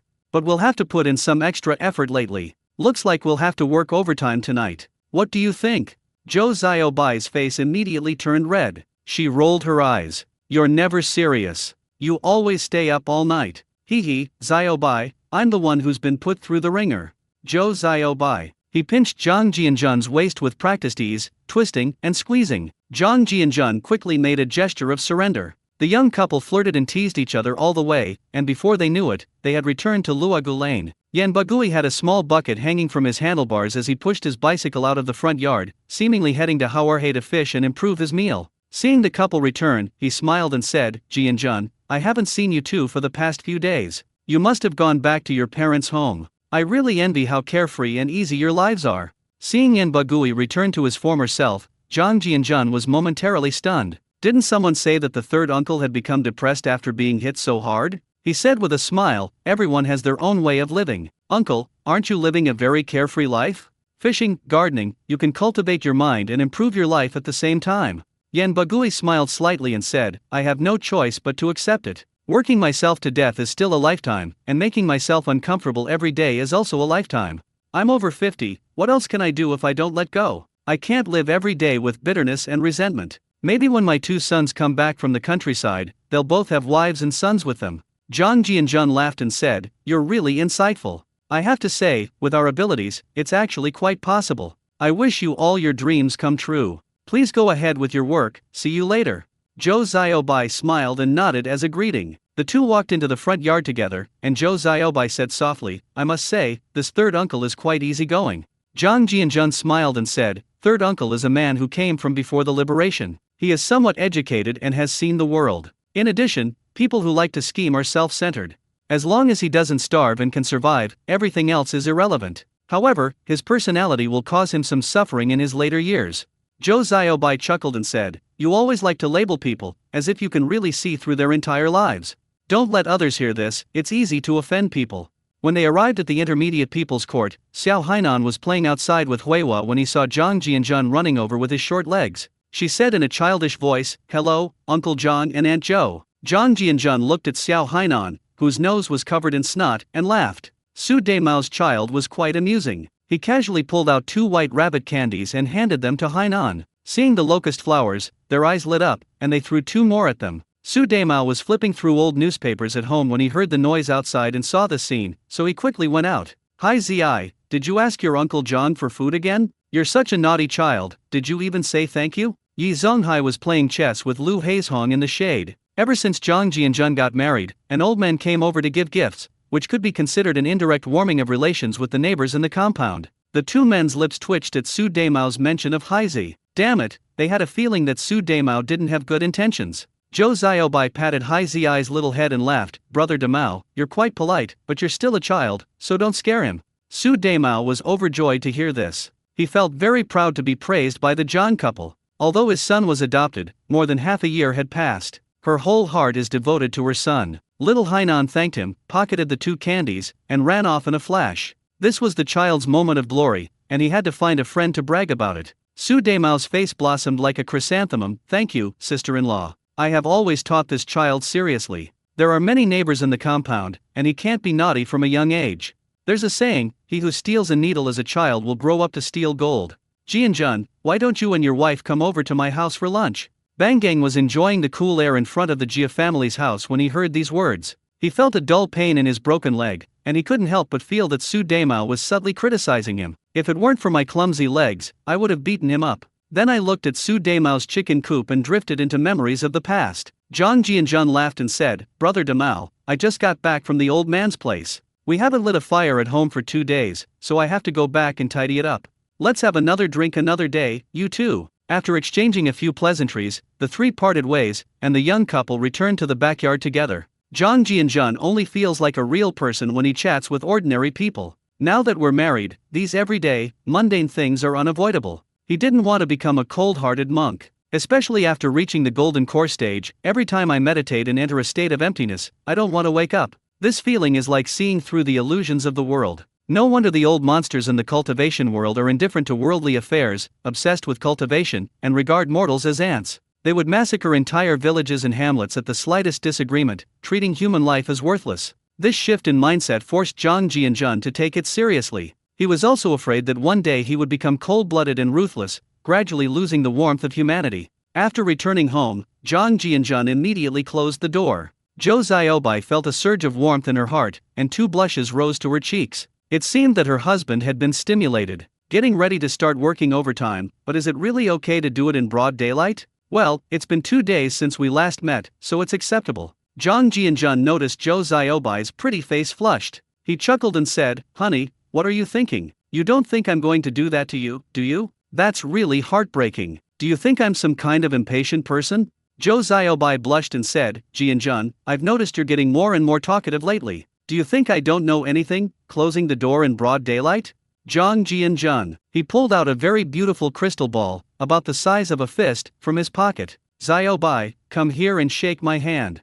Zhou Xiaobai didn't notice at first that his expression was quite interesting. I thought Zhang Jianjun was going to make her do some handicrafts again. I thought he was perverted but also felt very excited. Who knew my husband would pull out a big glass ball from his pocket? The crystal ball was pure, transparent, and without any impurities, just like a perfect work of art. This made Zhou Xiaobai forget his embarrassment and ask curiously, Jianjun, where did this glass ball come from? Why is it so big? Zhang Jianjun laughed and said, now that we are husband and wife, it's time to fulfill my promise. I once said that after we got married, I would gradually reveal my secret to you, but you have to keep it a secret for me. First, hold this crystal ball and concentrate as I say. I will tell you the secrets later. The glass ball in Zhang Jianjun's hand was the spirit testing stone that the Sima family had obtained in exchange. After hearing what Zhang Jianjun said, Zhou Xiaobai's heart pounded. He knew that Zhang Jianjun wouldn't make such a silly joke. Since they had been together for 2 years, she had gradually come to know that her husband was an extraordinary person, and she still vividly remembered the magical spring water from before. In addition, many strange things happen each time, which are full of mystery and the unknown. Even a naive person would know that many things are not scientific. I never expected that my husband would actually reveal some secrets today. How could she not be extremely excited? It took him a while to calm his excited emotions. Following Zhang Jianjun's instructions, he abandoned his wild thoughts and reached for the mysterious crystal ball. Zhang Jianjun's heart was also pounding. This was his life partner, and now that the space was so vast, it was very lonely to cultivate alone. After all, each trip to another world is too short. When Zhou Xiaobai grasped it, he didn't feel any coldness in his palm. Instead, a warm sensation came from his hand. It felt like holding a piece of warm jade. The sensation was wonderful. Zhou Xiaobai blinked her big eyes curiously as she looked at the crystal ball. 5 seconds passed, and Zhang Jianjun was a little disappointed. The light on the crystal ball did not light up, and there was no reaction at all. It makes sense, considering that those with spiritual roots are 1 in 10,000. He still took things for granted. Just as I was about to put the crystal ball away, it flashed blue light, followed by red and white light, until finally, a yellowish-brown light also shone. 5 kinds of light intertwined inside the crystal ball, creating a beautiful sight that left Zhou Xiaobai speechless and stunned. Is this some kind of magic trick? Why is the crystal ball sparkling with all sorts of colors? Zhang Jianjun was overjoyed. Although it wasn't some so-called heavenly spiritual root, but rather a 5 spiritual root like his own, it now possessed the mental cultivation method and mantra of the Supreme Lord Lao Zi. With just a slight modification to the Divine Thunder True Explanation Chi Refining chapter, the drawbacks of mixed spiritual roots mentioned before are no longer a major problem with Lao Tzu's mental cultivation method and formula. On the contrary, in terms of spiritual energy absorption, they have an advantage over cultivators of the same level. Jianjun, are you done? Why is this crystal ball sparkling? Did you do some kind of magic trick? After a moment's thought, Zhang Jianjun said seriously, I'll take you somewhere. It's too complicated to explain in just a few words, but don't be surprised when you see anything. Remember, you absolutely cannot tell anyone. The less our parents know, the better for them. Looking at Zhang Jianjun's serious face, Zhou Xiaobai nodded. She believed that Zhang Jianjun would not harm her, much less his parents. The moment she nodded, her figure blurred briefly into darkness, then her vision cleared as she witnessed a scene that utterly shattered her worldview. Not far away is a lush green watermelon field, with watermelon vines already laden with watermelons. In the distance, an acre of wheat is beginning to sprout ears, and rows of orange trees are laden with golden oranges. There were also some strange plants she had never seen before, some of which had colorful flowers. There was also an exquisite wooden house on the side, which was so well made that it looked like a natural sculpture.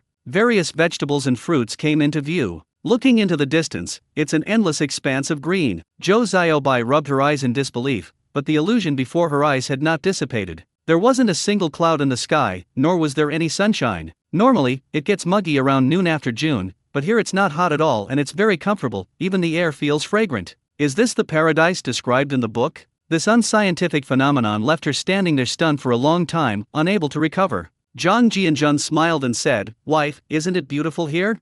Zhou Xiaobai seemed to be muttering to herself, It's so beautiful, Jianjun, where is this? How did you do it? Honey, this is my little world, not on Earth. Just think of it as being in the void. I didn't tell you before because this was too outrageous, and I was afraid it would cause trouble for your family. Now you should understand why I can't even tell your parents. According to Taoism, the fact that you and I, husband and wife, are one is a blessing earned through 3 lifetimes of cultivation. Then it's time to tell you this secret. At the same time, I am now a proper successor of Taoism, and I'm going to start teaching you some Kimen techniques. Are you willing to learn? Zhang Jianjun claims to be a Taoist successor, and he is not lying at all. His practice methods were given to him by Lao Tzu and imprinted with the Taoist mark. He is indeed a genuine Taoist successor. Zhou Xiaobai was completely confused, and the phrase "not on earth" sent a shiver down her spine. She only calmed down after learning that her husband was a Taoist priest. Slowly realizing what was happening, she opened her eyes wide and said, "Honey, you're a Taoist priest? Didn't I hear that Taoist priests can't have wives?" "Xiaobai, who told you that? Taoist priests are not monks and can get married. Their wives are called Taoist companions. Taoism emphasizes following the natural way and letting things take their course. There aren't many constraints. As long as you don't do anything immoral, or betray your master and ancestors, no one will care about you." With a wave of his hand, Zhang Jianjun produced a large watermelon. Zhou Xiaobai's beautiful eyes widened in disbelief, her heart filled with utter shock. Today completely overturned her understanding of the past 19 years. She used to study medicine from elementary school to high school and considered herself an intellectual. Everything that happened today defies common sense, leaving Xiaobai completely bewildered. Zhang Jianjun said enticingly, "How about it, wife? Isn't this move cool? Do you want to learn it? You'll be able to do it too after you learn it." Zhou Xiaobai's eyes lit up and she nodded her head frantically. Anyway, she was willing to accept seeing a ghost in broad daylight. Next was teacher Zhang's explanation time. Zhou Xiaobai listened to her husband's explanation while eating watermelon. When he learned that he would be able to go anywhere, from the sky to the earth, he almost dropped the watermelon in his hand. "I'm numb, completely numb." Zhang Jianjun began by explaining the qi refining stage, how ordinary people could begin to draw qi into their bodies and how to cultivate, from the meridians throughout the body to opening up the dantian in the abdomen. He was talking until his throat was dry, and Zhou Xiaobai was completely dumbfounded. Zhang Jianjun realized that he still had to teach him step by step. "Xiaobai, sit down cross-legged first. I'll guide you once. Just remember where the airflow passes through your body. You must discard all distracting thoughts, otherwise it will be very difficult to learn." After saying that, he told Zhou Xiaobai to throw away the watermelon. I sat cross-legged and placed my palms on it. A faint spiritual energy in Zhang Jianjun's palm began to circulate along Zhou Xiaobai's 8 extraordinary meridians, following the path of the small heavenly circuit. Only after repeating it once, twice, and 10 times did I let go. Once you memorize the route, beginners can avoid many detours. While walking, you can also use your divine sense to instill the mental techniques and incantations into Zhou Xiaobai's mind. A two-pronged approach can help with memory. Teacher Zhang has gone to great lengths for his beloved. Even in the world of cultivation, a master has never been this devoted to his last disciple. Through Zhang Jianjun's tireless efforts, Zhou Xiaobai finally understood the operating principle and began to silently recite the mantra to try to guide the qi into his body. This is a long process. After all, in the cultivation world, drawing qi into the body is a tedious hurdle. Unless you have a rare spiritual root and are chosen by a powerful figure, according to many books, entering a sect usually means starting as a menial disciple. It takes 3 years to learn even the most basic introductory techniques, and only those who can draw qi into their bodies and reach the qi refining stage can enter the outer section. Where else would you find someone who starts out with a golden core expert guiding their cultivation path, especially with a top-tier cultivation method? After several attempts, Zhou Xiaobai was completely captivated by this fantastical cultivation technique. Perhaps because women are more meticulous, they quickly grasped some of the tricks. Following Zhang Jianjun's constantly correcting and improving approach, he used his mind to sense the spiritual energy within the space, and sat there for more than 4 hours. Although she did not successfully draw qi into her body, she seemed to sense the presence of spiritual energy. Those white, shimmering specks of light were incredibly dreamlike, like countless fireflies, so captivating that one gradually forgot about time. When Zhou Xiaobai opened his eyes, his face was covered in sweat. He had been sitting for too long and was too engrossed in his meditation, so he didn't even realize that he was sore all over when he woke up. Her entire leg began to go numb, as if she had lost all feeling. She frowned and felt a little panicked. Her eyes scanned the surroundings, searching for Zhang Jianjun. At this time, Zhang Jianjun had already prepared the barbecue. When he saw Zhou Xiaobai wake up, he took a skewer of grilled fish and a large bowl of spiritual spring water and walked over. He said with a smile, "Xiaobai, are you feeling it yet?" Zhou Xiaobai rubbed her waist and said weakly, "Jianjun, am I too stupid? I can't seem to grasp the feeling of drawing qi into the body that you mentioned, but I think I can sense the spiritual energy you're talking about. But when I try to introduce it into my body, I can't get a feel for it. It's always just a little bit off. What's going on? I can't even move my legs now, they don't obey my commands." Zhang Jianjun was delighted upon hearing this and said with a smile, "If you can sense the presence of spiritual energy, you've already succeeded more than halfway. This proves that my wife is very talented. It took me several days to achieve this back then." Zhou Xiaobai's eyes lit up, and he immediately felt that his backache and leg numbness were gone. She asked excitedly, "Honey, are you serious? If that's what you're saying, am I some kind of cultivation genius?" Jang Jianjun remembered that he seemed to have succeeded on his first try, but he had mental power, which was like having a cheat code. Zhou Xiaobai relied entirely on his own senses, which was naturally incomparable to his. Although he had his own guidance, it was already quite good that he could sense the presence of spiritual energy on the first try. So he said in a serious tone, "Why would I lie to you? You are an absolute genius, 1 in a million. I spent a lot of effort to reach your level. It's clear that you started from a very high level. Cultivation requires a gradual approach and you must not rush it. Here, drink a bowl of spiritual spring water to restore your strength before eating." Zhou Xiaobai's charming eyes lit up after hearing this. Wasn't the spirit spring water just that unique formula? I remember that after drinking the spiritual spring water, my skin improved a lot, as if I had been reborn. However, it seemed that I would smell bad all over after drinking it and had to take a shower. Zhang Jianjun seemed to read her mind and smiled as he spoke. "Xiaobai, don't worry about drinking it. The first time you drink it, it has the effect of cleansing the marrow and tendons, which is why there is dirt all over your body. Drinking it again afterward will only have a consolidating effect." Zhou Xiaobai happily accepted the large bowl after hearing this, not caring whether it was scientific or not. She would finish it first, anyway, it was all her husband's. Forgetting all restraint, she took the large bowl and drank it down. The sweet taste was exactly the same as before. After finishing the bowl, she saw her husband smiling at her, and her face flushed. Her ladylike image is completely gone. "Jianjun, how long did I sit cross-legged? Why did my whole body feel sore and weak when I woke up? I checked the time, it's 1 p.m. We came in at 9 a.m., which means 4 hours have passed. Being able to enter a meditative state for such a long time proves that you have no problem with your talent. Come on, try the grilled fish first, but don't eat too much. This type of fish has a high spiritual energy content, so be careful not to overeat." Zhou Xiaobai blushed and said, "I know, honey. I was just too thirsty, so I drank a little too fast. I'm usually very ladylike, okay." Zhang Jianjun handed over a piece of grilled fish and laughed. "We're an old married couple, what's there to be embarrassed about? Being able to eat is a blessing, it proves your husband's cooking skills are good." A cozy lunch began in the space, a true private retreat for two. Zhou Xiaobai ate the barbecue in small bites. This delicious food was simply a pleasure. As the fish entered her stomach, a warm current began to flow through her. It really was a spirit fish. Since she memorized the cultivation method, she had gained some understanding of it, and it was much better than tiger meat. It was comparable to snake soup, and although she was very curious, she didn't ask. After the two finished their barbecue, Zhang Jianjun noticed sweat stains on Zhou Xiaobai's face and was about to use a cleaning technique when he suddenly remembered something and his eyes lit up. "Xiaobai, go take a shower. You've been sitting here for ages and you're all sweaty. It makes me feel bad for you."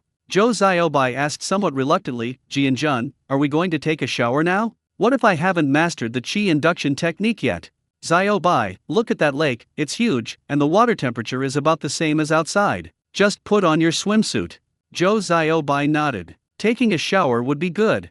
Amid Zhou Xiaobai's exclamation, the scene shifts to a small lake. The lake water rippled instantly. After taking a shower, seeing Zhou Xiaobai get into the zone again, Zhang Jianjun held the 8 trigrams and 5 elements visualization method and studied the brief outline of Taoist thunder magic over and over again. The 5 elements converge, leaving nothing but purity and cleanliness, without any leakage of time. The liver is the wood element of the eastern soul, the lungs are the metal element of the western spirit, the heart is the fire element of the southern spirit, the kidneys are the water element of the northern essence, and the spleen is the earth element of the central palace. Therefore, the sage's eyes do not look, yet his soul returns. The liver is in the hands, the ears do not hear, but the essence resides in the kidneys, the tongue does not taste, but the spirit resides in the heart. The nose does not smell, but the spirit resides in the lungs, the limbs do not move, but the mind resides in the spleen. Hence the saying, gathering chopsticks brings 5 thunders. Currently, the spells that can be cultivated include Yang 5 thunders, Yin 5 thunders, Shenxiao thunder, Yushu thunder, Daedong thunder, Xiandu thunder, Beiji thunder, Tei thunder, Zifu thunder, Yuchen thunder, Teixiao thunder, and Teiji thunder.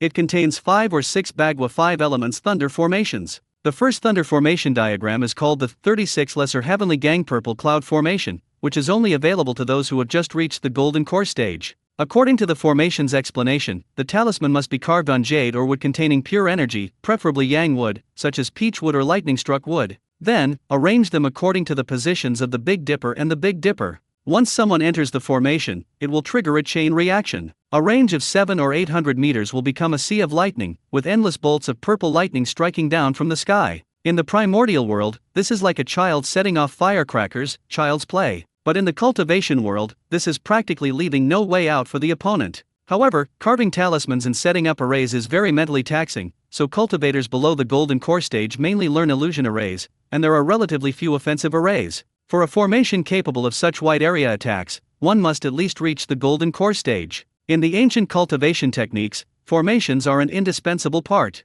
The most famous Xuxian sword formation cannot be broken by anyone other than the 3 saints, and the 12 heavenly gods and demons formation of the Wu clan can summon the illusion of Pangu, ability to fight as saint. The Zhou Tian Xing Do Grand Array of the Demon Clan's Heavenly Court is also incredibly powerful, consisting of 365 planets. During the decisive battle with the Witch Clan, the collision of these 2 killing arrays shattered the vast land of the prehistoric world. The Lich and the Demon perished together. His lesser Heavenly Gang Thunder formation only covered an area of a little over a mile of Thunder Sea. The name sounds quite intimidating. Zhang Jianjun clicked his tongue. Carving talismans in the space was not difficult, but the key was where to get jade containing pure energy. Although small leaf sandalwood is believed to possess spiritual energy, it is estimated that it does not yet meet the required standards. However, there are no good options at the moment, and we can only find out by experimenting. So, in just one afternoon, Comrade Xiao Zhang became a master carver, cutting off the thickest branch from the small leaf sandalwood grove. The space was divided under the manipulation of spatial authority.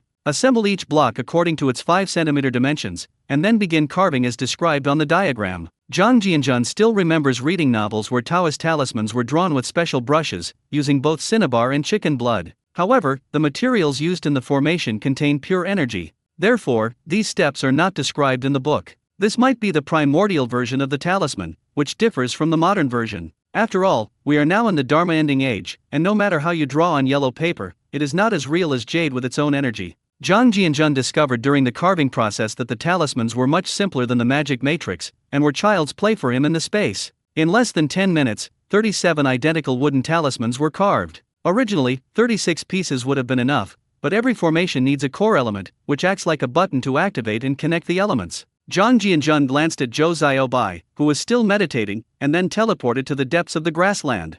Following the Big Dipper formation, he planted the array plates in his hand into the ground one by one. After setting up the 36 array plates, the array eye was then driven into the center of the array. After thinking about it, I realized that the wild boar had been eating and drinking for free for so long, it was time for it to make a contribution. Zhang Jianjun moved away from the formation and waved his hand, and a large wild boar appeared in the formation, dizzy and disoriented. I sensed that some energy was being activated, then a muffled thunderclap echoed in the space, and then nothing more. Zhang Jianjun waited in place for a while and saw that the wild boar was frightened and darted into the depths of the grassland. He had to teleport back to the center of the space with a single teleport. The formations themselves weren't too difficult to learn, but objects containing pure energy stumped him. Even if he gathered all the jade on earth, it wouldn't make a difference. Zhang Jianjun picked up the book and fell into deep thought. Suddenly, something occurred to him and his eyes lit up. The book described pure energy, not spiritual energy. Then you can definitely try the crystal cores you collected in the zombie dimension. You should know that when I received an energy crystal core, I was shocked by the energy fluctuations inside.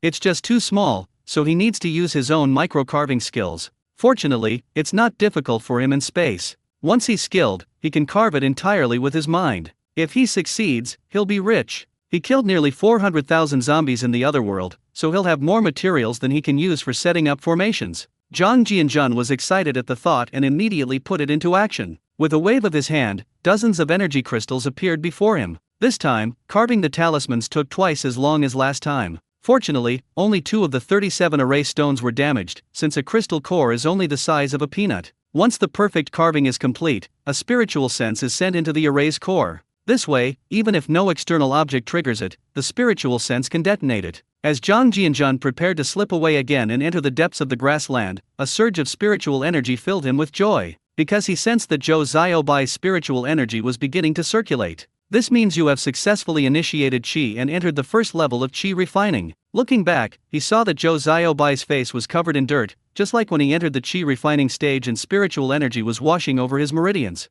I must say, this girl is really resilient. She sat for 4 hours this morning, and now it seems like another 2 or 3 hours have passed. It can be said that hard work pays off. Just as Zhou Xiaobai was about to open her eyes and share her joy with her husband after successfully inducing Qi, Zhang Jianjun's words echoed in her mind. Xiaobai, you have just successfully guided your Qi. Circulate it through one small cycle to stabilize your realm. Keep calm and do not get excited. Although Zhou Xiaobai was very curious about why her husband's voice appeared directly in her mind, she suppressed her excitement and continued to compose herself. As Zhang Jianjun said, he started circulating the microcosmic orbit again. The spiritual energy of the space flowed in from the Beihui acupoint, traveled through the meridians, and entered the abdomen to stabilize the newly formed Danshan. Zhang Jianjun sensed for a while and was relieved to find that Zhou Xiaobai was not acting strangely. He then disappeared into the depths of the grassland. They started the same process again, and 5 minutes later, the wild boar from before reappeared in the formation, looking completely bewildered. A strong fluctuation came from the core of the formation, followed by fluctuations from the 36 heavenly generals. Boom, boom, boom. Over a mile in diameter, purple arcs of electricity intertwined, forming a vast net of lightning. The lightning bolts darted wildly across the ground, followed by a dense barrage of finger-thick purple lightning bolts raining down from the sky. A 360-degree attack with no blind spots, a saturation attack that is generally accompanied by a burst of lightning. The center of the formation was even more terrifying, with several bolts of lightning as thick as buckets crashing down relentlessly, causing the soil to churn and dust to fly, and the wild boar had long since been carbonized and disappeared without a trace. Poor second brother, he never imagined he would die like this. Damn it, this is a complete disaster. Seeing this scene, Zhang Jianjun was filled with pride. He swallowed a golden pill and his fate was in his own hands. Sure enough, once he reached the golden core stage, magic and formations were no longer trivial matters. The lesser heavenly gang formation lasted for 5 minutes before finally going silent. The scene in my consciousness was like it had been bombed by a small nuclear bomb. The grassland within a radius of nearly 2 miles had disappeared. The ground was charred black. The surface was covered with pits of all sizes, densely packed as far as the eye could see. What does it mean to be barren? The scene before me is exactly that. As expected, a well-prepared ambush is the key to victory, and the power of the formation was clearly demonstrated at this moment. Suddenly, I remembered that I had a magical artifact that I hadn't checked. That strange golden megaphone. Zhang Jianjun looked at the flashy megaphone in his hand, his expression shifting in a complex and unreadable manner. This once powerful electronic loudspeaker has surprisingly become a valuable asset for future meritorious deeds. Acquired merit treasures are like companion artifacts. They do not require refining and are in harmony with the owner's will, unless they are treasures stolen from others, in which case they need to be broken and refined because they have a divine imprint on them. Zhang Jianjun took it in his hand, sensed it, and his mouth twitched. This attribute and name were extremely bizarre. The heavenly Dao of the primordial world was indeed not very friendly to stowaways. The great telephone for saving lives through calamity. The first special effect of the magic weapon is sound transmission across thousands of miles. As long as you silently recite the other person's name in your heart, the sound will travel thousands of miles to their ears, ignoring mountains and rivers within the same plane. Zhang Jianjun wanted to curse. Isn't this special effect just a mobile phone function? And it's a one-way call where you don't get a reply. Although it doesn't cost any money, this feature is really frustrating, but it's quite good for pretending to be a ghost or a troll. Zhang Jianjun's expression was quite interesting as he sensed the second attribute, soul suppression. The ritual of suppressing the spirits has the effect of dispelling the spirits of the dead. It involves loudly chanting the incantation, "May the spirits of the dead avoid us and have a safe journey," into a loudspeaker. The spirits of the deceased will return to the place of death, lie down again, forget their past lives and enter a state of hibernation. This is effective against ghosts whose strength is not greater than one's own. The louder you shout, the better the effect. This, a ghostly version of the lion's roar with a megaphone? No wonder the magic weapon has the 4 characters crossing calamity yin yang in front of it. This megaphone is simply amazing. It is indeed a wonder of the primordial world. This reminded him of a strange magical artifact from the primordial era, the only surviving golden crow prince from the Great War between the Lich King and the 7 Arrows Book of Nailheads by Deus Luya. The spellcaster only needs to write the opponent's name on a straw effigy at home and bow to it 3 times a day. The opponent will suddenly die at noon on the 21st day. Zhao Gongming, the most outstanding disciple of the Ji sect, died inexplicably on the battlefield. It is an innate magical artifact that can kill without leaving a trace. Although his megaphone is very unique, it is not in the same league as others at all, and is far inferior. This left Zhang Jianjun feeling helpless, but it was better than nothing. At the very least, it is a meritorious and valuable item. It's nice to find friends you haven't seen in a long time. Zhang Jianjun teleported back to the central black soil, while Zhou Xiaobai was still practicing the 36 small heavenly circuits with his eyes closed. The spiritual energy within his body was circulating normally, which made Comrade Zhang breathe a sigh of relief, easing his frustration caused by the loudspeaker. Since the formation was detonated thousands of kilometers away from Zhou Xiaobai, it did not affect his wife's cultivation. This is one of the benefits of the expanded space. An hour later, Zhou Xiaobai woke up from the small heavenly circuit. The sour smell emanating from his body was indescribable, comparable to when he first drank the spiritual spring water. Zhang Jianjun put away the megaphone and used a cleaning spell on Zhou Xiaobai. The magic worked instantly, removing all the grime from her body. Even the clothes he was wearing seemed brand new. Zhou Xiaobai felt a refreshing sensation all over his body, and the sour smell on his body miraculously disappeared. He didn't care what kind of method it was, and laughed as if he wanted to take credit. Jianjun, I think I've succeeded. I feel so relaxed all over, it's an indescribable feeling, like I could kill a bull with one punch. Zhang Jianjun smiled, recalling the time when he first transmigrated and had experienced the same sensation after drinking a bottle of potion. He laughed and said, Xiaobai, your feeling is not wrong, but you still need to adapt for a while and slowly learn to control your power. Once you enter the qi refining stage, it means you are no longer an ordinary person. Strength is just one of the most basic units of the body. Therefore, it is most obvious in perception. But you must be careful about your code of conduct and don't let others see any flaws. If anyone causes trouble, beat them up. I'll take care of everything. Zhou Xiaobai smiled broadly and waved her little fist. Anyway, I'll listen to whatever you taught me. I never thought there really were magical arts in this world. Zhang Jianjun smiled and said, once you've completely settled in, I'll teach you some 5 elements techniques, and then you'll truly have the ability to protect yourself. I can finally rest assured when I'm away on business trips instead of staying at home. After he finished speaking, he took a closer look at his wife. After Zhou Xiaobai entered the qi refining stage, her temperament underwent a major change, although she still acted like a little girl in front of Zhang Jianjun. But her eyes and brows already had an otherworldly air about them, her skin had become whiter, and her body had begun a second development, even growing 3 centimeters taller. Her face shape has become much more defined, from being a bit chubby, especially her eyes, which are clear and bright like an autumn pool. Zhou Xiaobai, caught up in joy, was unaware of this change as he reached the qi refining stage. The two stayed in the space for more than a day, with Zhang Jianjun acting as a guide, explaining the things to pay attention to during the cultivation process. They didn't fall asleep in each other's arms until after 3 a.m. in the wooden cabin. The next morning, the two left the space together. Zhou Xiaobai, who had just successfully cultivated qi, was still a little unaccustomed to the outside air. Zhang Jianjun immediately recognized the situation. Xiaobai, there is no spiritual energy in our main world, so cultivators will feel a little uncomfortable at first, but they will recover in about an hour. So after you learn magic, you must remember not to use up all your spiritual energy, because there's nowhere to replenish it when you're outside. Zhou Xiaobai nodded her head and said with a playful smile, I know, honey. Even if I learn magic in the future, I won't use it casually outside. I'm determined not to cause my husband any trouble, but I feel like my clothes are a bit too small now.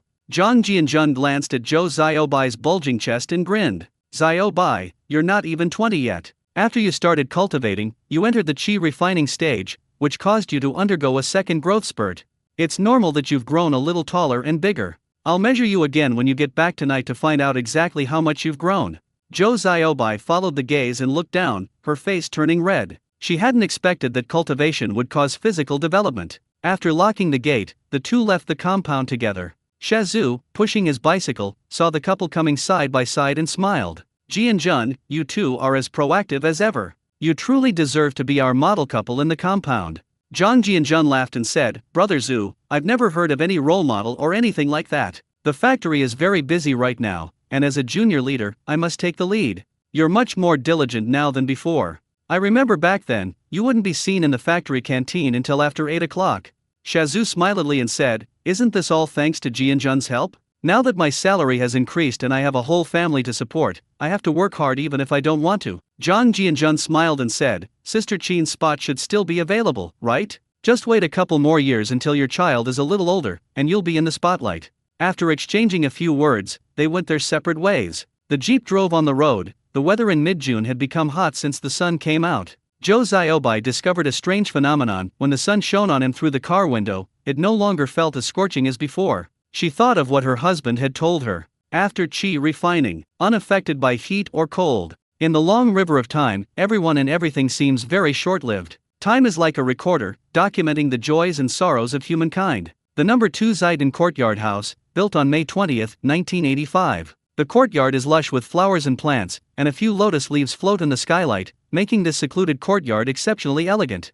A refined young man in his 30s leaned against a large rosewood tree, as thick as a water bucket, in the courtyard, reading a newspaper. According to the Beijing Sports Daily, on May 19, Beijing football fans, angered by the national team's performance, engaged in violent acts of vandalism and looting. A smile appeared on Zhang Jianzhun's face. It seems that even if he starts all over again, football is still the same football. He put down the newspaper and looked up at the sky over Beijing, his deep eyes seeming to see through the void. I traveled back in time from 1965 to 1985, exactly 20 years later. I've gone from an 18-year-old young man to a 38-year-old middle-aged man. Time seems to have left no trace on his face. This was only because Zhang Jianzhun deliberately changed his appearance, otherwise, he would still look like the boy he was back then. In order to prevent the neighbors from discovering this, they had to use magic to disguise it. The mainland has undergone tremendous changes over the years. Since the implementation of the Household Contract Responsibility System in 1977, the problem of food and clothing in the inland areas has been greatly improved. Then, the resumption of the college entrance examination gave hope to ambitious young people. The emergence of self-employed individuals in the early 1980s created a unique group of people who engaged in small businesses and even traveled to the countryside as peddlers. At the time, he was looked down upon by many citizens who had secure jobs.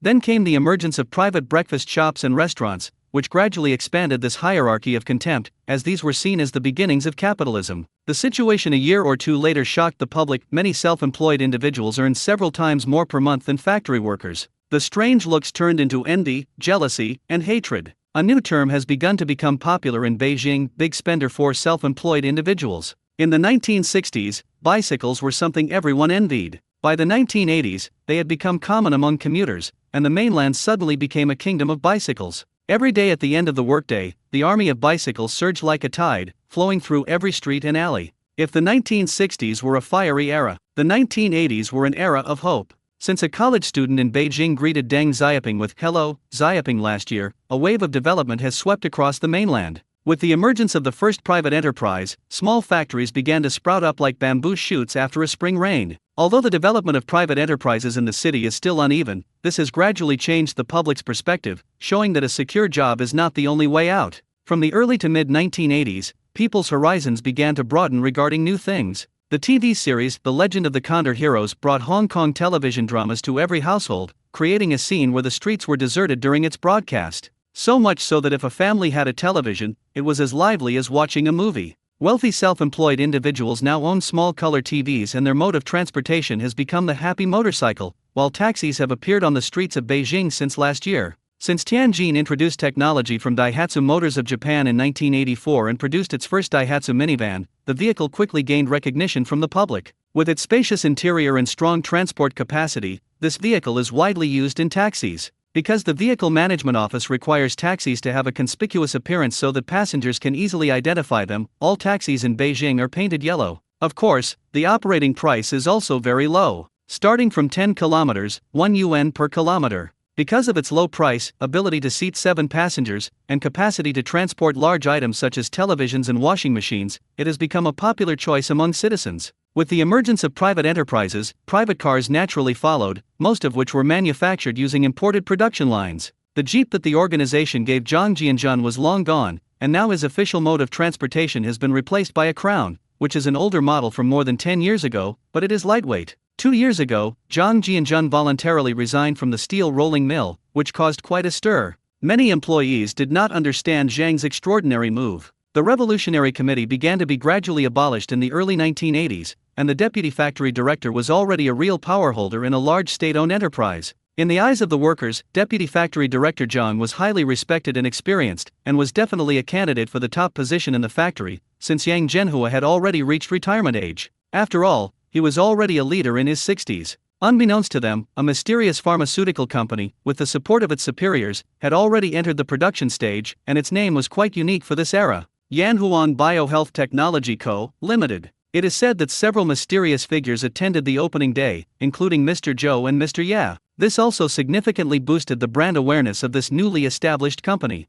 Everyone is guessing that it might be selling health supplements, since health supplements in Beijing come from coastal areas. Furthermore, the famous ginseng royal jelly from mainland China has already appeared, so it's normal to have such speculations. The old 49ers' nature to chat is innate. It was rumored to be incredibly miraculous. The vacuum canning and sterilization equipment from Yanhuan Company was an advanced instrument that Zhang Jianzhun brought back from his second trip to the zombie dimension. Fully automated remote computer control. They also brought back a software engineer and 3 biological experts, and used a little trick to prevent leaks from their memories. Compared to the zombie world, this place is like paradise. When the 4 visitors from another world first arrived, they almost burst into tears. As for the issue of identity, it's not a problem with powerful figures backing them up. The 4 experts were transformed into descendants of overseas Chinese laborers who returned to China after completing their studies. The server unit was placed in a basement 100 meters deep, taking advantage of spatial rules. The Biotechnology Research Center was established in the basement. Honda Printing Factory and the state-owned cotton mill became history, and a private enterprise covering 70 acres quietly grew up. When the first Yanhuan Gyeo was launched during the Spring Festival of 1985, it quickly became a hit among the general public. This plastic tube ointment, which can be applied to a wound like toothpaste, can immediately reduce inflammation and relieve pain. This amazing effect has attracted the attention of many people. Its hemostatic effect is also very good, several times better than ordinary wound medicine. Even the military often comes to purchase it as one of the military supplies. Of course, Zhang Jianjun intentionally reduced the effectiveness of the medicine. If it scabbed over immediately after application, it would cause endless trouble. A large oil jar containing the alchemical potion was also placed in the basement. Meanwhile, the mountain of calming flowers and silverleaf grass was handed over to 3 biological experts for research, who were tasked with refining substitutes. Although he wasn't afraid of trouble, he didn't want to deal with these trivial matters. Zhou Xiaobai, on the other hand, became the boss lady with great enthusiasm. After 18 years of cultivation, she is still stuck at the 10th level of qi refining. Unfortunately, it seemed as if space was playing a cruel joke on him, preventing him from going to the places he most wanted to go. Azroth, the cultivation world, the primordial world, these 3 worlds have yet to be included. Perhaps this is what they call good things coming to those who wait. Without the foundation establishment pill, Zhang Jianjun didn't dare let his wife break through, so it's been delayed until now. Zhou Xiaobai, on the other hand, seems carefree and not particularly interested in making breakthroughs. Recently, he has become interested in Zhang Jianjun's biotechnology company. He hired a group of workers to manage the factory himself, and they managed the factory area very well. Zhang Jianjun was sometimes very curious. He really didn't understand why a female cultivator's eyes would light up when she saw money. Perhaps, like dragons, they have an obsession with things that sparkle. 5 years ago, Zhang Jianjun moved out of the Hongxing Courtyard. When he left, it was during the time when the first batch of young people returned to their hometowns. Yan Jiichin returned alone. From his tearful account, I learned that Yan Jifang had gotten married in the countryside and had 3 children, so he couldn't come back for the time being. When Yan Jiichin first arrived home, everyone almost didn't recognize him. Yan Jiichin, in his early 40s, looks like an old farmer from northwest China, his face bearing the marks of time, his hair dry and yellow, and his temples already showing gray. His face was dark and his eye sockets were sunken. The 3 elderly women, their hair already white, held their eldest son and wept bitterly. Yan Bagui stood to the side, smoking silently, his eyes, which had begun to cloud over, now moistened. Comrade Lao Yan has retired and is now at the age where he can enjoy fishing and birdwatching. The deaf old woman passed away in 1971 at the age of 84, which can be considered a peaceful death. Xiao Dang got married when she was 22, which may have changed Huiwa's fate. Huiwa caught up with the years when the college entrance examination was reinstated. After several years of hard work, he became the first college student in the compound in 1982. I only found out when I ran into Shazhu by chance. Shazhu finally managed to take over a shop in Dongjimen and opened a small restaurant, keeping up with the trend of individual business owners. Dad! 2 clear shouts came from the screen wall. It interrupted Zhang Jianjun's 20-year-long recollection. An 8-year-old boy with a chubby face and a 5-year-old girl with pigtails ran in. Zhang Jianjun's face lit up with a smile, and he picked up the adorable little girl and gave her a big kiss. Little girl, did you have fun at Grandpa's house? Xiao Hao, did you bully your little sister?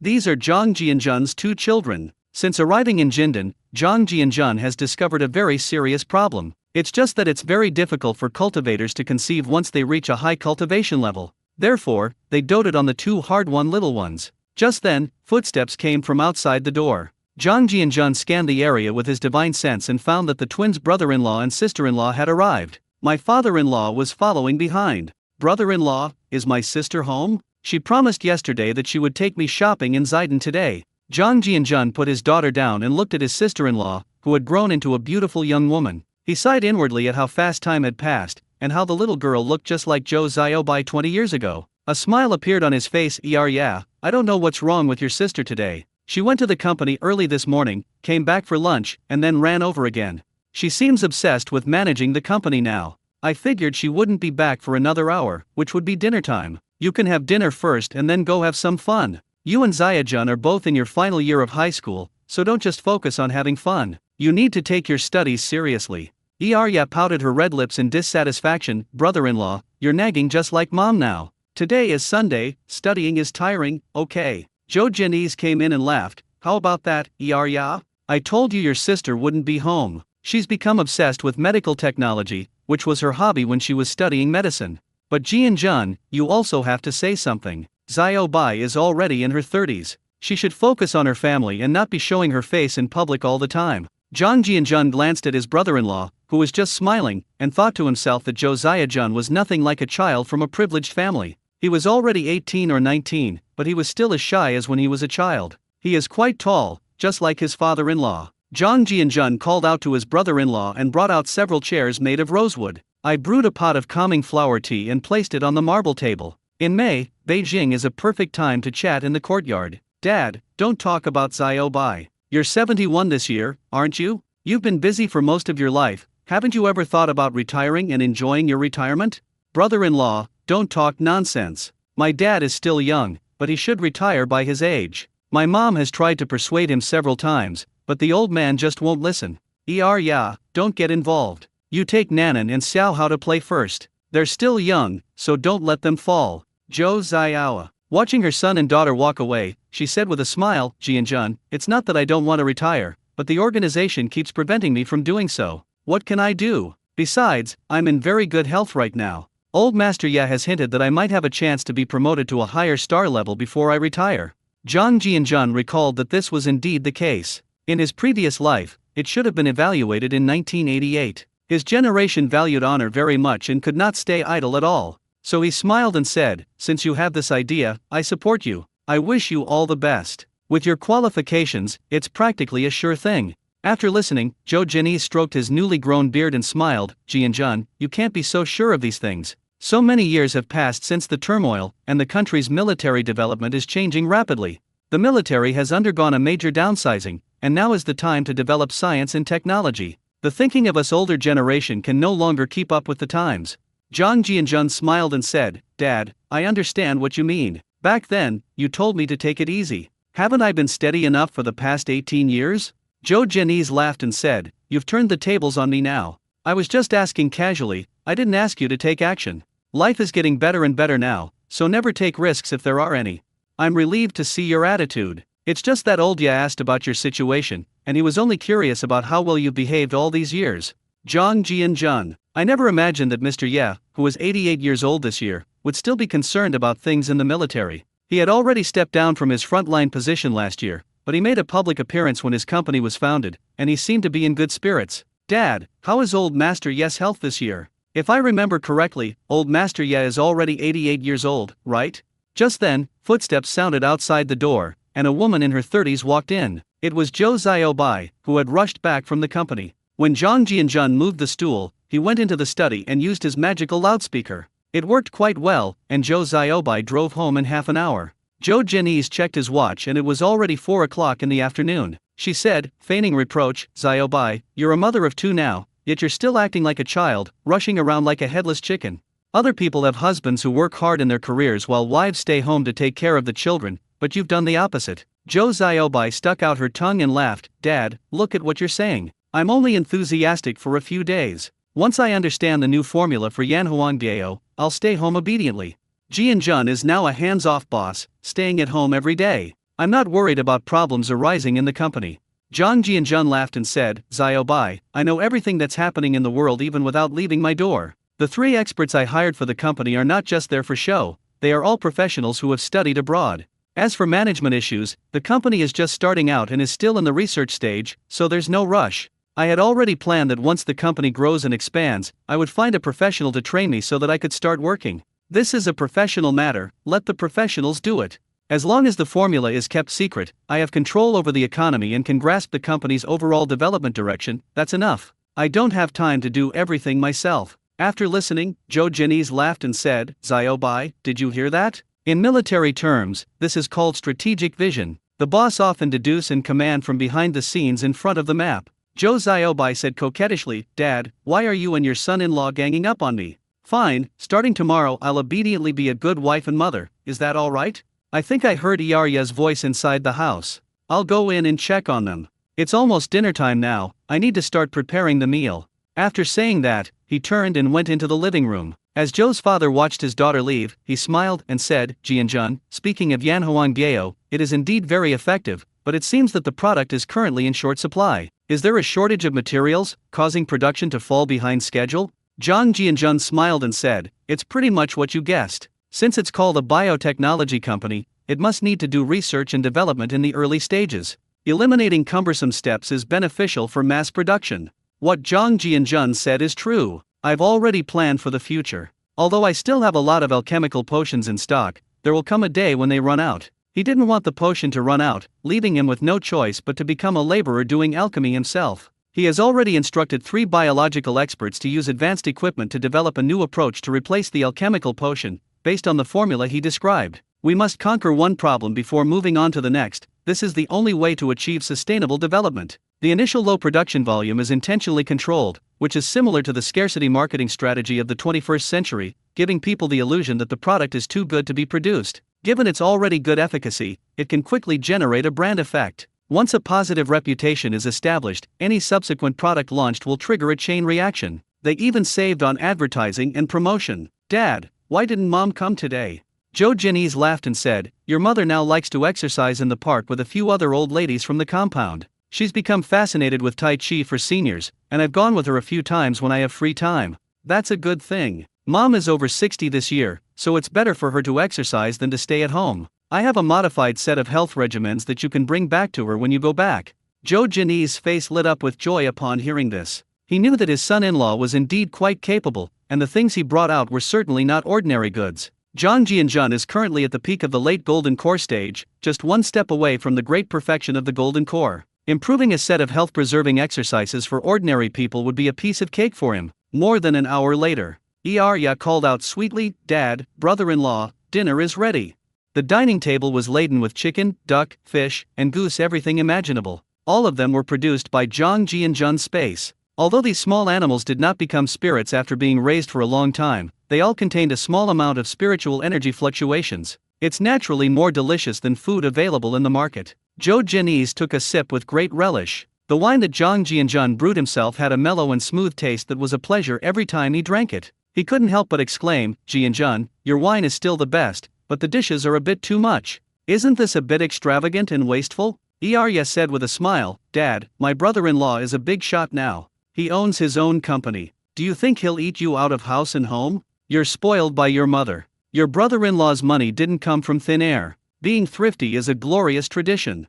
Zhang Jianjun laughed and said, Dad, you're right. We can't be extravagant now that we're living well. But there are 7 of us at this table. It's perfectly normal for 3 generations to live together in a lively atmosphere. The little girl, munching on a chicken foot, said in her childish voice, Grandpa, my dad has lots and lots of money, so please eat as much as you like. Everyone burst into laughter after hearing this. Joe Jennings affectionately patted the little girl's head. He smiled kindly and said, My dear, your father has a lot of money because of his hard work. What are your dreams when you grow up? The little girl said in a serious tone, Grandpa, my ideal is that there will be no more kindergartens, so that I can't sleep in every morning.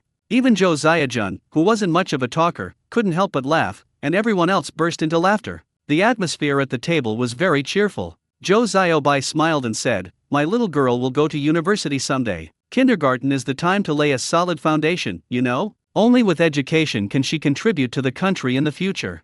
Xiao Hao, looking like a little adult, said, Grandpa, why don't you ask about my dream? My dream is to become a general like you. Joe Jennings looked at his grandson with satisfaction and nodded with a smile. Xiao Hao, if you want to become a general, you have to start as a soldier. The early stages are very tough. Every general has been through countless trials and tribulations. It's great that you have this ideal, and I hope to see the day when you become a general. Looking at his son-in-law's family with his 2 children, Joe Jennings was filled with joy. He knew that 10 years ago, he and his wife were extremely anxious about Zhang Jianjun and his wife's marriage. For their generation, not having children for nearly 10 years is almost unimaginable, and they are afraid that the young couple will have conflicts. I still remember when my daughter came home 8 years ago and said she was pregnant. My husband was so excited that he shed tears, while I quietly went to the study to wipe away the tears from the corners of my eyes. The birth of these two children finally brought stability to the son-in-law's family, who believed that the children were the bond of the family. Jo Ziobai then asked gossipily, Ji-in-jun, have you been to the Red Star compound recently? I went back to the compound out of boredom last time and tidied up the old house. Guess what I found out? Jong Ji-in-jun. Apart from the two little ones munching on chicken legs, everyone else looked over curiously. Jong Ji-in-jun had lived there for decades, so they had all naturally been there. Jong Ji-in-jun laughed and said, Ziobai, what big thing could happen in the compound? It's just a few households. I don't think I've ever been back even once since I moved out. Jo Xiaoa also giggled and said, Sister, your expression reminds me of Mom. Every time she talks about the neighborhood, she has the exact same expression as you. Jo Xiaobai rolled her eyes. Yeah, I'm being serious here. Why are you making fun of me? Be careful, or I'll tell Mom when I get home and she'll give you a piece of her mind. Jo Xiaoa stuck out her tongue. Jo Xiaobai picked up the conversation and said with a smile, do you still remember Su Damao's son, Su Hainan? He now runs a small shop and is a self-employed individual. Jong Ji-in-jun took a sip of his drink and said speechlessly, Ziobai, isn't it normal to have self-employed individuals these days? What kind of news is this? Jo Ziobai chuckled mischievously, being a self-employed individual isn't news, the key is that he married a beautiful widow. I heard she's from the neighboring compound and is incredibly pretty. The widow's husband used to work in the Dongdan Farmers Market transportation team. They had been married for less than a year when her husband's truck overturned during a transport trip. It is said that his wife was 3 months pregnant when she first entered the family. Jo Jianese, Jong Ji-in-jun. Jo Ziobai perked up even more when he saw everyone's expressions. That's not all. Bangan's broken leg is now fitted with a wooden prosthesis, and he spends his days outside mending shoes and nailing solace. Jo Jianese's expression turned serious. Ziobai, no job is inherently superior or inferior. It is commendable that a disabled person can support himself. You can't look down on others now that you're doing well, and you can't gossip about them behind their backs all the time. Dad, please wait until I finish speaking, okay? It's certainly a good thing that Bangang can be self-reliant, but on his way back, I don't know what got into him, he ran to the house of an old widow who was almost 50 years old and was caught red-handed stealing an old hen. When the police station saw that they had only stolen a chicken, it wasn't enough to warrant a labor camp sentence. At most, they would just be detained for a few days. They asked the two of them if they were willing to settle the matter privately. I don't know what the widow said that got her to blackmail Bangang, but the result of the private settlement was that Bangang directly married the widow. Jo Jianese, Jong Ji-in-jun, Ya burst out laughing. Jong Ji-in-jun's lips twitched as well. The Red Star compound truly lives up to its reputation as a bizarrely auspicious place. A young man in his 30s, though disabled, married a widow in her 40s or 50s. The widow's children must be about the same age as the stick, right? Good heavens, this compound has truly become a gathering place for widows. Su Hainan married a widow, and Shizhu's father, along with the White Widow, has not returned to this day. He should be over 70 years old, and we don't know if he is alive or dead. Shizhu married Qin the widow, and Qin Huiru's son, Bangang, married a widow who was about the same age as Qin Huiru. This is such a mess. Jo Jianese's face twitched upon hearing this. Seeing his little girl smirking, he glared at her and coughed lightly. Anything else? After he finished speaking, he shook his head and laughed. Jo Ziobai. Ji-in-jun, I heard that Yi Zonghai is dying. The day I went there, Qin Jingra told me that he had been in the second hospital for several days. The doctor said it was a cerebral hemorrhage caused by high blood pressure. I've only been retired for a few years, and my health has already collapsed. Jong Ji-in-jun sighed after hearing this. Back when he first transmigrated, old Yi was so full of vigor and power, a figure who could control everything in the compound. I never imagined that this would be the end of my life. All petty grudges and favors cannot withstand the erosion of time. It's hard to predict what life will be like, but Lao Yi was already over 50 back then, so it's normal for him to pass away now, probably in his 70s. Jia Xinshi has been dead for almost 20 years, hasn't she? Jong Ji-in-jun smiled and said, birth, aging, sickness and death are all normal. Yi Zonghai is over 70 years old, so he can't be considered short-lived. Speaking of which, we have a bit of a history. I'll have to go back and take a look when I have some free time. Jo Jianese laughed and said, that's right. After all, we lived in the compound for so many years. It's understandable that we didn't know, but now that we do, it's only natural that we go and take a look. Jong Ji-in-jun was speechless for a moment, so he just said it offhand. But it's not a bad idea to go and take a look. So he recounted all the grievances and grudges he had with Yi Zonghai back then. Everyone sighed after hearing this. Arya said playfully, brother-in-law, I never imagined you had such a miserable childhood. Are you just looking to see your enemy's downfall?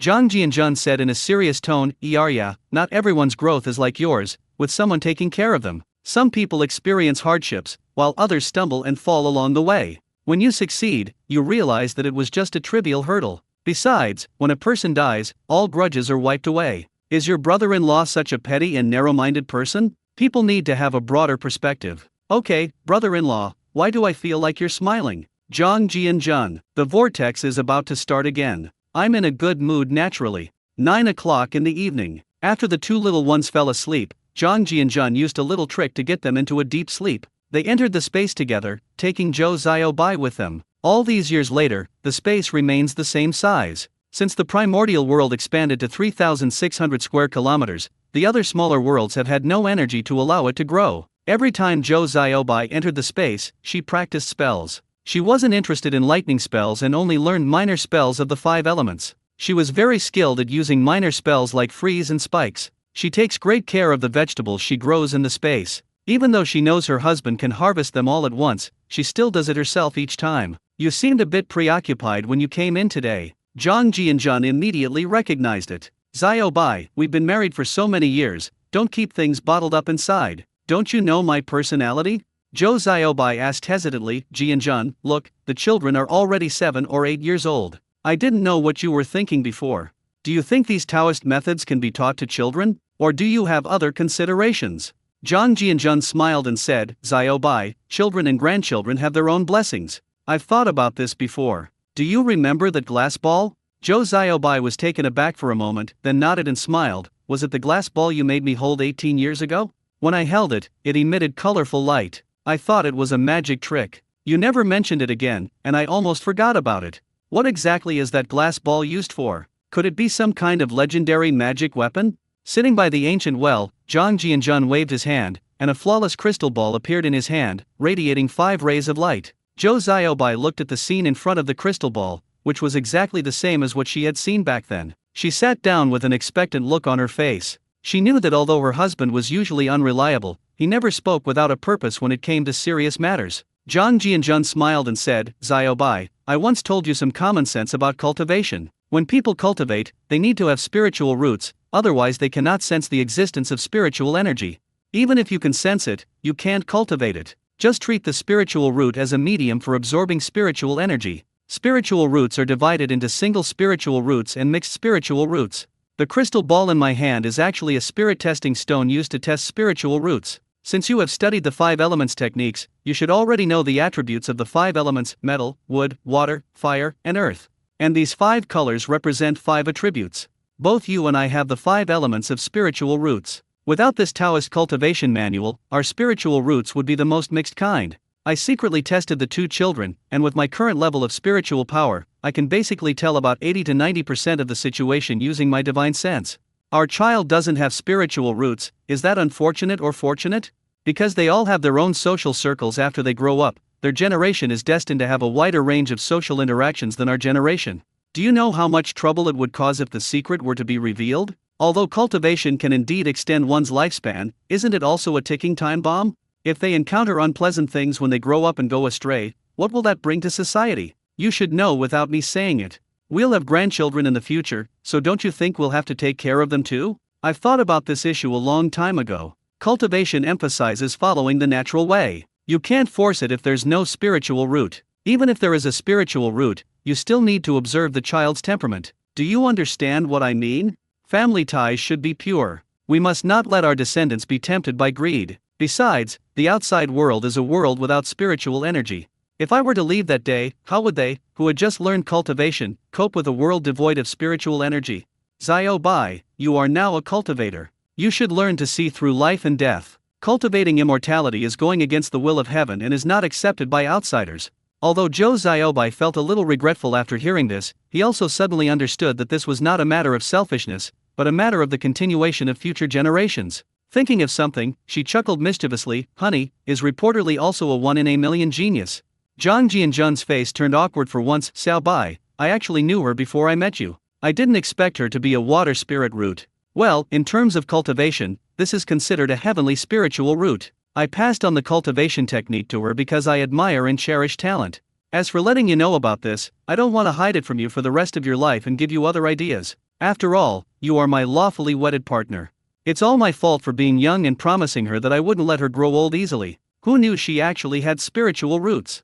Joe Ziobai said quietly, anyway, I'm stuck at the 10th level and can't advance any further. I'm also afraid that you'll be all alone 100 years from now. As for how to arrange it, you can decide for yourself. Your lifespan should be several hundred years now. I can't let you stay single forever. I'm not that selfish. Zhang Jianjun pulled Zhou Xiaobai into his arms and whispered, a qi-refining great perfection cultivator can live to at least 150 years old, and I've given you the UN boosting pill early on, which will extend your lifespan even further. When my 2 children are a little older, I will secretly extend their lifespan. As for being stuck at the great perfection of qi refining, that's not a problem in my eyes. I'll find a way to help you break through. You should have confidence that your husband has a solution. How could you bear to leave me to cultivate alone, wouldn't you say? Looking at Zhou Xiaobai, who hadn't changed much in his arms, Zhang Jianjun sighed that fate really liked to play tricks. The more you wanted something, the less likely it was to come to you. Looking up at the 4 vortexes above, the blue mirror surface had now moved about 3 meters closer.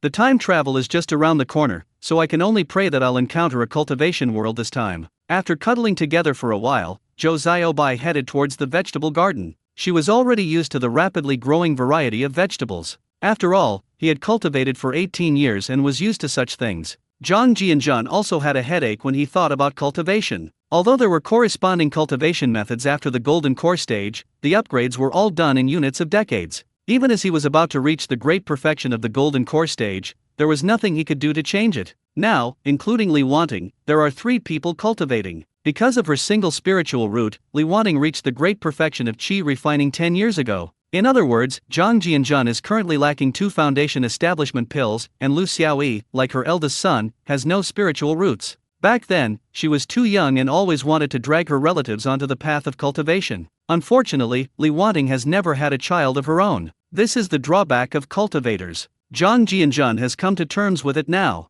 The fewer people who know the secrets of space, the better. Just like I said before, the way of life is to follow one's own destiny, and everyone has their own way of living, which cannot be forced. They can only focus on the issue of their loved one's lifespan. Starting a company is also for the sake of ensuring that future generations have a comfortable life, at least giving them a head start over among ordinary people. Zhang Jianjun glanced at Zhou Xiaobai, who was busy inside the space. Sit cross-legged and begin circulating the great heavenly circuit.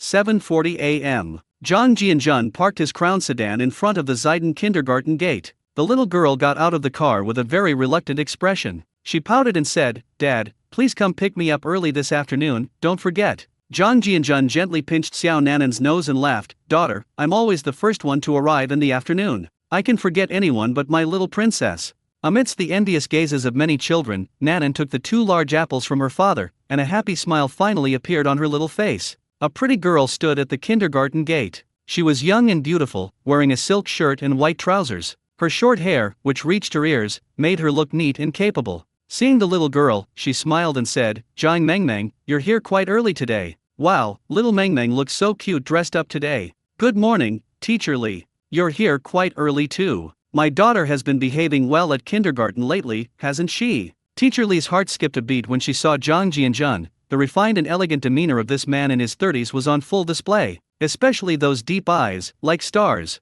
With a slightly flushed face, she smiled and said, Comrade Zhang, your Mengmeng has been behaving well lately. She has even received a little red flower and is also good at getting along with other children. This proves that you have a great influence on children.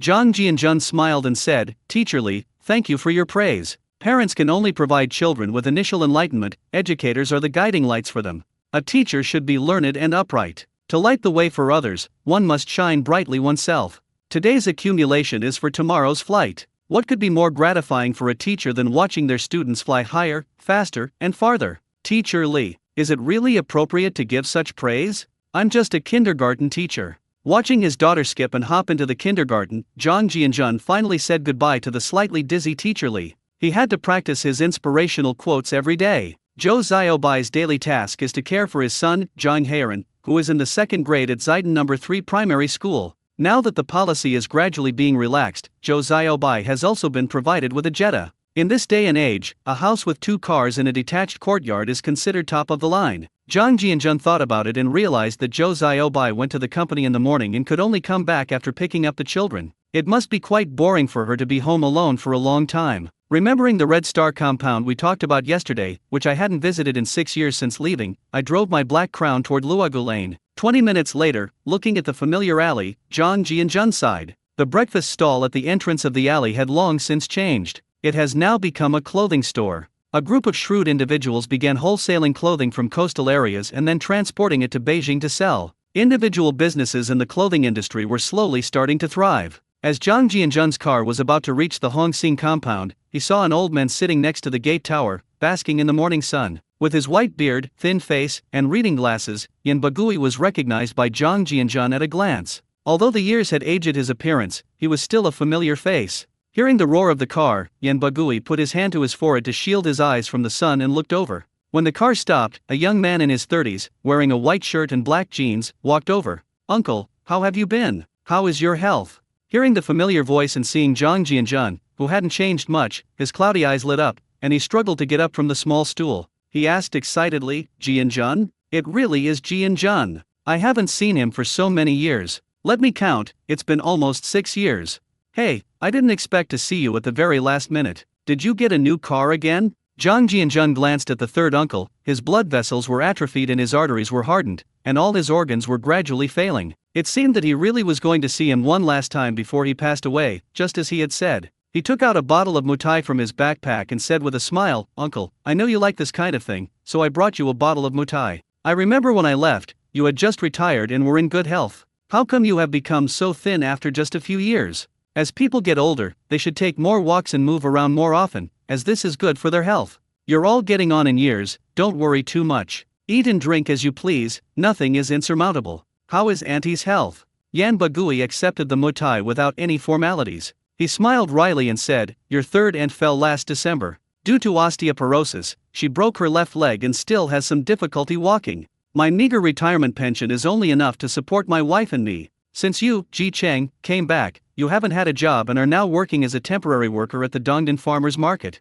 He's already 45 or 46 and still hasn't gotten married. A while ago, someone introduced him to a divorced woman. She has a teenage daughter and is not very old, just over 30. I thought that with our family and his age, it wouldn't be realistic for him to marry a young, unmarried woman, so after some discussion, we decided to arrange a marriage for him. The woman may have discovered that he doesn't have a formal job, and things are still far from settled. Last week, Jiichin asked me to take out my savings for my funeral, saying he was going to partner with someone to start a business. "Jianjun, tell me, I only have a little bit of my savings left for my funeral, can I take it out? If I make money, that's fine, but if I lose money, I won't even have money for my burial." After we had a fight, he went out to rent a place and hasn't come back since. Zhang Jianjun listened to his third uncle's ramblings. The next generation's fate had changed, but their fate in their later years was still similar to the plot. None of his 3 sons and 1 daughter paid any attention to him. "Uncle, money is something you can't take with you when you die. If it's worth investing in, then lend a hand. If it's not, then just pretend I didn't say anything. I need to go home and check on my old house. Goodbye." After saying goodbye to the somewhat nagging third uncle, Zhang Jianjun entered the compound. Many of the old houses were basically unchanged, except that they had been painted with a layer of white lime paint. He didn't encounter anyone in the front yard, and Hughes's family's gate was tightly closed, with no one there. When Zhang Jianjun entered the middle yard, he saw 2 familiar people. Yi Zonghai, sitting in a recliner, had a crooked and strange look in his eyes. If Zhang Jianjun hadn't had such a strong sense of perception, he almost wouldn't have recognized him. His sparse, gray hair looked a bit messy, and there was drool hanging from the crooked corner of his mouth. The man next to her, with bangs in his hand, was holding a newspaper. There was a teacup on the ground. His fat face was full of wrinkles, his double chin was obvious, and most of his hair was white. However, he seemed to be in pretty good spirits. Hearing footsteps, Lu Haizhong turned his head and was stunned for a moment before recognizing the person. He quickly jumped up from his chair, and then a smile bloomed on his face like an old chrysanthemum. "Jianjun? Haha, it really is you. I didn't expect you to finally be willing to come home for a visit. You've been gone for 5 or 6 years. I was originally thinking of having the Guangtian brothers visit you in a few days and invite your family over so we can have a good drink together." Zhang Jianjun smiled and said, "Second uncle, I've been busy ever since I moved out. As you know, I stepped down from my position as deputy factory director and started working on my own, so I'm quite busy now. You look to be in pretty good shape. You're the most energetic of all the old men. How are second aunt, Guangtian, and Guangfu's family doing?" After Zhang Jianjun finished speaking, he glanced at Yi Zonghai. "Grandpa, how are you feeling? Can you still move around?" Yi Zonghai glanced at Zhang Jianjun sideways. Abba, Abba. Zhang Jianjun. The news of Zhang Jianjun's return to the compound spread quickly. When the neighbors saw this former prominent figure in the compound, they couldn't help but sigh that it's good to be rich. Her skin was still as fair as ever. Zhang Jianjun left 2 jars of malted milk powder and handed them to an older woman who came out after hearing the noise. He went to the Liu family at Liu Haizhong's warm invitation. In the living room of the Liu family's house, Auntie Er was sweeping the main room when she saw Zhang Jianjun enter. She was overjoyed, for he was a benefactor to her 2 sons. They quickly asked Guangfu's wife to make tea. After learning that the second son, Liu Guangtian, had already separated from the family, it was in line with the parents' habit of living with their youngest son after marriage. Auntie Er said with a smile, Jianjun, you're almost 40, aren't you? Look at how capable people are, you look like a young man in his late 20s. Zhang Jianjun smiled and said, second aunt, you have a lot of energy. Of all the elderly people in our compound, you are the healthiest. I don't know what to give as a gift, so 2 cans of malted milk powder will do for fun. Why haven't I seen Guangfu? Liu Haizhong happily accepted the malted milk powder and said with a smile, Jianjun, you're too kind. You've come all this way, why bring a gift? Guangfu is a stubborn kid. Since he became a full-fledged employee, he's still trying to gain seniority. Unfortunately, his lack of education is blocking his path to promotion. But having a secure job means you won't go hungry. The second son is a bit smarter than him. He retired early after the family split up and now runs a stall at the Longton Lake Flower and Bird Market with his older brother. Selling handicrafts and small items is enough to make ends meet for now, and I'm content with that. Plus my retirement pension, it's still manageable. Zhang Jianjun asked curiously, when did brother Guangqi come back? I don't remember you mentioning it when I left. Liu Haizhong replied with a smile, the eldest brother returned to the city in the second half of 1981 to build the army. Speaking of which, I have to admit your prediction. When my eldest son first came back, our family's housing was already quite cramped. With the whole family in tow, there was definitely not enough room for everyone. So I went to the neighborhood office to report this problem. The district committee provided significant preferential policies for the first batch of people who returned to the city to work on the Great Northwest, and with the housing resettlement allowance, they were able to purchase 2 houses outside. People are much more pragmatic now. After all, my eldest grandson is getting married soon. I started by setting up a stall in the flower and bird market a few years ago and gradually built it up. Auntie Er's face crinkled with laughter when she heard this. Her eldest son was both her biggest worry and her dearest love, and now she had finally overcome all her hardships. After staying at the Liu family's house for an hour, Zhang Jianjun returned to the old house in the backyard. When he opened the gate and saw the layout he remembered, a smile appeared on his face. The marble floor was covered in a layer of dust, and the tables and chairs were still the same as before, so it seemed that Zhou Xiaobai had indeed come back a while ago. Zhang Jianjun performed a cleaning technique, and the entire house was spotless. Zhang Jianjun sat in the chair and glanced at the ceiling. It was the same wooden ceiling that had been hanging when he came through, painted with tung oil. 20 years later, there was no sign of decay. This proves that tung oil is indeed corrosion resistant. Coming here today feels like saying goodbye to the past 20 years. Perhaps in the future, Luogu Lane will just be a symbol in our memories, and for many people, it won't be meaningful to come back after their careers have ended. He remembered the first day after he transmigrated, Qin Huiru demanded meat, and Bang Gang smashed his house window. He also remembered Yi Zonghai bringing a group of people to morally blackmail him. I remembered my first meeting with Yu Haitang, and writing songs for bicycles, whether it was childish or for the sake of making a living. Isn't that life? After he finished thinking it over, he suddenly understood, and a soft cracking sound came from his dantian. His magical powers surged like ocean waves, causing the tables and chairs in the room to tremble. Zhang Jianjun quickly focused his mind and calmed his energy to stabilize the fluctuations. Well, that's how I inexplicably broke through. He finally reached the great perfection of the golden elixir. This made Zhang Jianjun both happy and exasperated. This is perhaps what Taoism refers to as refining one's heart in the mortal world. When he reached the great perfection of the golden core, his soul left his body, which was even more mysterious than divine consciousness. Because at the moment my soul left my body, it was as if another version of myself was floating in the air, seeing myself still sitting at the table smiling through the roof. It was both strange and novel, leaving Zhang Jianjun unable to describe the feeling. No wonder he had to start cultivating his soul before breaking through to the nascent soul stage. Because the golden elixir in the abdomen will turn into a small person, like another miniature version of oneself, which is also a prerequisite for cultivating a clone. It is necessary to separate the soul and inject it into the clone so that the clone can have thoughts that are similar to those of the original owner.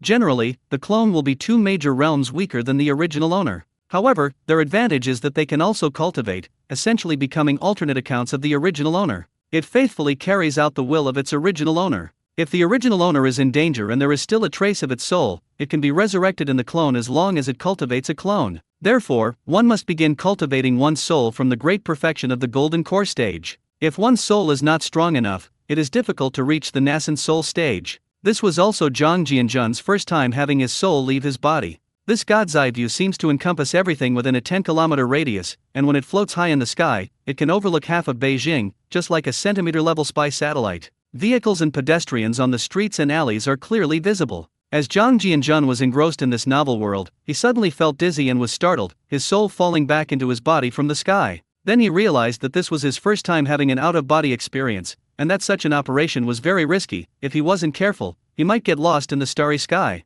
That will be a one-way trip. Zhang Jianzhen rubbed his slightly swollen brow, feeling a lingering fear in his heart. No wonder the soul is the foundation of a cultivator, and the most difficult attack to defend against is also a soul attack. If the soul is not strong enough, it is easy to be targeted by special magic weapons. If things go wrong, one's soul and spirit may be completely destroyed, leaving no chance for reincarnation. There are many magical artifacts in the primordial world that can attack the soul. Famous ones include Zhang Zia's God-slaying whip and Yu Hua's soul-slaying banner. Of course, even more powerful ones are the Chaos Bell and the Pangu banner. Zhang Jianzhen made up his mind to start cultivating his divine soul after returning home. Just then, footsteps sounded outside the door, and Lu Guangqiu rushed over. Seeing Zhang Jianzhen sitting at the table, the young man in his 30s had tears welling up in his eyes with joy. "Brother Jianzhen, come back." Zhang Jianzhen looked at the Lu family, young and old. The boy who was once a naive teenager had now grown up with a stubble beard. "Guangqiu, what brings you back? How's everything going at the steel rolling mill?" "Brother Jianzhen, my dad rode his bike to the factory to find me and said you were back, so I took leave to come back and see you. Everything is fine at the factory."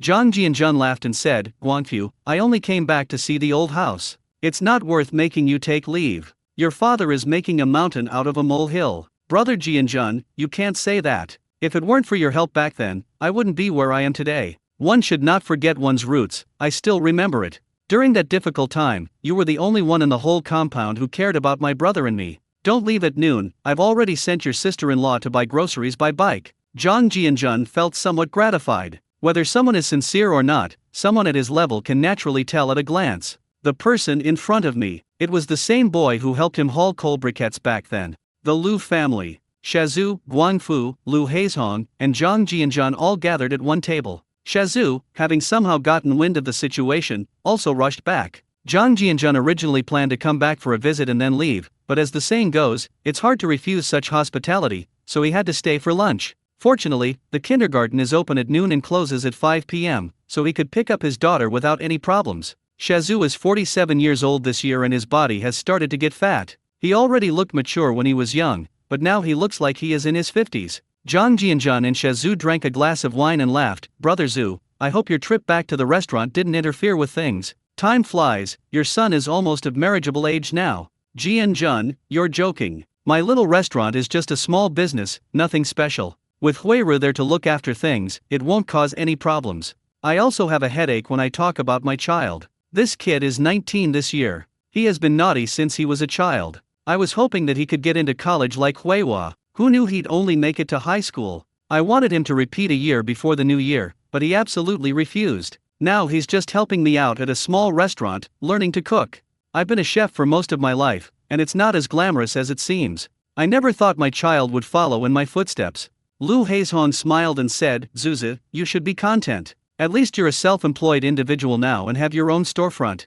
Life is much better than before. Apart from Jianzhen, you and Erhuse's family are doing the best in the compound. If you work hard for a few more years, you can also buy a house outside." Zhang Jianzhen asked curiously, "Second uncle, speaking of Erhuse, when I came over this morning, the door was locked, and no one was home. And what are Su Daimao and his family busy with?" Lu Haizhong took a sip of wine and perked up. She said with a smile, "A few years ago, Yuli and Erhuse opened a clothing store, and I heard that they sourced all their goods from Guangzhou.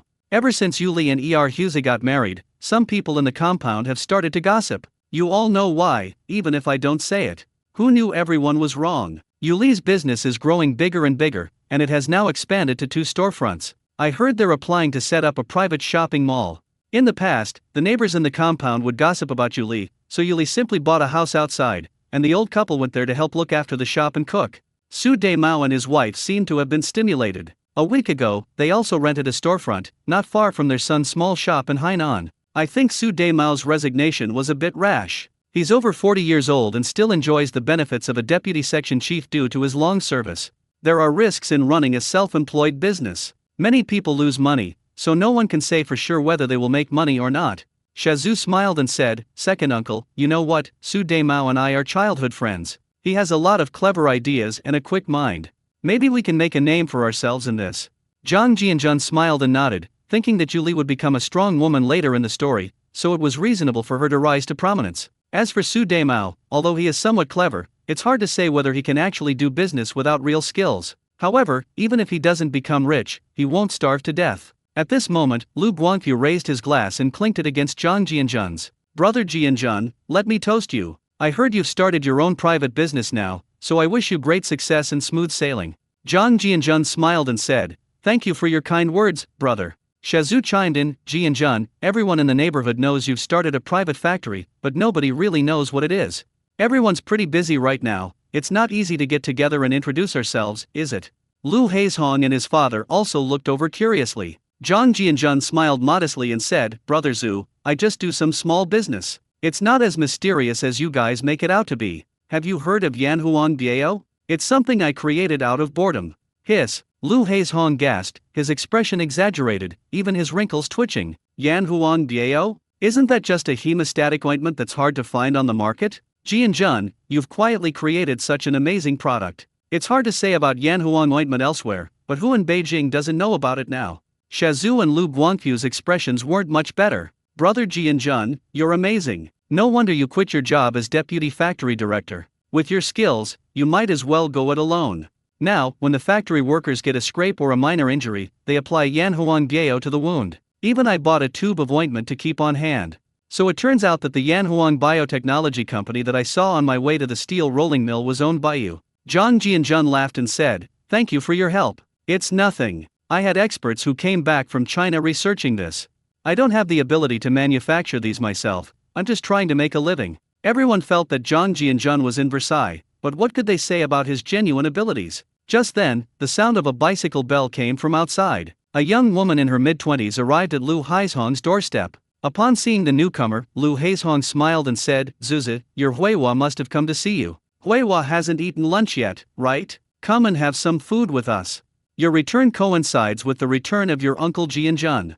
Zhang Jianjun glanced at Huihua, who was wearing a white shirt and straight-leg pants, with a pair of black-rimmed glasses on her delicate face. She was dressed like an intellectual young woman. I can't help but sigh that girls really do change a lot as they grow up. The little girl who was so thin that a gust of wind could blow her away has now grown into a graceful young woman. Huihua glanced at Zhang Jianjun and said quietly, "Uncle Zhang, I didn't expect you to be back today."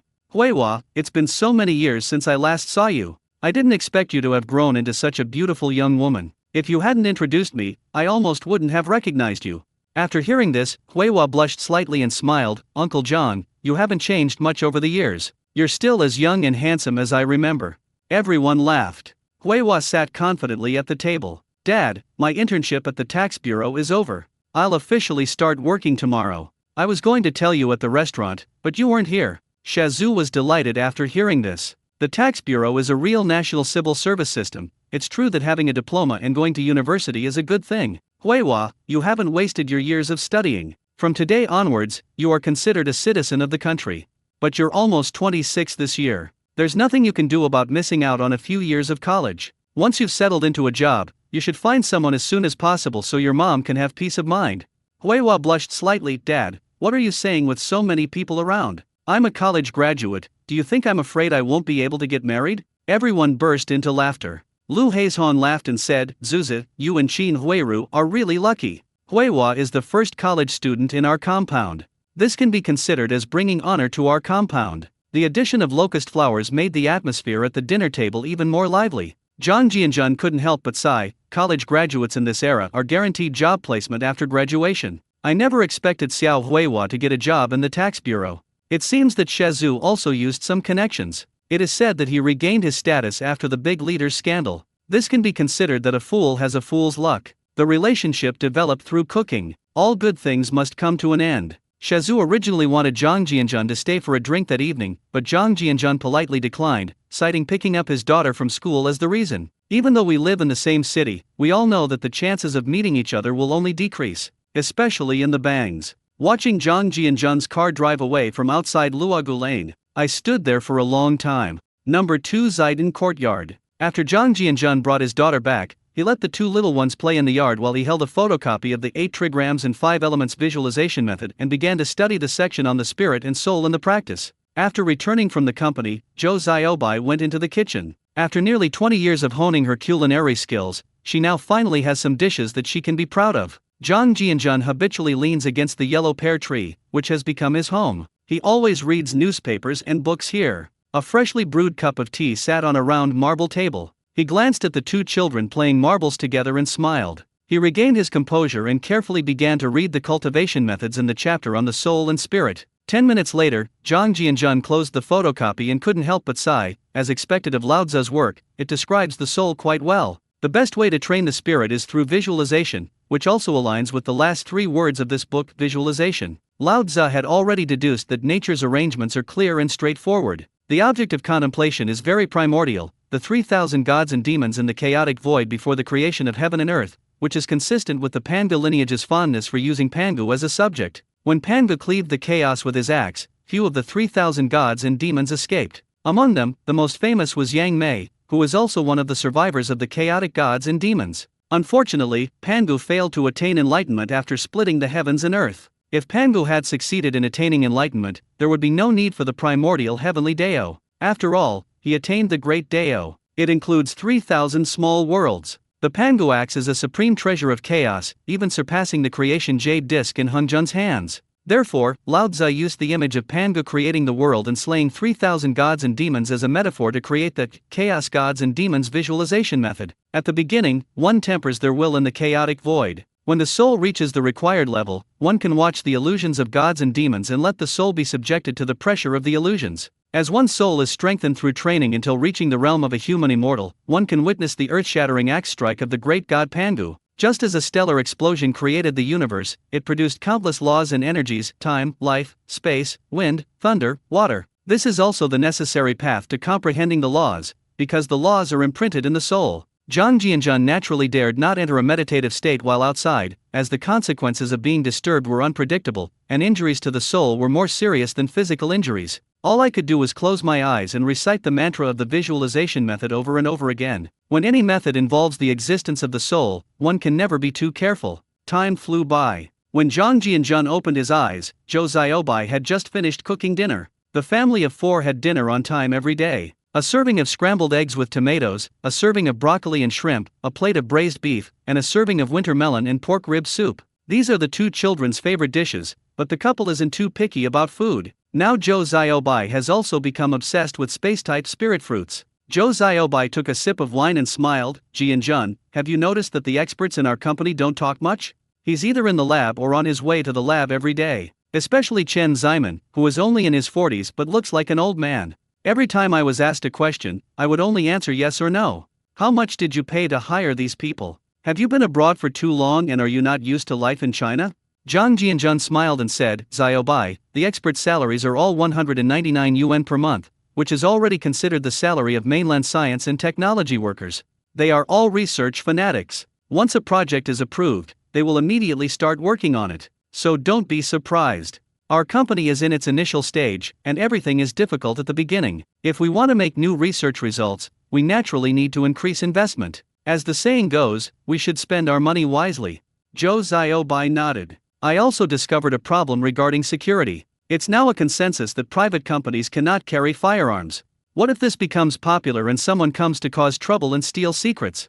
Zhang Jianjun thought about it carefully and realized he had indeed forgotten about that. Now that the turmoil has subsided, the social environment is actually more complex than before, with many organized crime phenomena occurring in the early 1980s. As living conditions improve, many people begin to have the desire to gain wealth without working, which is a natural part of social development. As a result, a nationwide crackdown was launched, and a large number of perpetrators were dealt with swiftly and severely, which brought the escalating criminal gangs to a standstill. However, this is only relative. After all, resentment towards the rich exists in every era, and commercial espionage must be guarded against. Zhang Jianjun laughed and said, Xiaobai, I really didn't think this through. I must say, Madam does have a talent for management. You can see the shortcomings in the company's development at a glance. Don't worry, in a while I will recruit some professional soldiers. After some training, they can be put to work. They can teach you some basic kung fu and one of them will be worth several others. When you have time to go back to your parents' place, please ask if there are any retired soldiers who haven't found suitable jobs yet.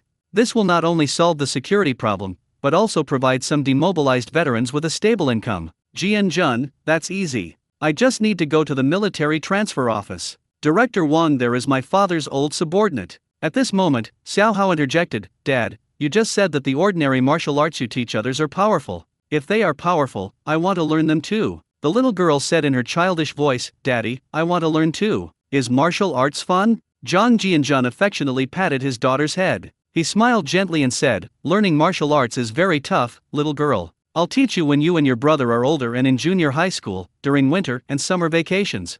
Distracted by the children, Zhang Jianjun thought of martial arts from another world. Although they couldn't cultivate magic, they could still practice martial arts. At the very least, it can improve physical fitness and provide self-defense capabilities when you enter society. Even if you can only achieve physical training, you'll still be like a little Superman. There are still many family-inherited martial arts techniques these days, so people won't be surprised. Furthermore, Kung Fu has existed since ancient times, it's just that it's only slightly more advanced. So I kept this matter in mind. Zhou Xiaobai perked up, Jianjun, are you serious? Are you really planning to teach them martial arts in the future? Zhang Jianjun nodded and smiled, I do have that plan. When they are a little older, I will personally brew some herbal medicine so that they can achieve twice the result with half the effort without damaging their foundation and depleting their qi and blood. After all, martial arts can still be brought into the open, can't it? Zhou Xiaobai was secretly delighted after hearing this. She had naturally read the savage bull body technique before. Although cultivators might look down on it, it was an absolute game changer for ordinary people. Her husband once said that he would retire when he turned 100 and no longer manage the family business.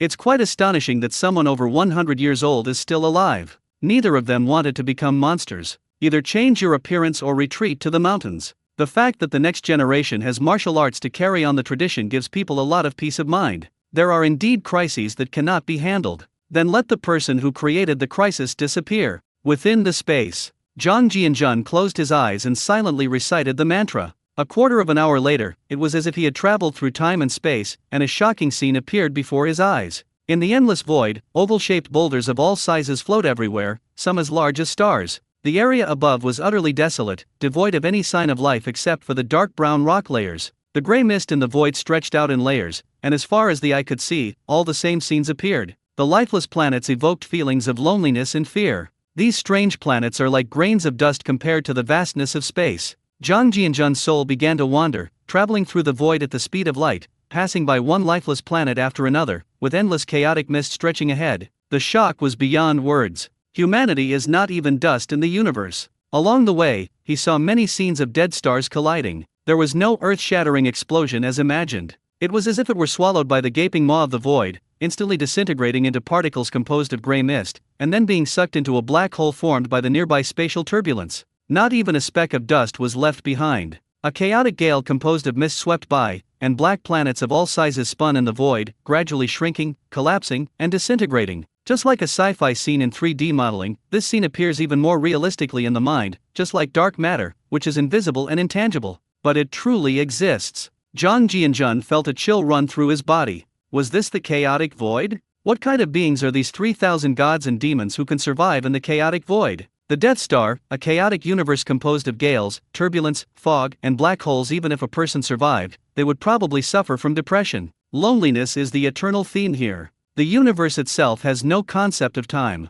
Therefore, no one knows how much time has passed while traveling through the void, an hour, 10 years, or perhaps 100,000 years. Just as Zhang Jianjun was trying to imagine, a sharp pain shot through his soul. He was sucked into a black hole as he passed by. Consciousness was instantly shattered by the gravitational pull of the black hole. His heart stopped and everything went black. The scene changed, and Zhang Jianjun was sitting by the ancient well, panting heavily, his forehead covered with a fine layer of sweat. Zhou Xiaobai's anxious voice came from beside him. Jianjun, what's wrong with you? Is there a problem with your cultivation? Zhang Jianjun felt a wave of fear. Fortunately, it was just visualization, like playing a game. As long as you don't get scared to the point of dementia and die, you can be resurrected. Zhou Xiaobai's face was full of concern. This was the first time in so many years that she had noticed her husband exhibiting this behavior. Could this be the legendary going into a trance? Zhang Jianjun used a spell to remove the sweat from his body and then pulled Zhou Xiaobai into his arms. He said with a smile, "Xiaobai, it's alright.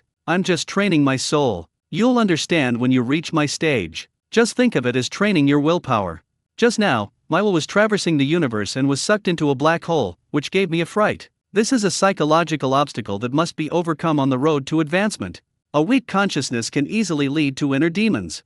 After Zhang Jianjun's detailed explanation, Zhou Xiaobai in his arms finally felt relieved. Zhang Jianjun thought of something and a wicked smile appeared on his lips. Suddenly, a book appeared in his hand. He had almost forgotten about this amazing secret manual for nearly 20 years. It was that book, Yin Yang Two Elements Technique, a trophy found in the cultivation world from an evil cultivator. It was a standard dual cultivation technique. The effect on both men and women is absolutely amazing. Zhang Jianjun smiled like a fox, "Little rabbit, no, Xiaobai, there's a secret manual here that's perfect for women to cultivate, and it's especially effective for beauty and skincare. Madam, would you like to become even more beautiful and charming? If so, then it is yours." Zhou Xiaobai was nestled in her husband's arms, basking in his warmth, when she heard Zhang Jianjun's words and immediately perked up. What woman could resist a more youthful and beautiful face? "Jianjun, is what you're saying true or false? I've never seen you bring it up before." Zhang Jianjun smiled and handed the exercise manual to Zhou Xiaobai. She smiled and said, "Because my Xiaobai is already so beautiful, I forgot that such a technique existed. But it's not too late to learn it now, as there are many benefits to learning it." Zhou Xiaobai took the yellowed booklet. The title was quite elegant and refined, Yin Yang Two Elements Technique, which immediately gave it the air of a prestigious and orthodox school. Then, upon opening the cover, the contents immediately caught Zhou Xiaobai's eye, causing her face to flush red. A man and a woman are entangled in an odd position. Zhou Xiaobai's heart was pounding, and she rolled her eyes. "Jianjun, I never expected you to have such books. This is too embarrassing. What kind of weird technique is this?" Zhang Jianjun chuckled and said, "This is a dual cultivation technique for deist couples. It benefits both of them, and most importantly, they can exercise and cultivate at the same time. This is absolutely a genuine cultivation manual from the cultivation world, and my higher cultivation level will benefit you even more. I'm not afraid of suffering losses, so why are you afraid?" Zhou Xiaobai. "That makes a lot of sense. However, I was also attracted by the skin whitening and beauty benefits. Anyway, we've been married for so many years, so there shouldn't be any harm in taking a look." She broke free from Zhang Jianjun's embrace and walked towards the wooden house, but she took the book with her when she left, her face turning red to the roots of her ears. A satisfied smile appeared on Zhang Jianjun's face. With this exercise manual, the two of them could better communicate and explore the mysteries of life. I picked up the Bagua and 5 Elements visualization method and started reading it again. 10 minutes later, Zhang Jianjun closed the book, focused his mind and silently recited the mantra. The previous void scene reappeared, and he returned to the place where his soul had started.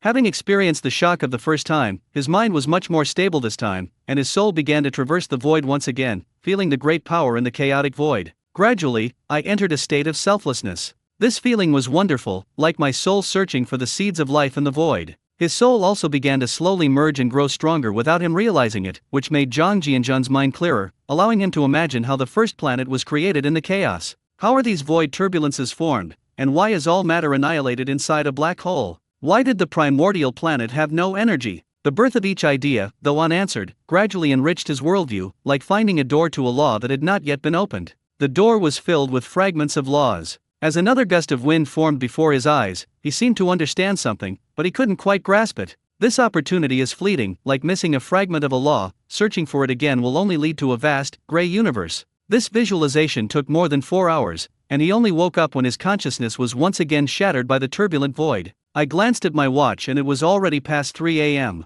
Zhou Xiaobai sat to the side, her face flushed with embarrassment, having already finished reading the book in her hands. She was worried that her husband would act strangely again, so she silently stayed by his side. Zhang Jianjun laughed and said, "Xiaobai, have you finished reading it? Have you grasped the essence of the manual?" Zhou Xiaobai. Xiaobai, practice is the sole criterion for testing truth. We can only make progress through joint research.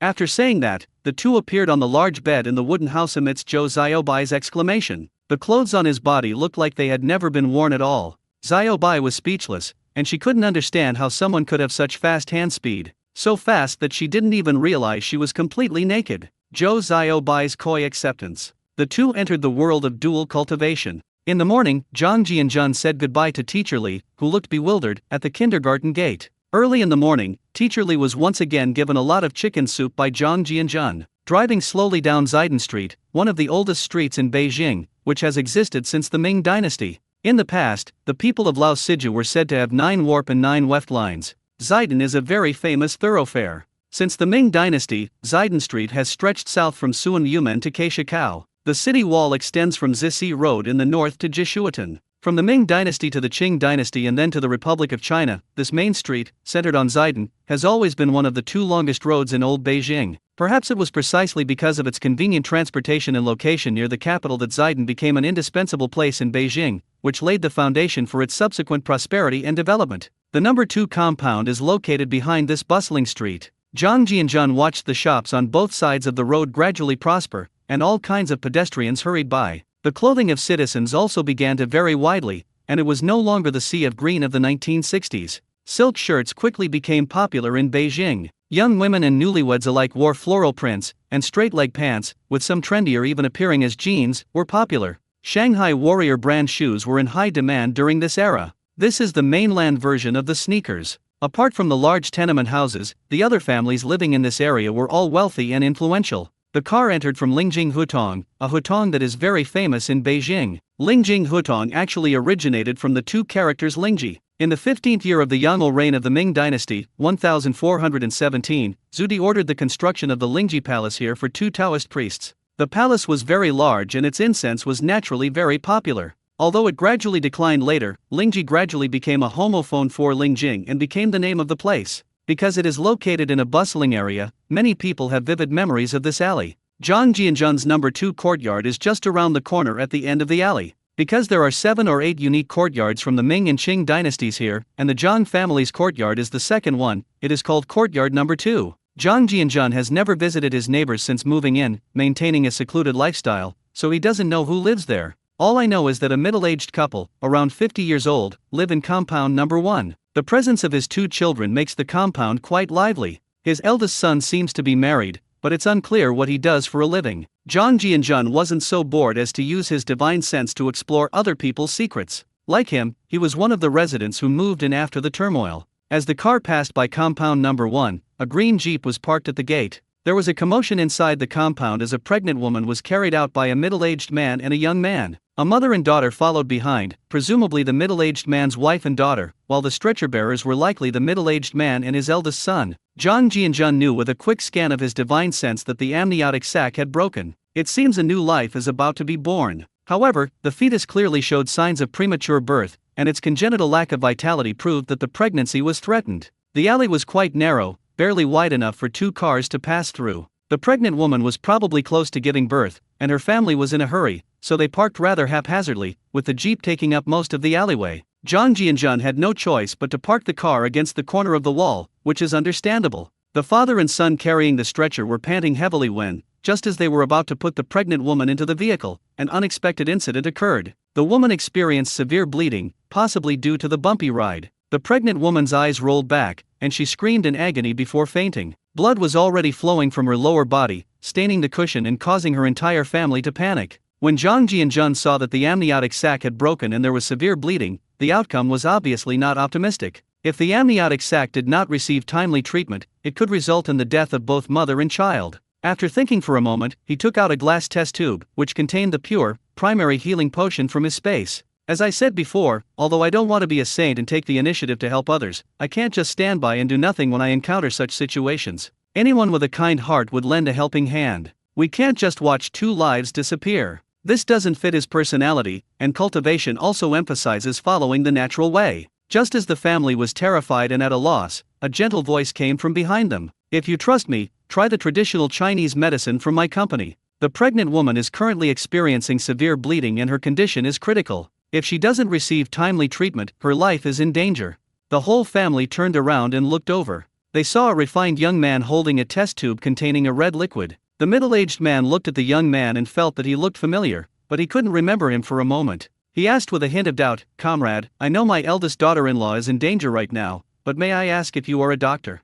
The eldest son, in his early 20s, looked anxious, wondering what kind of time this guy was still chatting at. He wondered if this guy was reliable. At this moment, the pretty girl spoke up. "Dad, I've seen this person a few times. He lives in the second courtyard a little ahead, so he can be considered a neighbor of our compound." The middle-aged man seemed to suddenly realize why the face looked familiar. Jang Jian-jun said seriously, "Human life is of paramount importance. Although I am not a doctor, I am the CEO of Yanhuang Biotechnology. Have you heard of Yanhuang Bio, which our company produces? As the saying goes, a close neighbor is worse than a distant relative. Would I ever harm you?" The family's eyes lit up when they heard this. They never expected that the person in front of them was the CEO of Yanhuang Bio. Yanhuang Ointment is now a well-known name in Beijing. Like finding a lifeline, he quickly took the alchemical potion from Zhang Jianjun's hand. He asked, "My apologies, I didn't realize you were the CEO of Yanhuang Company. But how do you use this medicine?"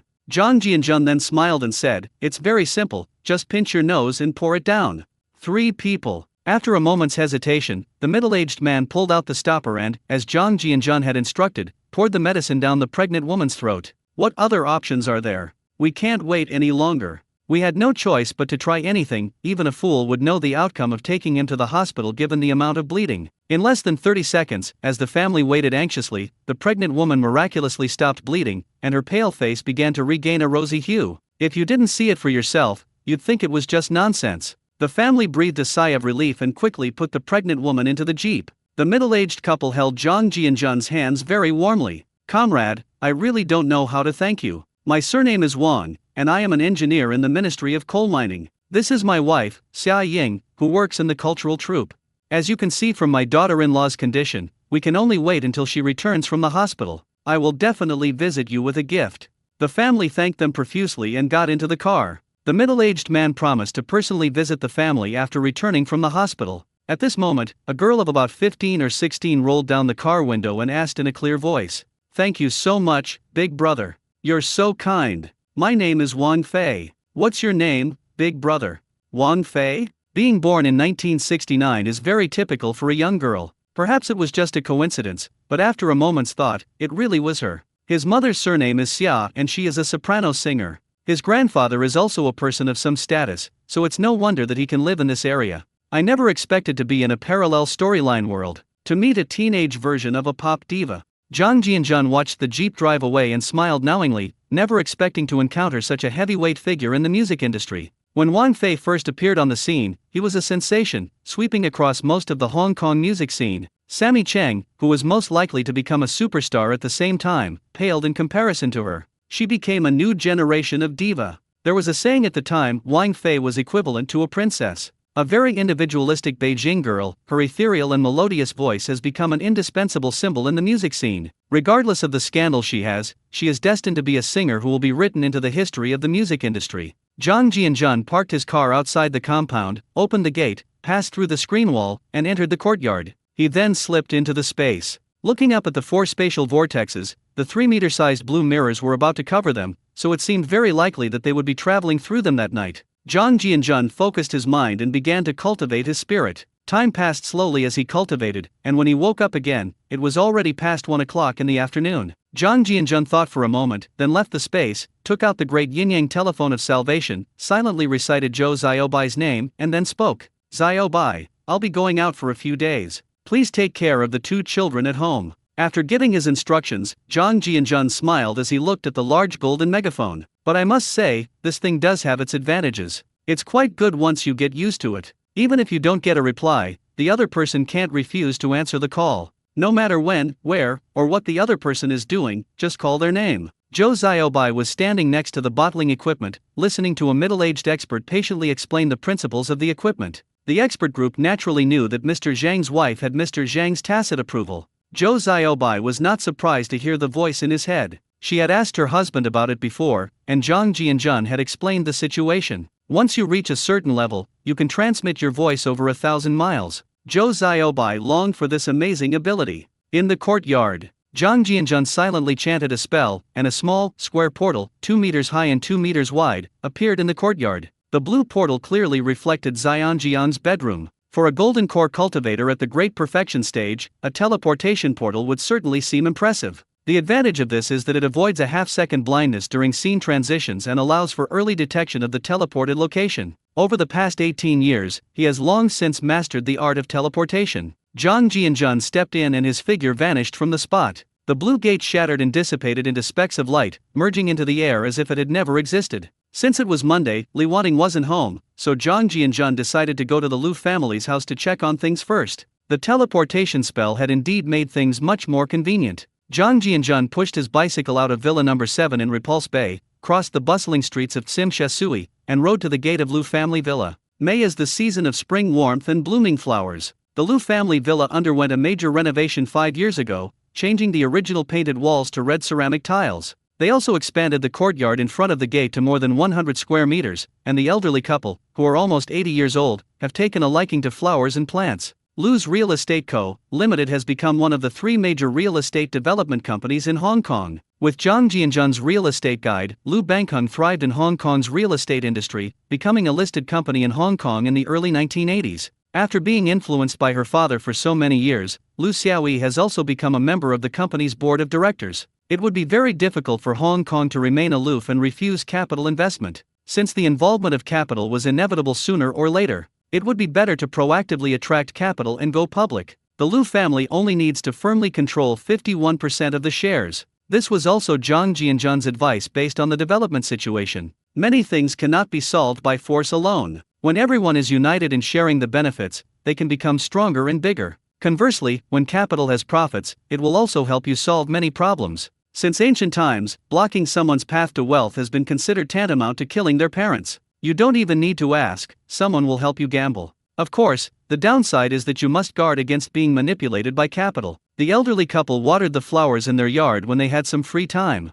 This was the scene when Zhang Jianjun came over. Looking at the 2 old people, he was reminded of the idiom white hair and youthful face. Lu Bangheng, whose hair was already completely white, was in good spirits. When he saw his son-in-law standing outside through the open work iron gate, his face immediately lit up with a smile. Madam, Jianjun has arrived. Madame Lu looked very well. With her white hair, she exuded the air of a wealthy lady even more than before. He quickly put down the kettle and came over to open the door. Jianjun, it's been 2 or 3 months since I last saw you. I think you came around the 2nd day of the Lunar New Year. I know you're quite busy these days, but you still have to come and visit often. Hearing the old woman's slightly reproachful words, Zhang Jianjun felt a little embarrassed, as he had indeed become more and more lazy since moving to Courtyard No. 2. Auntie, Grandpa, I've come to see you too. I mentioned before the new year that my company was recently established and is still in the development stage, so I'm a bit busy. Lu Bangheng laughed and said, Jianjun, people tend to be a bit long-winded when they get older, so please don't take it personally.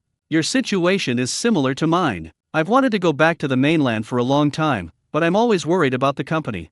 I've decided at the end of the year that no matter how busy I am, I have to go back to Beijing. The policies on the mainland have been relaxed now, and if I don't go back soon, I'm afraid my legs won't be able to keep up in a few years. The 3 of them went to the living room together. Zhang Jianjun took out 2 bottles of homemade liquor and a string of sandalwood prayer beads. Lu Bancheng's eyes lit up immediately. Zhang Jianjun smiled and said, Auntie, I know you are now a follower of Guanyin. This string of 1,000-year-old small-leaf sandalwood prayer beads is the same as the bracelet I gave you before.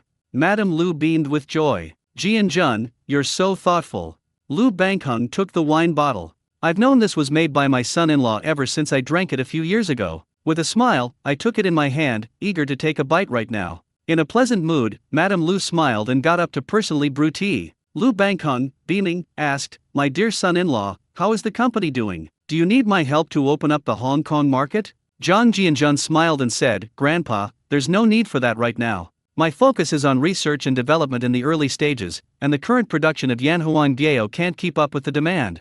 My brand has gradually been established in mainland China. Good wine needs no bush. As long as it can be mass-produced, it will become famous immediately. Lu Bangheng couldn't help but sigh. Just like you said, a monopoly means you won't have to worry about business. I'm also planning to hand over the company to EZI to manage. The other branches are all managed by professional managers. They've definitely reached the age where they should retire. By the way, your son Zhang Xiaolo has started dating someone, didn't you know? I'm having a bit of a headache right now. I heard his girlfriend is also a classmate from the finance department at Hong Kong University, but she's British. What do you think?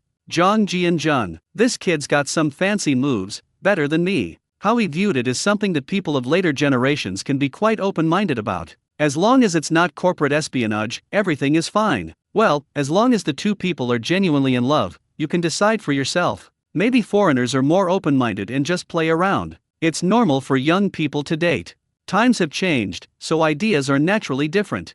Lu Bangheng thought about what Zhang Jianzhen said and realized that Hong Kong, being an international metropolis, was much more open-minded than the mainland. When it comes to discussing marriage, we should give them a second opinion. While Mrs. Lu was making tea, she went to the inner room to make a phone call to the company. She thought her son-in-law was good in every way, except that he was a bit elusive, and she was afraid that Easy Eye would come home at night and not find him. Lu Xiaoyi received a call from her mother in her office. She skipped the afternoon meeting, hurriedly left the company headquarters building, and drove home. In the living room, Zhang Jianzhen got up and took the teacup that the old lady brought him. "Auntie, you look really good. I went back to Hong Xing compound yesterday, and none of the elderly people there can compare to you." Lu's mother felt very comfortable after hearing this. She knew that her family's good health was indeed due to her son-in-law. Lu Bangheng was also a little curious when he heard about the Red Star compound. After all, it was the compound where Easy Eye had lived, and he knew a little about it. "Jianzhen, how are the three old men in the Red Star compound doing? I remember they were a few years younger than me. Grandpa, two of the three uncles are probably not going to make it this year. Only second uncle Lu Haizhong is still in good spirits." Lu Bangheng listened to Zhang Jianzhen's story. "I felt a pang of sadness. In this day and age, living to 70 is considered extremely rare. Considering that my health is still pretty good, my desire to return to Beijing is growing stronger. After all, she'll be 80 in a few years. Although she has her son-in-law's unique recipe, she's afraid that one day she might not be able to continue. Their generation longs to return to their roots as they get older. Jianzhen, take a look at what industries are doing well in the mainland right now. I thought since I'm coming home for a visit, I shouldn't leave empty-handed. At the very least, I should contribute to the local economy. Just like you said, it's better to go back as a returning investor." Zhang Jianzhen laughed and said, "Grandpa, I just wanted to comfort you. You're already so old, there's no need for you to go through all that trouble. While courtyard houses are still relatively scarce in Beijing, I'd like to quickly acquire one to enjoy my retirement. No matter how much money I have, it's just a string of numbers."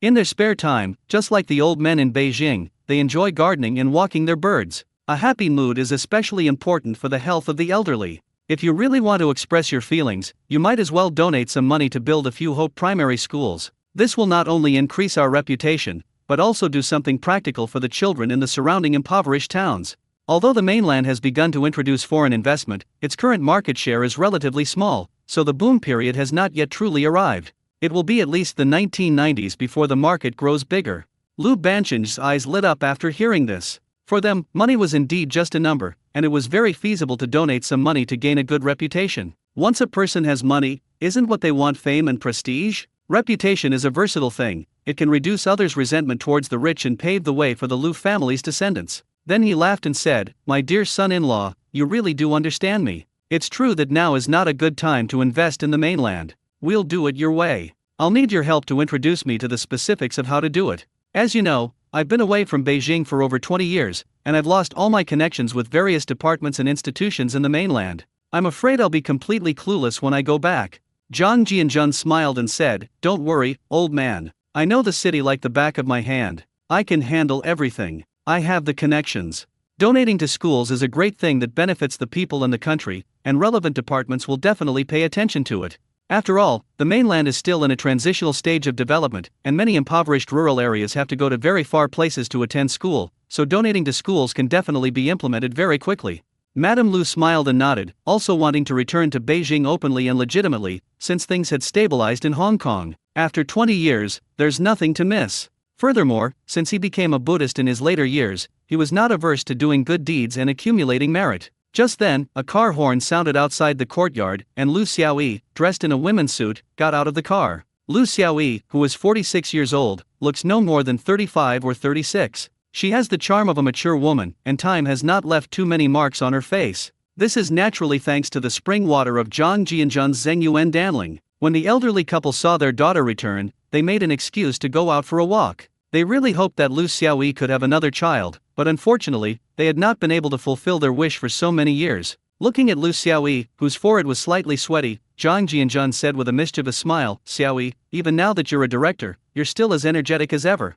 Look how busy our future CEO is. Come in, and have a cup of tea to catch your breath." Lu Xiaoyi blushed slightly. "Jianjun, you're almost 40 years old, and you still like to belittle people as much as before. How are your businesses in the mainland doing?" After saying that, she took off her high heels, put on slippers on the shelf by the door, tidied her hair at her temples, and glanced at Zhang Jianjun. Zhang Jianjun smiled and said, "The company's development momentum is still acceptable, and it has already gained some recognition in mainland China." "You came back in such a hurry, you didn't just come back to talk about this, did you?" Lu Xiaoyi smiled and said, "You're still as talkative as ever. What else would you ask if not this? How many days are you planning to stay in Hong Kong this time? Have you ever thought about developing your business in Hong Kong, perhaps by opening a branch office or something?" Zhang Jianjun thought for a moment and replied, "Sister E, this trip is mainly to inspect production equipment in Europe and America. The international airport in Hong Kong is more convenient.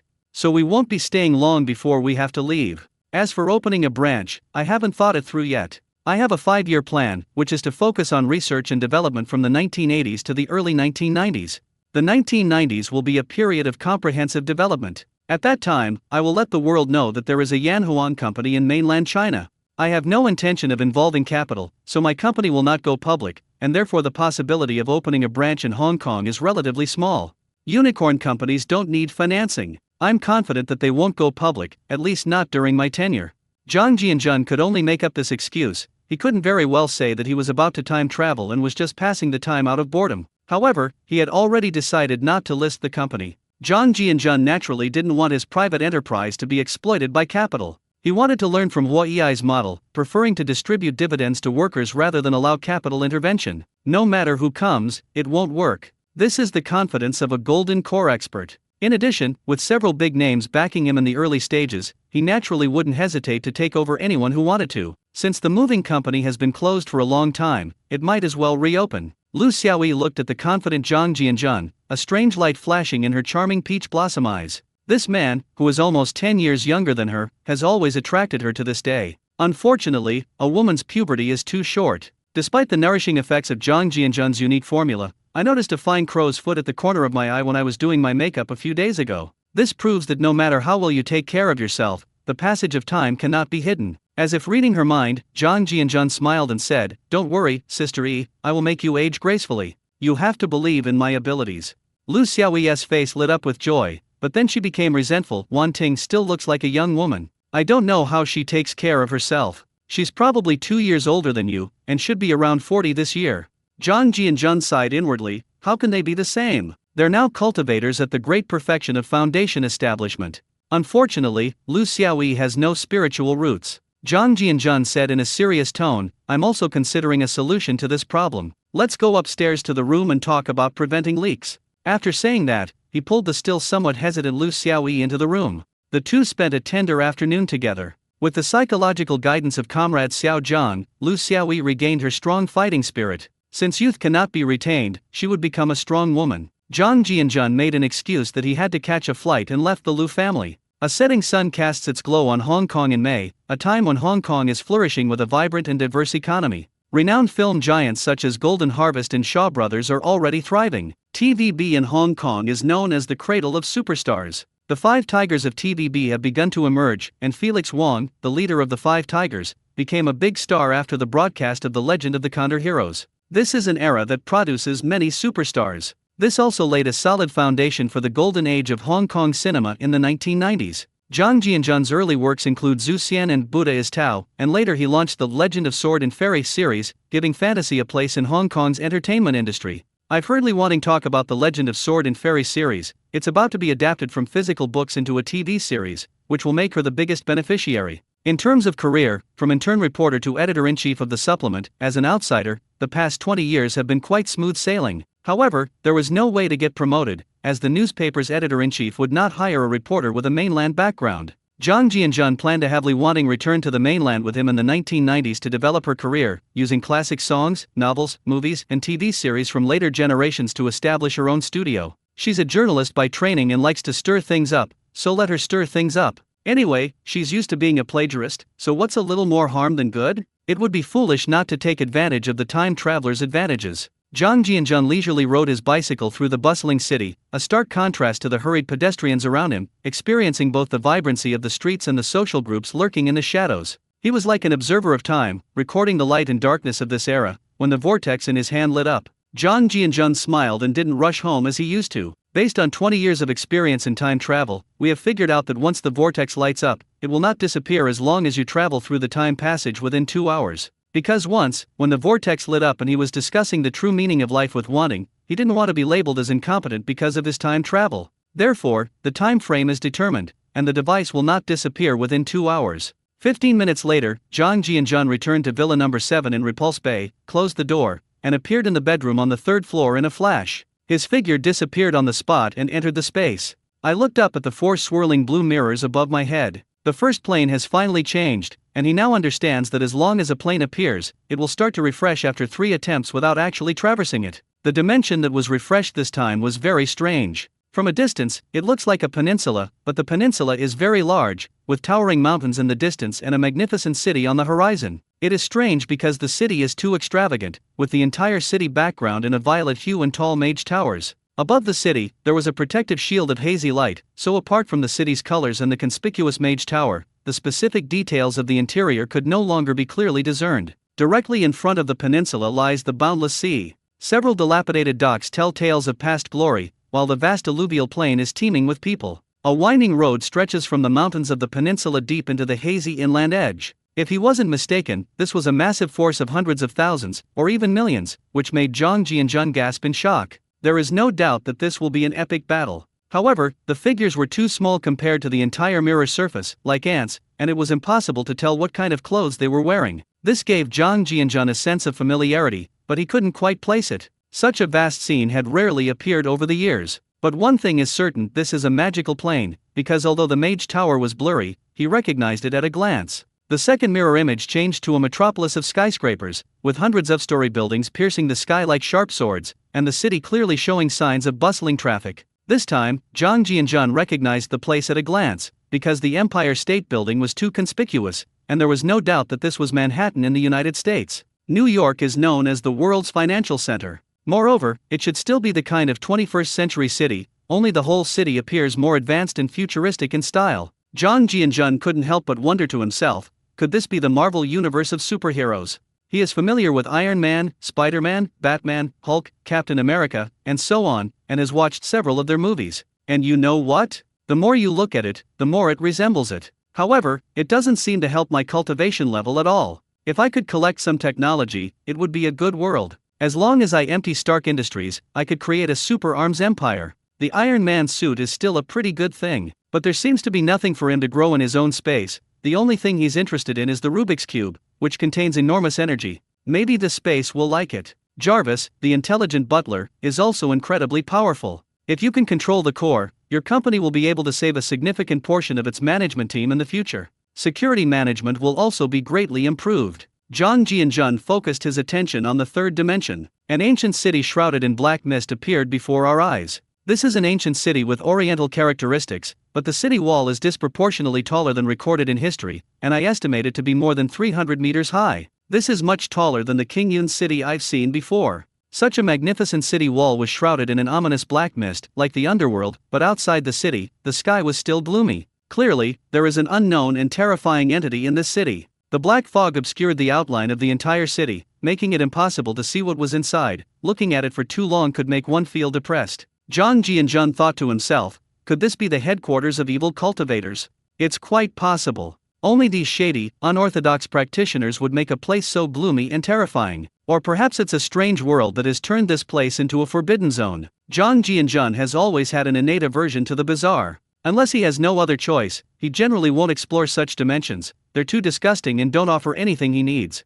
I've encountered this scenario many times over the past 20 years, and I've basically skipped over them all. The fourth mirror startled him, because the scene here was clearly not on the ground, it was surrounded by swirling clouds and mist. In the distance is a large gatehouse, leaning against a wall made of white marble. The large seal script characters above are now blurred and illegible. As far as the eye can see, there are only dilapidated and collapsed palaces, clearly having endured countless years of weathering. Further away, everything is a vast expanse of white, making it impossible to discern any shape. Because of the swirling clouds and mist, it was impossible to tell whether we were on the mountaintop or in the air. If it were in the air, Zhang Jianjun couldn't imagine what kind of dimension this was. The ability to build palaces in the air is clearly a technique of the immortals. Since it was supposed to be a celestial abode, why are there only ruins left? Whether a great battle took place there or it collapsed naturally after the people left, we have no way of knowing. Zhang Jianjun is once again struggling with decision-making difficulties. First of all, the third plane should be ignored, and the seemingly immortal ruin is also a hot potato. Opportunities are unpredictable, it's like winning the lottery. If you don't win, going elsewhere won't help. If the so-called golden core experts in the immortal realm are just mortals, this was clearly understood during the primordial era. Be careful at every turn. When my eyes swept across the first plane again, that familiar feeling came over me again. It brought back memories that had been buried for 20 years. This is it. Zhang Jianjun put on the apricot yellow robe with the Bagua symbol. This robe, which was impervious to water and fire, had been with him for 18 years and had become his standard attire for every trip to another world. Touching the jade ring on her left ring finger, she murmured to herself, "I hope it's you. Maybe it's not too late." Then a yellow protective shield appeared on his body, which was the primordial version of the golden light spell. Otherwise, it would be very embarrassing to be held to the neck by a greatsword every time he passed through it. He also cares about his image. He's at least a golden core expert. He took a deep breath and plunged in. After 3 seconds of darkness, his vision cleared and he found himself surrounded by a circle of fallen elves. That's right, it's an elf. Pointy ears, an incredibly handsome face, exquisite standard armor, and terrified eyes staring at this suddenly appearing black-haired boy. Zhang Jianjun regained his original appearance, looking very young, at most 18 or 19 years old. Only then did he realize that he was on a high platform in the square. Below the vast plaza stood an army of over 10,000 elves, including archers in leather armor, mages in robes, and spellbreakers in armor. The guards lying on the ground were likely spellbreakers, mage nemesis trained by the Elven Kingdom's court, wearing specially made rune armor that granted immunity to magic. The implications of approaching a mage while wielding a magic-slaying blade are self-evident. Their elven prince was giving a pre-battle pep talk when he saw a human suddenly appear on the platform.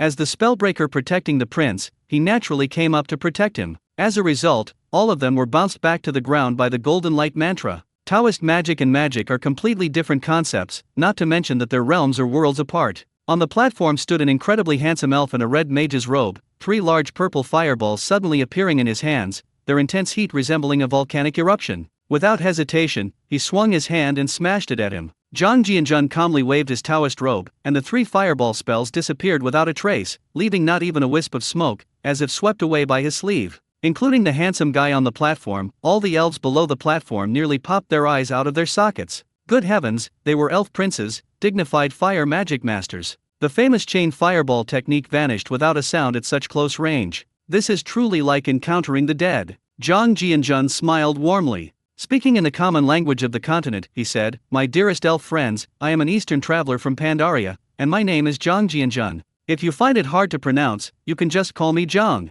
Among you is a beautiful elven lady. I wonder if you still remember me. We formed a deep friendship in Stormwind. That was on the walls of the city during the First War, where humans and elves fought together against the savage orcs. It was a great war that will be recorded in the history of Azeroth. It profoundly illustrates that the Alliance transcends race and fights against evil regardless of whether you are an elf or a dwarf, a gnome or a human. They are all heroes. Of course, green-skinned goblins are excluded. That beautiful elven ranger once said that her homeland Cathalas was very beautiful, and she hoped that one day I would visit Silvermoon City.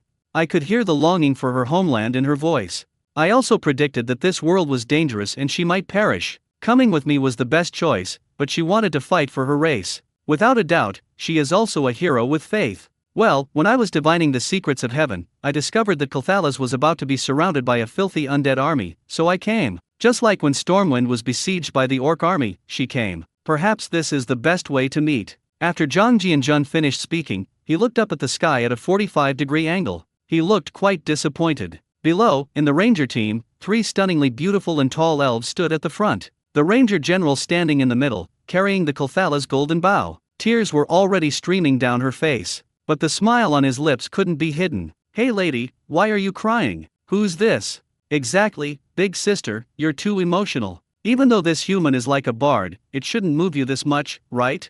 Oh my god, I think I heard his name is Zhang. Could he be little Kaya's father? Wow, the way he looks at the sky is so silly, so handsome. The more than 10,000 elite elves below were all staring at each other, wondering what kind of nonsense this strange black-haired boy was spouting. Some elves who have gone out to train can still understand the common language of the continent, but most elves have never left the sun well. Zhang Jianjun rattled off a whole bunch of things. He even looked up at the sky, which left them feeling confused yet also a little impressed. Kaldats looked at the human boy before him, and was overwhelmed with shock. Even in Dalaran, no mage could easily neutralize the attack I just made in my anger. Perhaps Anthony had that ability, but it wouldn't have been so easy for him. The anger stemmed from being interrupted by a human boy while he was trying to boost morale, and from being knocked to the ground when the spellbreaker tried to capture him. How could the elves' pride allow such a thing to happen? What do the common people of the elves think? What does Parliament think? And what would his own father think of him? What's even more shocking is that the city's protective array had already been activated. How did he get in? This protective array, powered by the sun well, has stood for over 5,000 years without being broken. The protective array isolates all external things, including magic. Even teleportation techniques would be blocked, so how did this human manage to appear? This thought sent a chill down my spine. This stopped several elven guards who wanted to rush up to protect them. Kaldats took a deep breath and calmed himself down. Your Excellency, please forgive my impulsiveness. I am Kaldats Sunstrider. Kulthalas is besieged by the undead army, and we must be wary of any suspicious individuals. I have read about Pandaria in ancient books. I did not expect you to come from the depths of the Misty Sea, so I would like to ask you a question. The guardian array of the Elf Kingdom has never malfunctioned in 5,000 years. How did you manage to teleport in? You'd better tell the truth to gain the friendship of the elves. Zhang Jianjun looked at the serious-looking handsome man and felt a surge of disdain. He looked down on this tragic prince from the bottom of his heart. Their indecisiveness and arrogance caused them immense suffering throughout their lives. During the two orc wars, only the Elven Kingdom did not send a large force, and even mocked the humans for making a fuss over nothing. Only wandering knights helped out. They have a mysterious confidence in the Sunwell formation, believing that the protective array can withstand all enemies. They paid a heavy price for their arrogance. It wasn't until Silvermoon City fell and the Sunwell exploded that he remembered the humans who had helped the elves 3,000 years ago, only to find that their betrayal had eroded their trust. The moment the elf prince lowered his noble head, he was met with the same ridicule. The elves, who had returned to the alliance, became cannon fodder. Zhang Jianjun smiled and said, I am invincible below the void, and I can exchange one for one above the void. A mere protective formation cannot trap me. Your Highness, have you ever heard the saying that excessive confidence equals arrogance? What you call an impregnable fortress is riddled with holes in my eyes. Like the planet Azeroth, it is so tiny in the grand scheme of the universe. Just a speck of dust. Kaldats is numb. The elves who could understand were paralyzed. This was the first time a human had dared to say that elves were short-sighted, arrogant, and ignorant in front of them. This black-haired kid was incredibly arrogant. Even Aurelia's lips twitched upon hearing this. She couldn't help but worry about her little man, who was facing Kaldats of the Elven Kingdom, a noble elven prince. One of the 5 counselors of the Dalaran Mage Kingdom. Especially that line, I am invincible beneath the void, and one for one above the void. Is it really okay to brag like that? When Zhang Jianjun first came, he was only at the 5th level of chi refining. He was very careful when facing these big shots and kept a low profile. This time, a sweep of divine sense swept over them, and it can be summed up in one sentence: everyone here is trash, not even in the same league. The so-called archmages of the elves are at the same level as human archmages. In his eyes, the elf prince in front of him was at most equivalent to a late-stage chi-refining cultivator. Even the old king in the palace could only compete with someone in the early stages of foundation establishment. Times have changed. If not now, when? Finally, I can hold my head high and be proud. Kaldats took a few deep breaths and pressed his hands down to calm the restlessness below. Your Excellency, in the tens of thousands of years of the Elven Kingdom, no human has ever spoken to us like this in Silvermoon Square. Even Emperor Thoradin 3,000 years ago never denied the elven defenses. So your words are a bit arrogant, aren't they? Zhang Jianjun thought to himself, that's because you haven't experienced the harsh realities of society yet. Oh, Your Highness, you struck first, using magic to attack me, and now it's my fault? Is this how you treat guests from the Alliance? It is said that elves are very particular about etiquette, and as the crown prince of a kingdom, I should take the lead in this regard. Since your formation is so solid, how did I get in? If my friend hadn't been here, I wouldn't have bothered to come and see your arrogant faces. With a formidable enemy at hand, instead of thinking about how to deal with it, you're arguing over so-called face. Do you think this is appropriate for your Highness? Kaldats was immediately red-faced and his neck bulged. He had always been revered by the people and was a high-ranking figure even in the human kingdom of Dalaran. Unexpectedly, in front of so many elven people, he was repeatedly refuted by this human boy, which made the proud elven prince want to kill him again. But the moment his murderous intent arose, he suddenly felt his entire body's magical power completely sealed off, except for his blue eyes, which darted around in terror. There wasn't a single part of his body that could move. An immense pressure enveloped his soul. A voice came to my mind. Little Kai, you'd better not have any murderous intentions. Your so-called arrogance is worthless in my eyes. Only by putting away your arrogance can you live a good life. As soon as he finished speaking, the oppressive aura surrounding him vanished. Kaldats felt a chill run down his spine. His red mage robe, adorned with intricate magical runes, was soaked through, and the horror in his heart surged like a raging wave. Could this be a guardian dragon whose head has turned into a human form? If that human wanted to kill him, it would have been so easy, just a flick of a finger. It was a complete crushing of a lower-ranking being by a higher-ranking one. Aurelia's heart was pounding. At that moment, she wished she could rush onto the stage, pull her beloved down, and scold the prince for his lack of manners. It was a taboo. Sylvanaz, standing to the side, watched with amusement. This human had done what she had always wanted to do. Since the Troll Wars, the high-ranking officials of these kingdoms had become corrupt. Even the counselors of Silvermoon City are vying for power every day. Year after year, the Windrunner family led their ranger forces to defend against the trolls' harassment, and their annual supplies were less than the cost of a single banquet. This human, well, I should say the brother-in-law, is too audacious. Doesn't he know that this will invite the prince's wrath? What happened next stunned her and all the elves. Your Excellency, you are absolutely right. At this critical moment when the enemy is at our gates, we elves should unite as one to fight against the scourge. Your words have made me realize that there are always people more capable than you, and on behalf of the Elf Kingdom, I welcome your arrival. After speaking, he bowed slightly in a Buddhist monk's salute. All the elves were numb. Is this still the same spirited and proud elf prince? Could it be that a lich took over his body and altered his memories? Zhang Jianzhen nodded with a look of satisfaction on his face. Your Highness, we have a saying that goes, to err is human, to forgive divine. Very true. From the moment you can bend down for the sake of your subjects, you are already a qualified heir. You have earned my respect, my elven friend. Everyone in the audience should applaud and cheer for your prince. Perhaps he will bring you hope. Snap, snap, snap. The elves in the front row below inexplicably started clapping, looking quite proud of themselves. When the elves behind saw that those in front were clapping, they felt it would be impolite not to clap as well, so applause echoed throughout the vast Silvermoon Square. A tall elf in the crowd had a look of confusion in his eyes. This human was completely unfathomable, showing no signs of energy fluctuations, while the elf was none other than Theron Lorthemar. Lorthemar is also a famous figure in Warcraft history. Game players call him Achiang. At this time, the regent of the Elven Kingdom was still a ranger. He was one of the few intelligent elves. He never looked down on or was arrogant towards humans, and he even took a human as his apprentice. This has made many players very fond of the character Achiang, but at this moment, Achiang's heart was far from calm. The human on the platform had casually taken the prince's 3 fireballs, which was completely beyond his imagination. So he stayed below, observing Zhang Jianzhen's every move. At that moment, the boy's eyes met his, and he even blinked slightly. Lord Hema. The applause lasted for 2 minutes before it stopped. Zhang Jianzhen smiled and said to Kaldats, Your Highness, my friend is here, so I won't disturb your mobilization. Just let me know if you need anything. After speaking, the figure on the platform gradually faded away and disappeared without a trace, leaving no magical fluctuations behind, leaving the elves present dumbfounded once again. They had seen teleportation and blink spells before. After all, the Elf Kingdom was a propagator of magic, but such a spell that left no magical fluctuations and still produced after images was truly eye-opening for them. This move alone startled Kaldats. Any magic produces energy fluctuations, and teleportation is no exception, yet this boy's departure was completely undetectable. That's terrifying. One of the 3 sisters appears. Dear Lady Aurelia, do you remember me?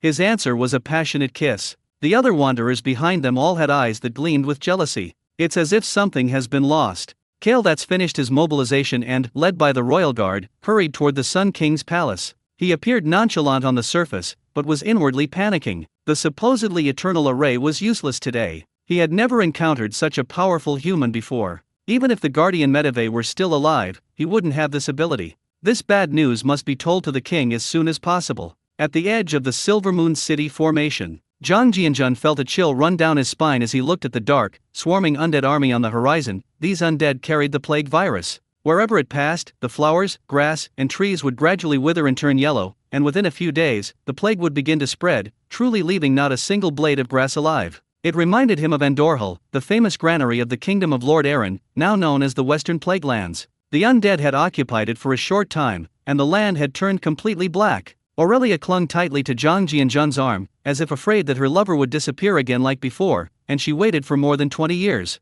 Seeing that her beloved hadn't changed at all, she was very curious. According to the timeline, shouldn't he be a middle-aged man? The dark portal was opened every 3 years, and now it has been 25 years since then, meaning 23 years have passed. For elves with long lifespans, it may be a fleeting moment, but for humans, a mere 100 years is equivalent to a quarter of the past. Aurelia's large, watery blue eyes never left Zhang Jianzhen's face. The joy in her heart was indescribable. Only after the two parted last time did she realize that she had truly fallen in love with this black-haired human. Because whenever I have free time, I can't help but think of him. Ms. Aurelia, you're staring at me like that is making me shy. I'm thinking about something. How old is our son this year? Aurelia blushed slightly and glanced at her younger sister, who was pretending to set up fortifications and eavesdropping with her sharp ears not far away. The ranger's hearing is no joke. John, our son is 22 years old this year according to your human way of saying it, but you may not be able to see him yet. He went to Violet Academy 5 years ago. He aspired to become a Grand Magister since he was a child. I named him Zhang Dekia. Zhang Jianzhen's lips twitched after hearing this. At first glance, I thought it was called Zhang Dekaya. That's really a bizarre name. However, Violet Academy is no longer a good place. After Arthas finished fighting the elves, he turned around and destroyed Dalaran. When the city gate catches fire, the fish in the moat suffer as well. The most embarrassing thing was that he misjudged the time. He didn't expect that 23 years had passed before the scourge began to spread, which was 10 years after the Second War of the Orcs. The first war was fought by the Orcs in Stormwind. Aurelia watched Zhang Jianzhen's constantly changing expression and felt a little uneasy. Did her sweetheart not like this name? Honey, isn't the baby's name nice? If you're not satisfied, you can come up with a name yourself. After saying that, she took Zhang Jianzhen's arm and shook it. Zhang Jianzhen's arm was trapped in the Haijia mountain peak, and the back and forth shaking almost made him bleed from his nose, but it still had the same amazing elasticity as it did 20 years ago. The elves who were secretly watching from afar were fed a mouthful of dog food, and their jealousy grew stronger. Their ranger general was acting cute towards a human. What's wrong with this world? It's unbelievable that a noble elf would fall in love with a human. Could it be that the war of the undead has made their beautiful general go mad? Zhang Jianzhen took a breath of the air, which smelled of the sun well, and suppressed the restlessness in his heart. With a smile, she said, "My dear Aurelia, I'm pondering what kind of wisdom it takes to come up with such a perfect name. I love this name so much. She truly deserves to be called a beautiful and intelligent fairy. However, I am worried that Dalaran may be dangerous, but now that I am here, for your sake and the child's sake, I will nip the danger in the bud." Even if the Time Guardians came, the bronze dragons wouldn't be able to do anything about it. A clear laugh came from afar, though it was very soft. It did not escape the ears of Zhang Jianzhen and his companion. Aurelia was overjoyed by the praise. I glanced at the young woman who had turned her back to me and was wiping her bow and arrows. Her shoulders were trembling slightly, and it was clear that the laughter from earlier had come from her. Zhang Jianzhen was a little curious. According to the timeline, Varisa should have sparked a romance with the Mage Ronin during the Second Orc War. Why would they still be in Silvermoon City now? Did they come back to help after learning about the undead siege? Aurelia looked in the direction Zhang Jianzhen was staring. She said with a charming laugh, "Zhang, that's my little sister Wenlisa. She's not even 200 years old yet and just came of age. So he's also a bit mischievous." Zhang Jianzhen, a 200-year-old sister-in-law, are you scared yet? She's only recently come of age. Indeed, the lifespan of elves cannot be judged by ordinary standards. Zhang Jianzhen steadied himself and asked, "Aurelia, does your little sister have someone she likes?" Don't glare at me, don't misunderstand. You know I have some divination skills. According to the prophecy, Varisa should be traveling in human society, which is why I asked this question. Aurelia then released her small hand that had been on Zhang Jianzhen's waist. "Zhang, your divination skills are very accurate, but the timing is a bit unreliable. I remember you predicted that a natural disaster would occur in 10 years. In order to discuss countermeasures, I called Varisa back from her travels early on. I also reported this prophecy to the higher UPS of the elves, but they took it as a joke. 10 years later, it really became a joke. You tell me how you're going to compensate me." I even got a dirty look from the counselor for it, who said I've gone mad in human society and am paranoid because of the orc invasion. Zhang Jianzhen felt embarrassed after hearing this. He hadn't expected that his words would prevent Luo Ning from meeting Wenlisa and also cause his lover to suffer. Aurelia looked somewhat resentful. With a flick of her wrist, a dozen watermelons appeared beside the city wall. The spiritual energy fluctuations on them made the elf girl's eyes light up. They were exactly the same as the alchemical potion the little man had given her before. Aliria drew her elven dagger from her waist, quickly sliced off a large watermelon, and picked up a piece to eat. A green figure flashed by, and Verisa appeared next to the watermelon. "Brother-in-law, is this melon delicious?" After saying that, he picked up a slice of watermelon and took a small bite. A look of surprise appeared on her flawless white face, even her pointed ears twitched playfully, and her sapphire-like eyes curved into crescent moons. They didn't even bother to talk anymore, and their speed of eating melon seeds increased considerably. The elven race has always found it hard to resist delicious fruits. Silvaras was gazing out from the distant city walls, observing the movements of the undead army. The thought of Windrunner village being submerged in the sea of the dead filled him with rage. An ominous premonition lingered in my mind. She was the most talented ranger among the three sisters, and she had her own judgment on the course of the war. Facing a sea of millions of undead, can Silvermoon City really hold out? Remembering her brother-in-law's sudden appearance, she glanced unintentionally in the direction where her sister was. A smile appeared on his lips. Not too fast, not too slow. She walked over with the grace of an elf. "Brother-in-law, how old are you this year?" With her tummy round from eating, Wenlisa looked at Zhang Jianjun and asked curiously. Silvaras casually wiped the corner of her mouth with a handkerchief. Hearing this, she glanced at Zhang Jianjun, also a little curious as to why this human still looked like a teenager. Her mixed-race nephews all seemed more mature than their father. Zhang Jianjun felt a little awkward looking at Wenlisa. The ages of elves and humans were incomparable. "Beautiful Miss Verisa, I am over 40 years old, which is equivalent to middle age for you elves. Of course, you also know that the ages of humans and elves cannot be compared. It's inherently unfair to compare ages with an immortal race." After saying that, he shrugged and made a helpless gesture. The three sisters all smiled upon hearing this. The usually taciturn Silvaras smiled and asked, "John, 40-something is indeed middle age for a human. But I'm curious why you still look like a teenager. When I was traveling in human cities, shouldn't someone in their 40s have a full beard? If you and Xiao Kaya were standing together, people who didn't know better would think you were brothers. Thank you for the watermelon, it tasted really good." Zhang Jianjun glanced at his lover, who was secretly laughing to himself. Helplessly, he said, "Beautiful lady, the magic I practice is different from the system practiced in Azeroth. My technique can grant eternal youth when cultivated to a certain level. It is my honor to receive your praise." The three women's eyes lit up upon hearing this. Although elves have very long lifespans, they will grow old after thousands of years. For a race that is naturally beautiful, appearance is the most important thing. Aurelia took Zhang Jianjun's arm again. "Dear Zhang, is it the martial art called Tai Chi that you taught me? But all these years have passed and I still haven't been able to feel the existence of internal energy."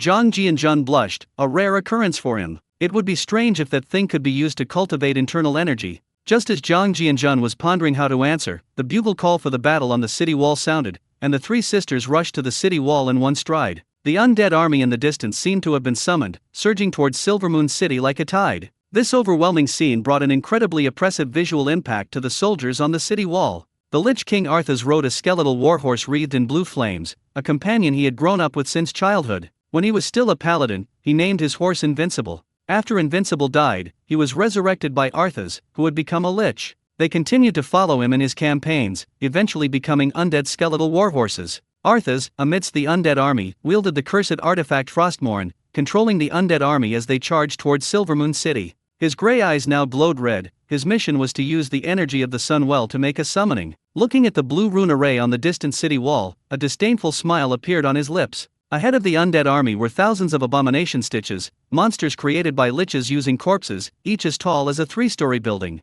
Holding thick iron hooks, they excel at breaching walls and breaching city walls. Their bloated and deformed bodies cause the ground to tremble with every step they take. Together with the lich who can be transformed by spirits, they form the backbone of the undead army. Ordinary undead soldiers wear tattered armor. They were originally human soldiers who were transformed into undead soldiers by the lich cult after their defeat. Therefore, the undead army is the only army that grows larger and larger as the battle goes on. They do not need to eat or drink, and can be repeatedly summoned as long as they are not completely destroyed. Even if only bones remain, the liches have a way to piece them back together. So even as cannon fodder, millions of undead were a major headache for all opponents in the era of cold weapons. As the vanguard approached Silvermoon City, they were met with a dense rain of arrows. Illyria commanded the ranger troops to begin aiming and firing. Batch after batch of undead fell like wheat being harvested. The elven ranger's archery skill seemed to be innate. At a distance of 200 meters, he could shoot an eye without hitting the nose. The piled-up corpses emitted a putrid stench, and gray energy floated in the air.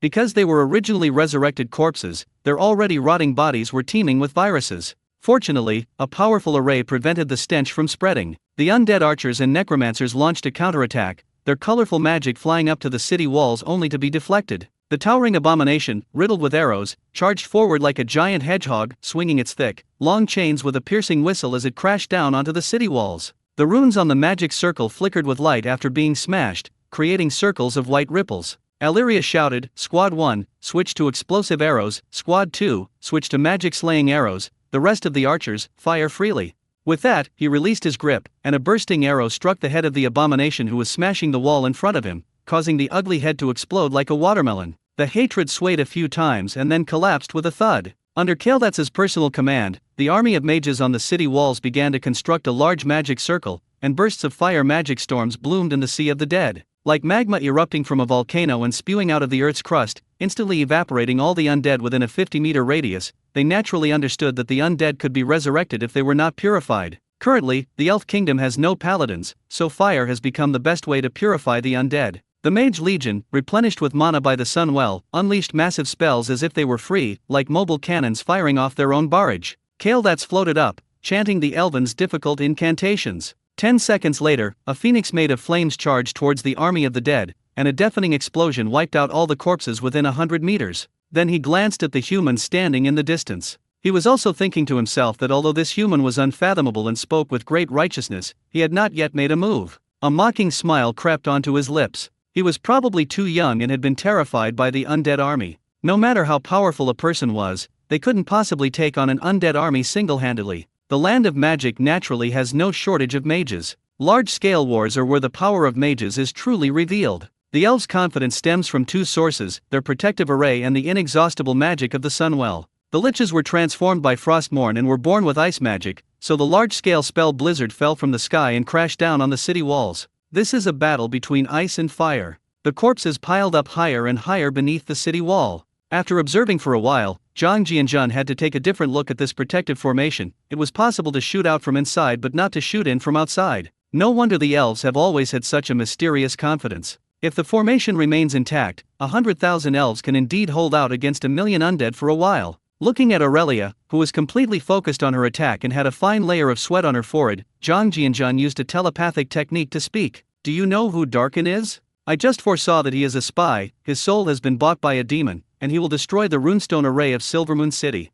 Aurelia's hand trembled. An arrow veered off course, grazing the head of a dead creature. This news is too shocking. She certainly knew Darkin. He was one of the Elven Kingdom's magicians and a prospective member of the council. Although her lover's prediction of the timing was unreliable, everything that was supposed to happen had happened, which was bound to shock her. Once the formation is broken, the casualties will be impossible to count. He rushed to Zhang Jianjun's side in one stride. He asked anxiously, "Dear Zhang, are you telling the truth?" Zhang Jianjun nodded seriously, "Absolutely true." Aurelia hurriedly ran towards the prince's mage group. Because her rank wasn't high enough for the Kingdom Council, she could only report to Kael'thas. If this conspiracy succeeds, Silvermoon City will cease to exist. When Zhang Jianjun first transmigrated, he wanted to talk about the traitor Darkin. But in Elven territory, no elf would believe an outsider who said their mage was a traitor. Therefore, only Aurelia can expose it. Less than 10 minutes later, Aurelia walked over with a grim expression and shook her head at Zhang Jianjun.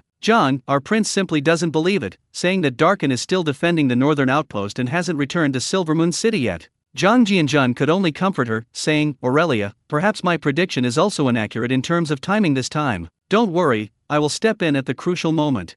Looking at Zhang Jianjun's young face, Aurelia assumed that her beloved was just comforting him, that even the most powerful human could not face an army of millions. Even if you let 1,000,000 people stand still and let you chop them up, it would exhaust them to death. Aurelia gazed at Zhang Jianjun with deep affection, wanting to etch his image into her soul. He smiled and said, "My dear Zhang, if the city falls, you should leave. I don't want my child to lose his father as well as his mother.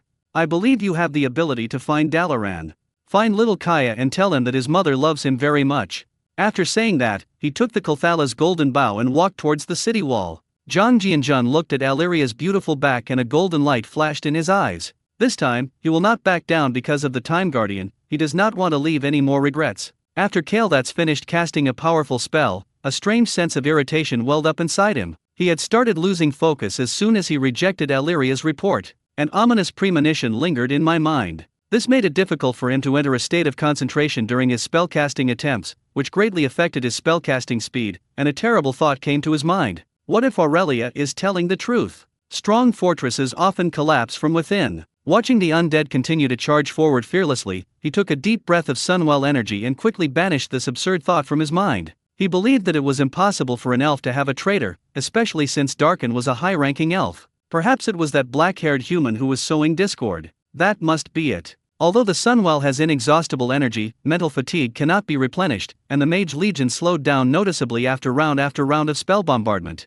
Just as Kael'thas was about to order the shifts to rest, an unusual phenomenon occurred. The entire array flashed with blue light and shook for a moment, then rapidly shrank like a deflated balloon. The protective shield covering Silvermoon City exploded with a snap, and the stench of rotting flesh wafted towards the city walls, leaving all the elven soldiers stunned and frozen in place for a moment. Then they were met with countless arrows and magic. Screams and groans filled the air as a large number of soldiers on the city wall fell, thrown into panic by the sudden attack. In the Silvermoon Council Hall, the Sun King and the Grand Speaker sat facing each other, sipping wine, while 6 Silvermoon City councillors chatted and laughed below. It was as if those surrounding them were not enemies, but cannon fodder for them to practice on. The 8 of them were the true rulers of the Elf Kingdom. The old king paid no attention to what his son said about outsiders. They might already be in Silvermoon City, since humans occasionally came to trade. For elves who haven't suffered a defeat in thousands of years, these filthy undead are not worth their attention. These trash who can barely walk are dreaming of conquering Silvermoon City. A powerful magical fluctuation froze their smiles on their faces. All 8 of them were archmages, so they naturally knew what had happened. The formation has been broken. The old king, Anasterian Sunstrider, his face as black as the bottom of a pot, drew Ferodoran Flamestral from his waist, his mana surging like a tidal wave. Your Excellency Speaker, members of Parliament, the moment of life and death for the elves has arrived, and the glory of the Sunstriders must not be desecrated. Our people are watching us. Take up your staffs and follow me into battle. The members of Parliament below looked pale. They don't even remember the last time they went to the battlefield in thousands of years. These academic archmages have long lost their fighting spirit and live every day in the struggle for power. But when the nest is overturned, no egg remains unbroken. When Anasterian appeared on the city walls with the 7-member council, it was like a shot in the arm for the morale of tens of thousands of elves. They unleashed their full firepower in an instant, clearing out the long defensive line of the city wall. Zhang Jianjun stayed by Aurelia's side the whole time. He swept away all the incoming arrows and magic with a wave of his sleeve. Of course, his 2 sisters-in-law were also under his protection, but he didn't intervene because he didn't want to steal the spotlight. They naturally knew that the Sun King Anasterian was about to make his appearance. The lives of the other elves are none of his concern. They should pay the price for their arrogance, otherwise he won't be grateful even if he saves them. Sure enough, the old king arrived with the strike of flames. The arrival of the 8 archmages instantly intensified the battlefield, with bursts of fire exploding like meteors in the midst of the undead.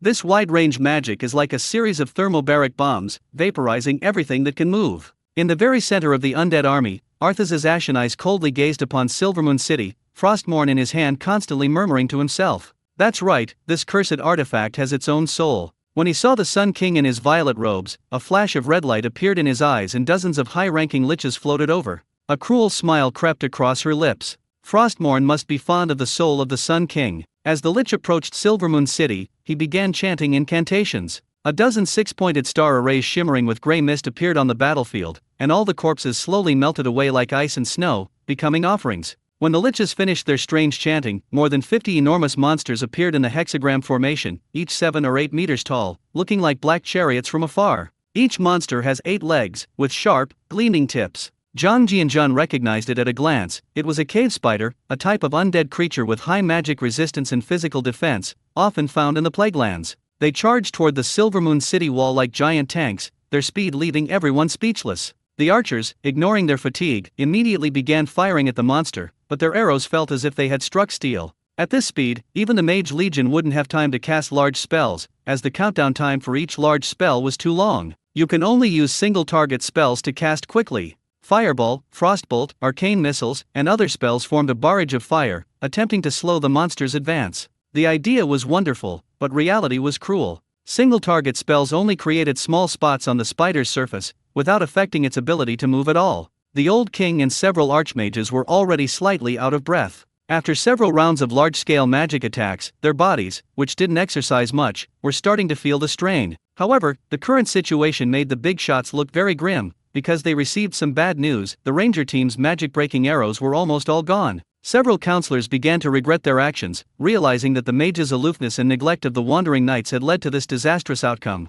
The demon-slaying arrow is an enchanted weapon and is very expensive. When the rangers request supplies, enchanted weapons rarely appear on the list, so the gold coins naturally end up in their pockets. The old king glanced at the 500 lawbreakers. These are the royal guards of the kingdom, made of piles of gold coins. With a gritted tooth and a wave of his hand, blood and flesh flew everywhere on the city wall, and screams of agony echoed continuously. The spellbreaker's blade of destruction did have an effect, but the cost of killing a single cave spider was too high. Often, it took more than a dozen against one to wear down the cave spider. Moreover, the only fatal flaw of these undead spiders is their heads. Their 8 legs are like 8 sides, allowing them to climb city walls as easily as walking on flat ground. The monster that charged up the city wall swung its 8 legs up and down, leaving behind only severed limbs and broken bodies in its wake. The old king watched with eyes wide with rage. Even if his royal guards could hold them off completely, only a few would survive. The Sun King was furious. The family's sacred artifact, Flame Strike, flashed red light, activated its focus mode, and with a calm and collected demeanor, unleashed a fiery impact, striking the head of the rampaging cave spider not far away.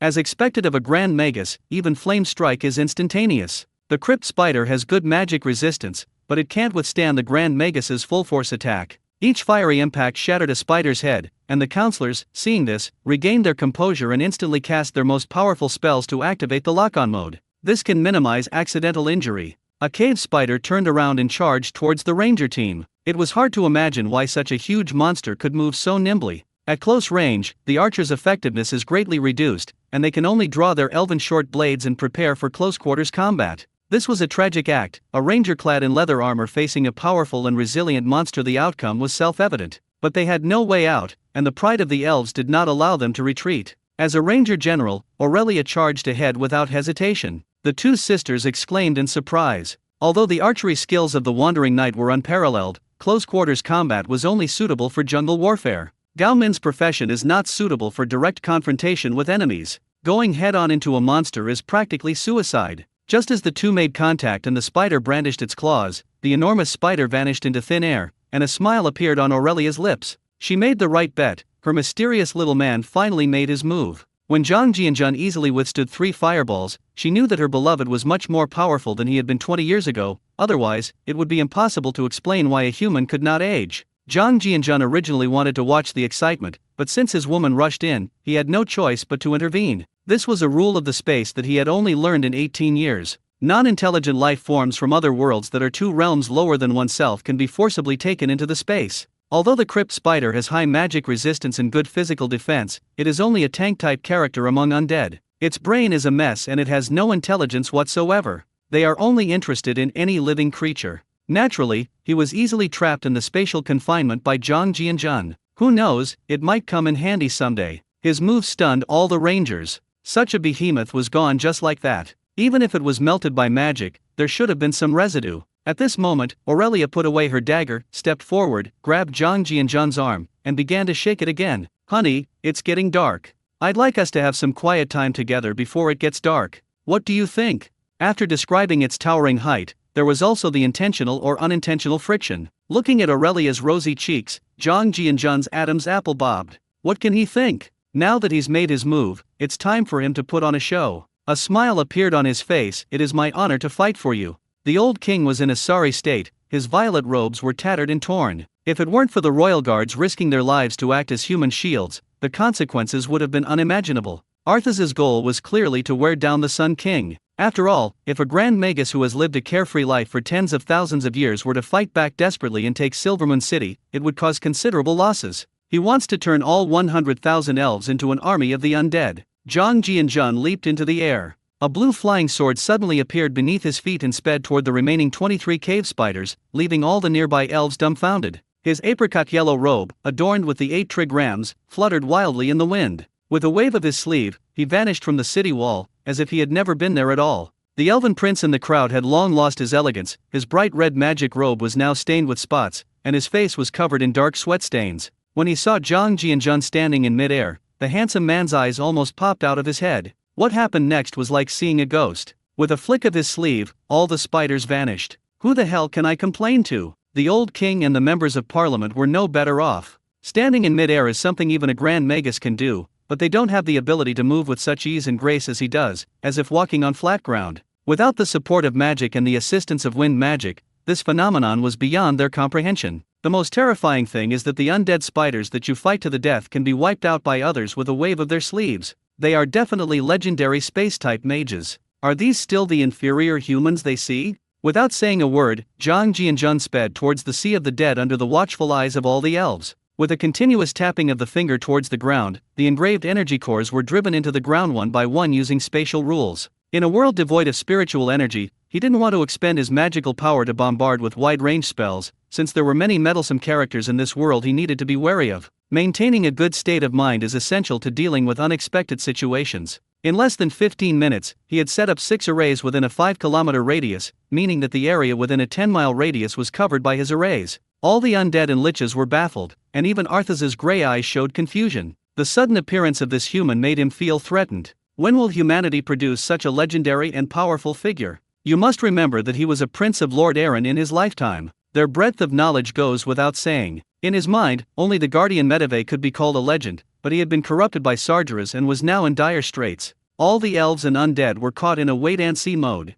In their minds, even casting forbidden spells would take time, and the larger the spell, the more complex the incantation required. Flying around like that left everyone bewildered yet impressed. After all, Zhang Jianjun flies too high to be hit, so summoning gargoyles to deal with a legendary opponent is a joke. Arthas can summon a frost dragon, but it takes much longer. The battlefield came to an eerie halt. On the city wall, Venris's eyes were filled with stars. Her brother-in-law looked so cool standing on his longsword. Even Sylvanaz's beautiful eyes were sparkling. Aside from mages, elves can only fly by riding dragon eagles, a unique flying mount in the Elven Kingdom, with a speed similar to that of human griffins. This was the first time they had ever seen someone fly while standing on a sword. Aurelia sensed that her little man was about to unleash a powerful move, and the deep affection in her eyes transformed into pride. This is the love of her windrunner Illyria. After completing the Bagua and 5 elements linked formation, Zhang Jianjun let out a breath. These undead were indeed not very bright. The 6 Heavenly Dipper Thunder formation was formed effortlessly. The array core uses an activation mode. Amidst the puzzled gazes of both sides, they flew up to the top of the city wall and stood with their hands behind their backs. The elves were stunned, and even the undead were filled with questions. They couldn't understand this mysterious human action. Before the elves could even begin to whisper among themselves, an unforgettable scene unfolded before their eyes, leaving everyone frozen in place as if petrified. Suddenly, the ground within a 5-kilometer radius lit up, and blue arcs of electricity shot out like lightning snakes, instantly turning the vast plain into a sea of lightning. Immediately afterwards, the entire sky darkened, and countless purple lightning bolts fell wildly from the sky, accompanied by deafening thunder. It was accompanied by thunder as thick as a water bucket. The earth was churned up, riddled with countless craters, and black dust flew everywhere. The area within 5 kilometers was subjected to an apocalyptic lightning strike. Whether liches or undead, they were instantly reduced to ashes, their souls annihilated in the sea of lightning. Arthas's gray eyes showed fear as he gripped his guardian artifact and fought desperately, but the purple lightning was the bane of the undead, and the lich was no exception. Arthas has just killed his father and is not yet the Lich King who ascends the frozen throne. At most, he is slightly lower than a demigod but slightly higher than a legendary. If it weren't for wielding a divine artifact and unleashing the power of frost, he would have been reduced to charcoal by the first wave of purple lightning. Arthas was about to be swallowed by lightning. A crack appeared in the void. A black hole-like vortex suddenly appeared. The charred Arthas was sucked in. However, his invincible mount was reduced to ashes. The purple lightning lasted for 5 minutes. This apocalyptic scene, resembling divine punishment, made all the elves afraid to even breathe. With a wave of their hands, hundreds of thousands of undead vanished into thin air. The entire area, stretching for 10 miles, had been turned into scorched earth and sinkholes. The last rays of the setting sun spilled across the desolate plains, where the remaining hundreds of thousands of undead wandered aimlessly, their souls already largely devoured by Frostmourne. With Arthas's disappearance, the undead, having lost the control of the artifact, all became mindless zombies. Zhang Jianjun stood on his flying sword and looked into the void.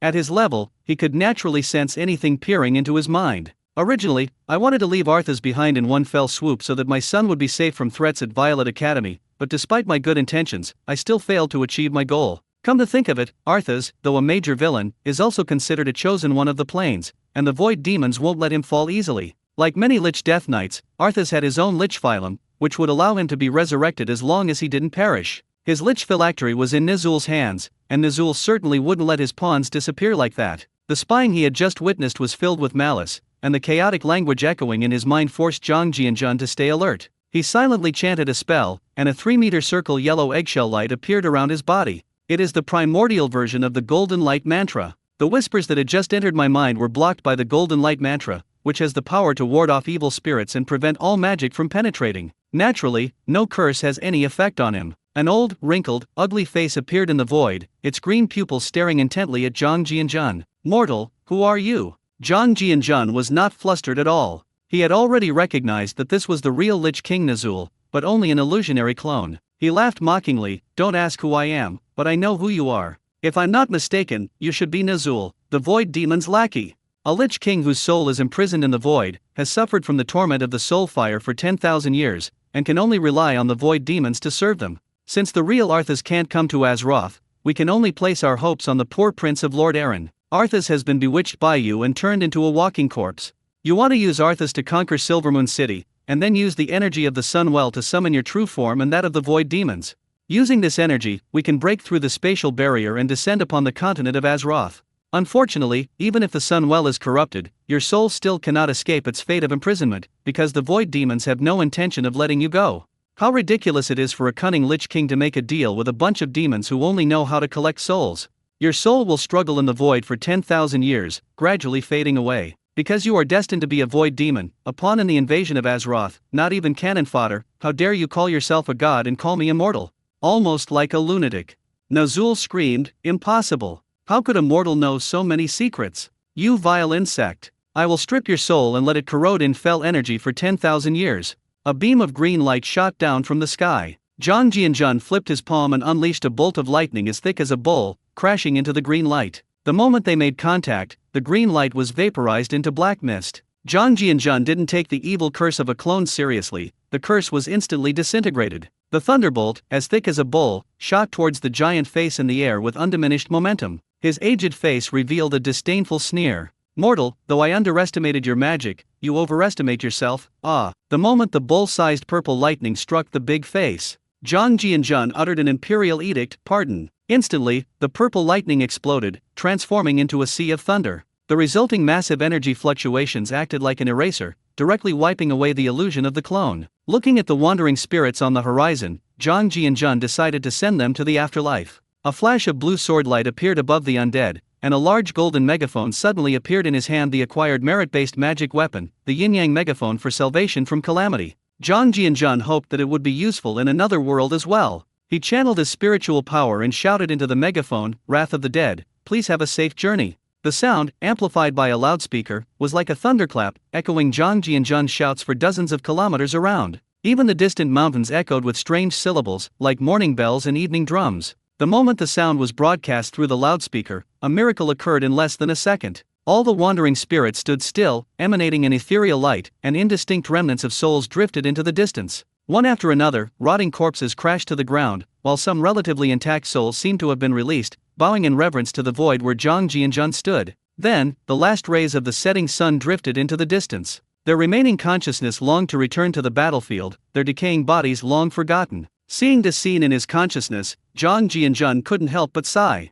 They are someone's husband, someone's father, and someone's son, fighting for their beliefs and for glory. Even after death, their souls cannot find peace. As all the souls drifted away, Zhang Jianjun seemed to feel his cultivation level loosen slightly, now just a step away from the nascent soul stage. As long as the soul meets the requirements, it will break through. This strange growth may be the merit brought by salvation. It is just a pity that all the dead are in a state of remnant soul. Otherwise, they might have been able to break through. Zhang Jianjun's eyes lit up at the thought. He hadn't expected that this loudspeaker could also earn merit. It truly was a treasure for accumulating merit later in life. It seems I'll need to travel around more in the interdimensional battlefields in the future. What he didn't know was that all the elves now regarded him as an astral archmage, and that was right, only astral archmages above the legendary level could possess such powerful forbidden spells. There is only one known astral mage in the history of Azeroth, Egwene, the mother of the legendary mage Medivh, who single-handedly challenged a god with the body of a mortal. The astral archmage is a demigod, and is therefore also known as the god of magic. Even if all the mages in Silvermoon City gathered together,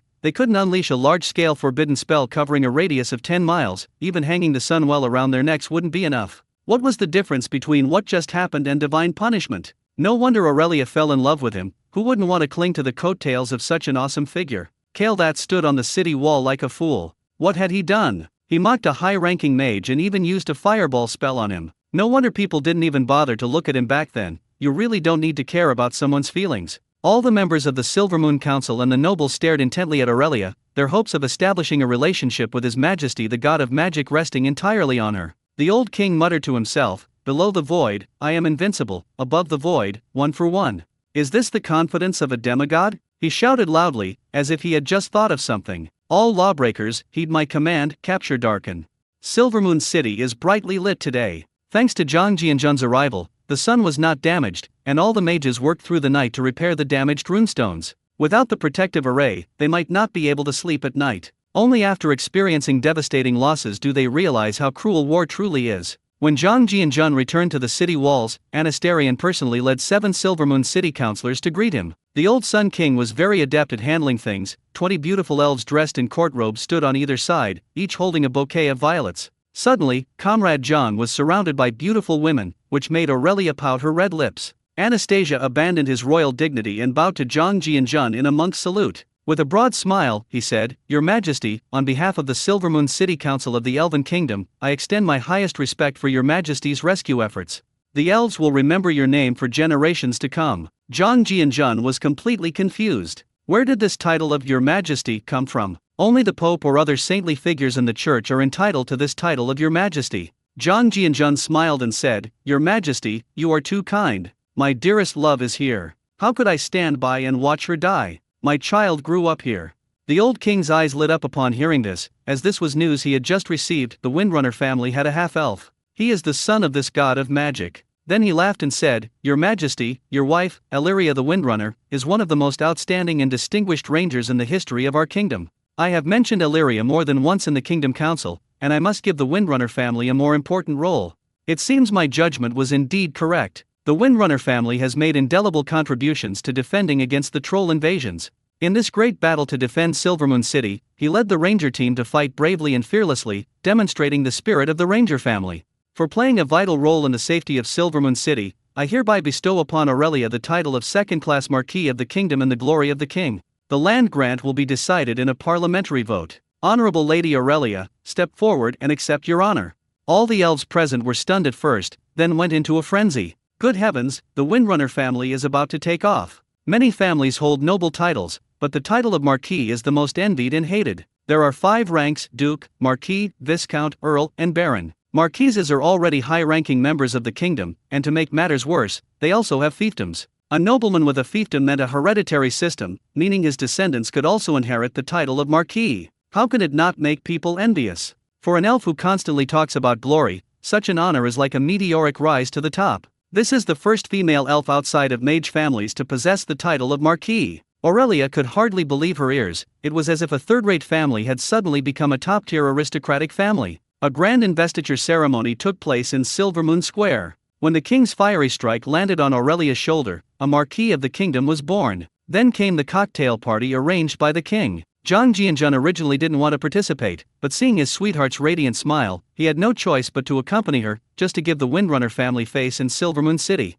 After all, his son still belonged to the Elf Kingdom. The so-called delicacies of the Elf Kingdom held little appeal for Zhang Jianzhun. The only thing I really liked was the elf's fruit wine. This mellow, smooth, and slightly sweet and sour fruit wine was very refreshing. It was far superior to so-called red wine, and Zhang Jianzhun, accompanied by Aurelia, was seated at the head of the Kingdom Hall. The old king, accompanied by his son and members of parliament, personally accompanied them. That was out of sorts at the table, looking very uncomfortable with Zhang Jianzhun sitting at the head of the table. The old king raised his glass to Zhang Jianzhun and smiled, "Your Majesty, it is an honor to have you here. Cheers to the friendship between elves and humans." Zhang Jianzhun smiled and nodded in greeting, "Cheers to the alliance." Then, as if they had planned it together, several councillors raised their glasses to toast Zhang Jianzhun, who naturally accepted all the toasts. He didn't dislike the fruit wine because it suited his taste. The atmosphere at the dinner table seemed very lively, but everyone was plotting how to get closer to Zhang Jianzhun. It's important to know that although elves have long lifespans, no one has broken through to the legendary level in thousands of years, and the Sun King is just one step away from becoming a legend. In particular, the second-in-command of the Grand Speaker Kingdom extended numerous olive branches to Aurelia, warmly asking her if she was interested in becoming a candidate for counselor. The Silvermoon City Council has always been a rival to the monarchy, with the two factions checking and balancing each other for thousands of years. Everyone wants their family to gain the most benefits in the kingdom. The king has already gained the upper hand. Everyone knows that bestowing the title of Marquis upon Aurelia is a way of using her as a stepping stone to curry favor with the goddess of the underworld. Zhang Jianjun naturally knew some of the history of Warcraft. He pretended not to notice any intentional or unintentional attempts to recruit them. As the saying goes, you can't hit a smiling face, so he greeted everyone with a smile when they toasted him. After clinking glasses with Zhang Jianjun, the Grand Speaker stroked his white beard. This elven archmage, who had lived for over 6,000 years, smiled like an old chrysanthemum in full bloom. Your Majesty, what are your thoughts on the future course of the war? What does Arthas's sudden disappearance signify? Does your conversation with the Lich King across time foreshadow something to come? The dozen or so people at the large round table stopped smiling after hearing this. At first, it was all empty flattery, but this one sentence hit the nail on the head. They also wanted to know what Silvermoon City would face in the future. The conversation between the Archmage and the Void also revealed to them why Arthas did not attack human cities first, but instead took a shortcut around the sea to attack Silvermoon City. It turned out that this was all part of the Void Demon's plan to use the Sunwell for summoning. When they learned the truth, cold sweat broke out on their foreheads. If the solar well is contaminated, even if any of the 100,000 elves survived, they would have to leave their homes. Zhang Jianjun took a small sip of the elf fruit wine and smiled as he spoke. Arthas the Undead Knight, as you all know, was originally a prince of Lord Aaron and a prized disciple of the first paladin, Uther. But this prince had never experienced the hardships of life. Born with a silver spoon in his mouth, he was proud and arrogant from a young age.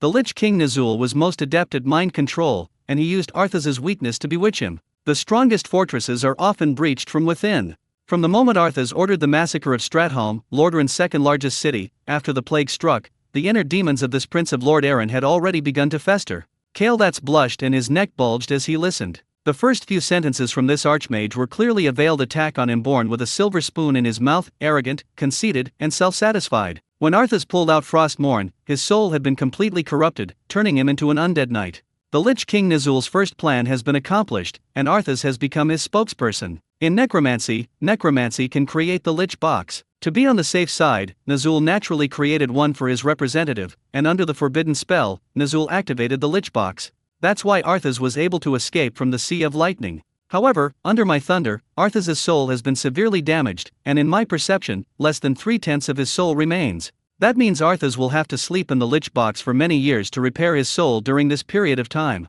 I predict that the war Silvermoon City will face will be another undead army led by him, and the duration of the war will naturally depend on how long Arthas sleeps. The moment he wakes up will be the start of the war. Of course, it is also possible that Nazul will not be able to wait and will seek a new vessel. After all, no one can say for sure how cunning a lich can be, but at least it will buy you several decades of development time, because Frostmourne was also damaged while protecting its master. Everyone breathed a sigh of relief after hearing this, although the source of the danger remains, but it also gave them time to catch their breath. Elves are a race without a sense of crisis, and their long lifespans are accompanied by a hedonistic lifestyle. When they learned that the Second War would not break out for decades, everyone in the hall was overjoyed and immediately forgot the trauma of the war. They began discussing how to rebuild their homes, secretly vying for control over project allocation. Zhang Jianjun glanced at the expressions on the faces of the bigwigs and simply shook his head speechlessly. Decades were just a blink of an eye for elves. Continuing to say more would make it seem like the emperor was more anxious than the eunuch, so he could only say so much. He glanced at Aurelia and knew he had to come up with a solution that would solve the problem once and for all. I couldn't let my beloved and my child fall into crisis again. This time, we finally met again after more than 20 years. I don't know when the next time will be. Furthermore, it's uncertain whether there will be a next time. After the banquet, there was a boring dance party. If it weren't for Illyria by my side, it wouldn't have been so bad to dance with an elf. Zhang Jianjun declined the king's invitation again and returned to the Windrunner family with Illyria. Every major family would purchase a courtyard in Silvermoon City. The Windrunner family's stronghold had long been submerged by the tide of the undead army, and had become a plague-ridden land. It's unknown how many years it will take for it to be naturally purified. The Windrunner sisters were not at home. They led their ranger squad through the night to burn the corpses with oil, as fire was the best way to prevent the spread of the plague virus. As soon as Zhang Jianjun stepped into the courtyard, Aurelia took the initiative to kiss him, her blue eyes misting over. Their fiery red lips met, their eyes locked, and 1,000 words turned into ellipses. The hazy moonlight peeked through the window, like a shy child hiding in the clouds, as if it had seen something strange. The burning of corpses outside the city lasted for most of the night. Fortunately, the king had the mages participate in cleaning up the battlefield, otherwise, it would have taken several days to burn the hundreds of thousands of corpses. It must be said that the profession of mage is indeed adept at killing and arson. Dousing them with oil and then throwing a fireball can quickly take care of a large area. When the two sisters returned, it was already past midnight. Sylvanaz pushed open the living room door and saw leather armor scattered on the floor. Thinking of something, her beautiful face flushed slightly, and Wenlissa asked curiously, "Second sister, the clothes on the ground look like eldest sisters." Varisa. Even the most clueless elf girl finally understood. Her face flushed with embarrassment, she scurried into her room. Perhaps because the two hadn't seen each other for over 20 years, Zhang Jianjun had forgotten to set up a soundproof barrier. There was a knock on the bedroom door in the morning. Eldest sister, Liadrin has sent a congratulatory gift, and several other families have also come to visit with gifts. They are all outside the courtyard now. Should we accept them or not?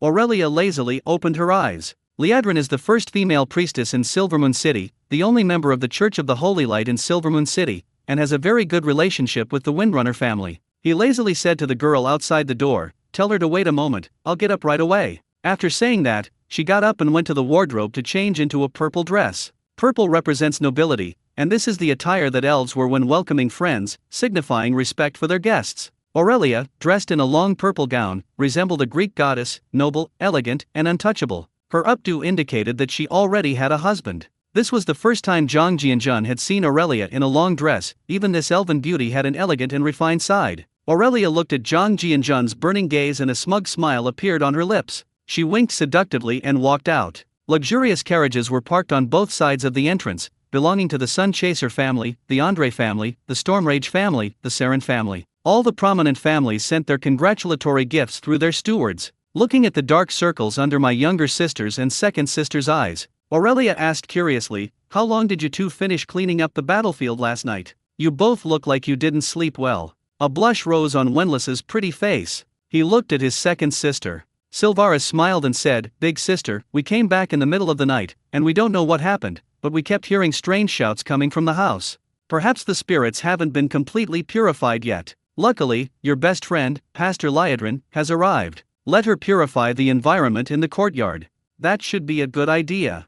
Aurelia. This second sister doesn't talk much, but when she does, she's always sarcastic and sarcastic. She forgot about the night's hearing. Aurelia composed herself, maintained the etiquette of the Windrunner family, and walked out with a warm smile on her face. Zhang Jianjun had already noticed the scene outside with his divine sense. It seems that human relationships exist in every world. The gift giver for Aurelia, who had just been granted the title of Marquis, had arrived. Of course, he also had his own reasons. He didn't dislike reciprocity. In society, it's understandable that everyone helps each other out. As long as they don't go too far and exploit personal relationships, let them do whatever they want. They avoided all visitors. Zhang Jianjun didn't come out of the room until almost lunchtime. A sumptuous lunch has been laid out in the living room: steak, salad, smoked ham. The Sunwell spirits eat both meat and vegetables without any dietary restrictions, unlike druids who only eat vegetarian food. Aurelia smiled sweetly and said, "Darling, I wonder if you like my cooking skills and if it suits your taste."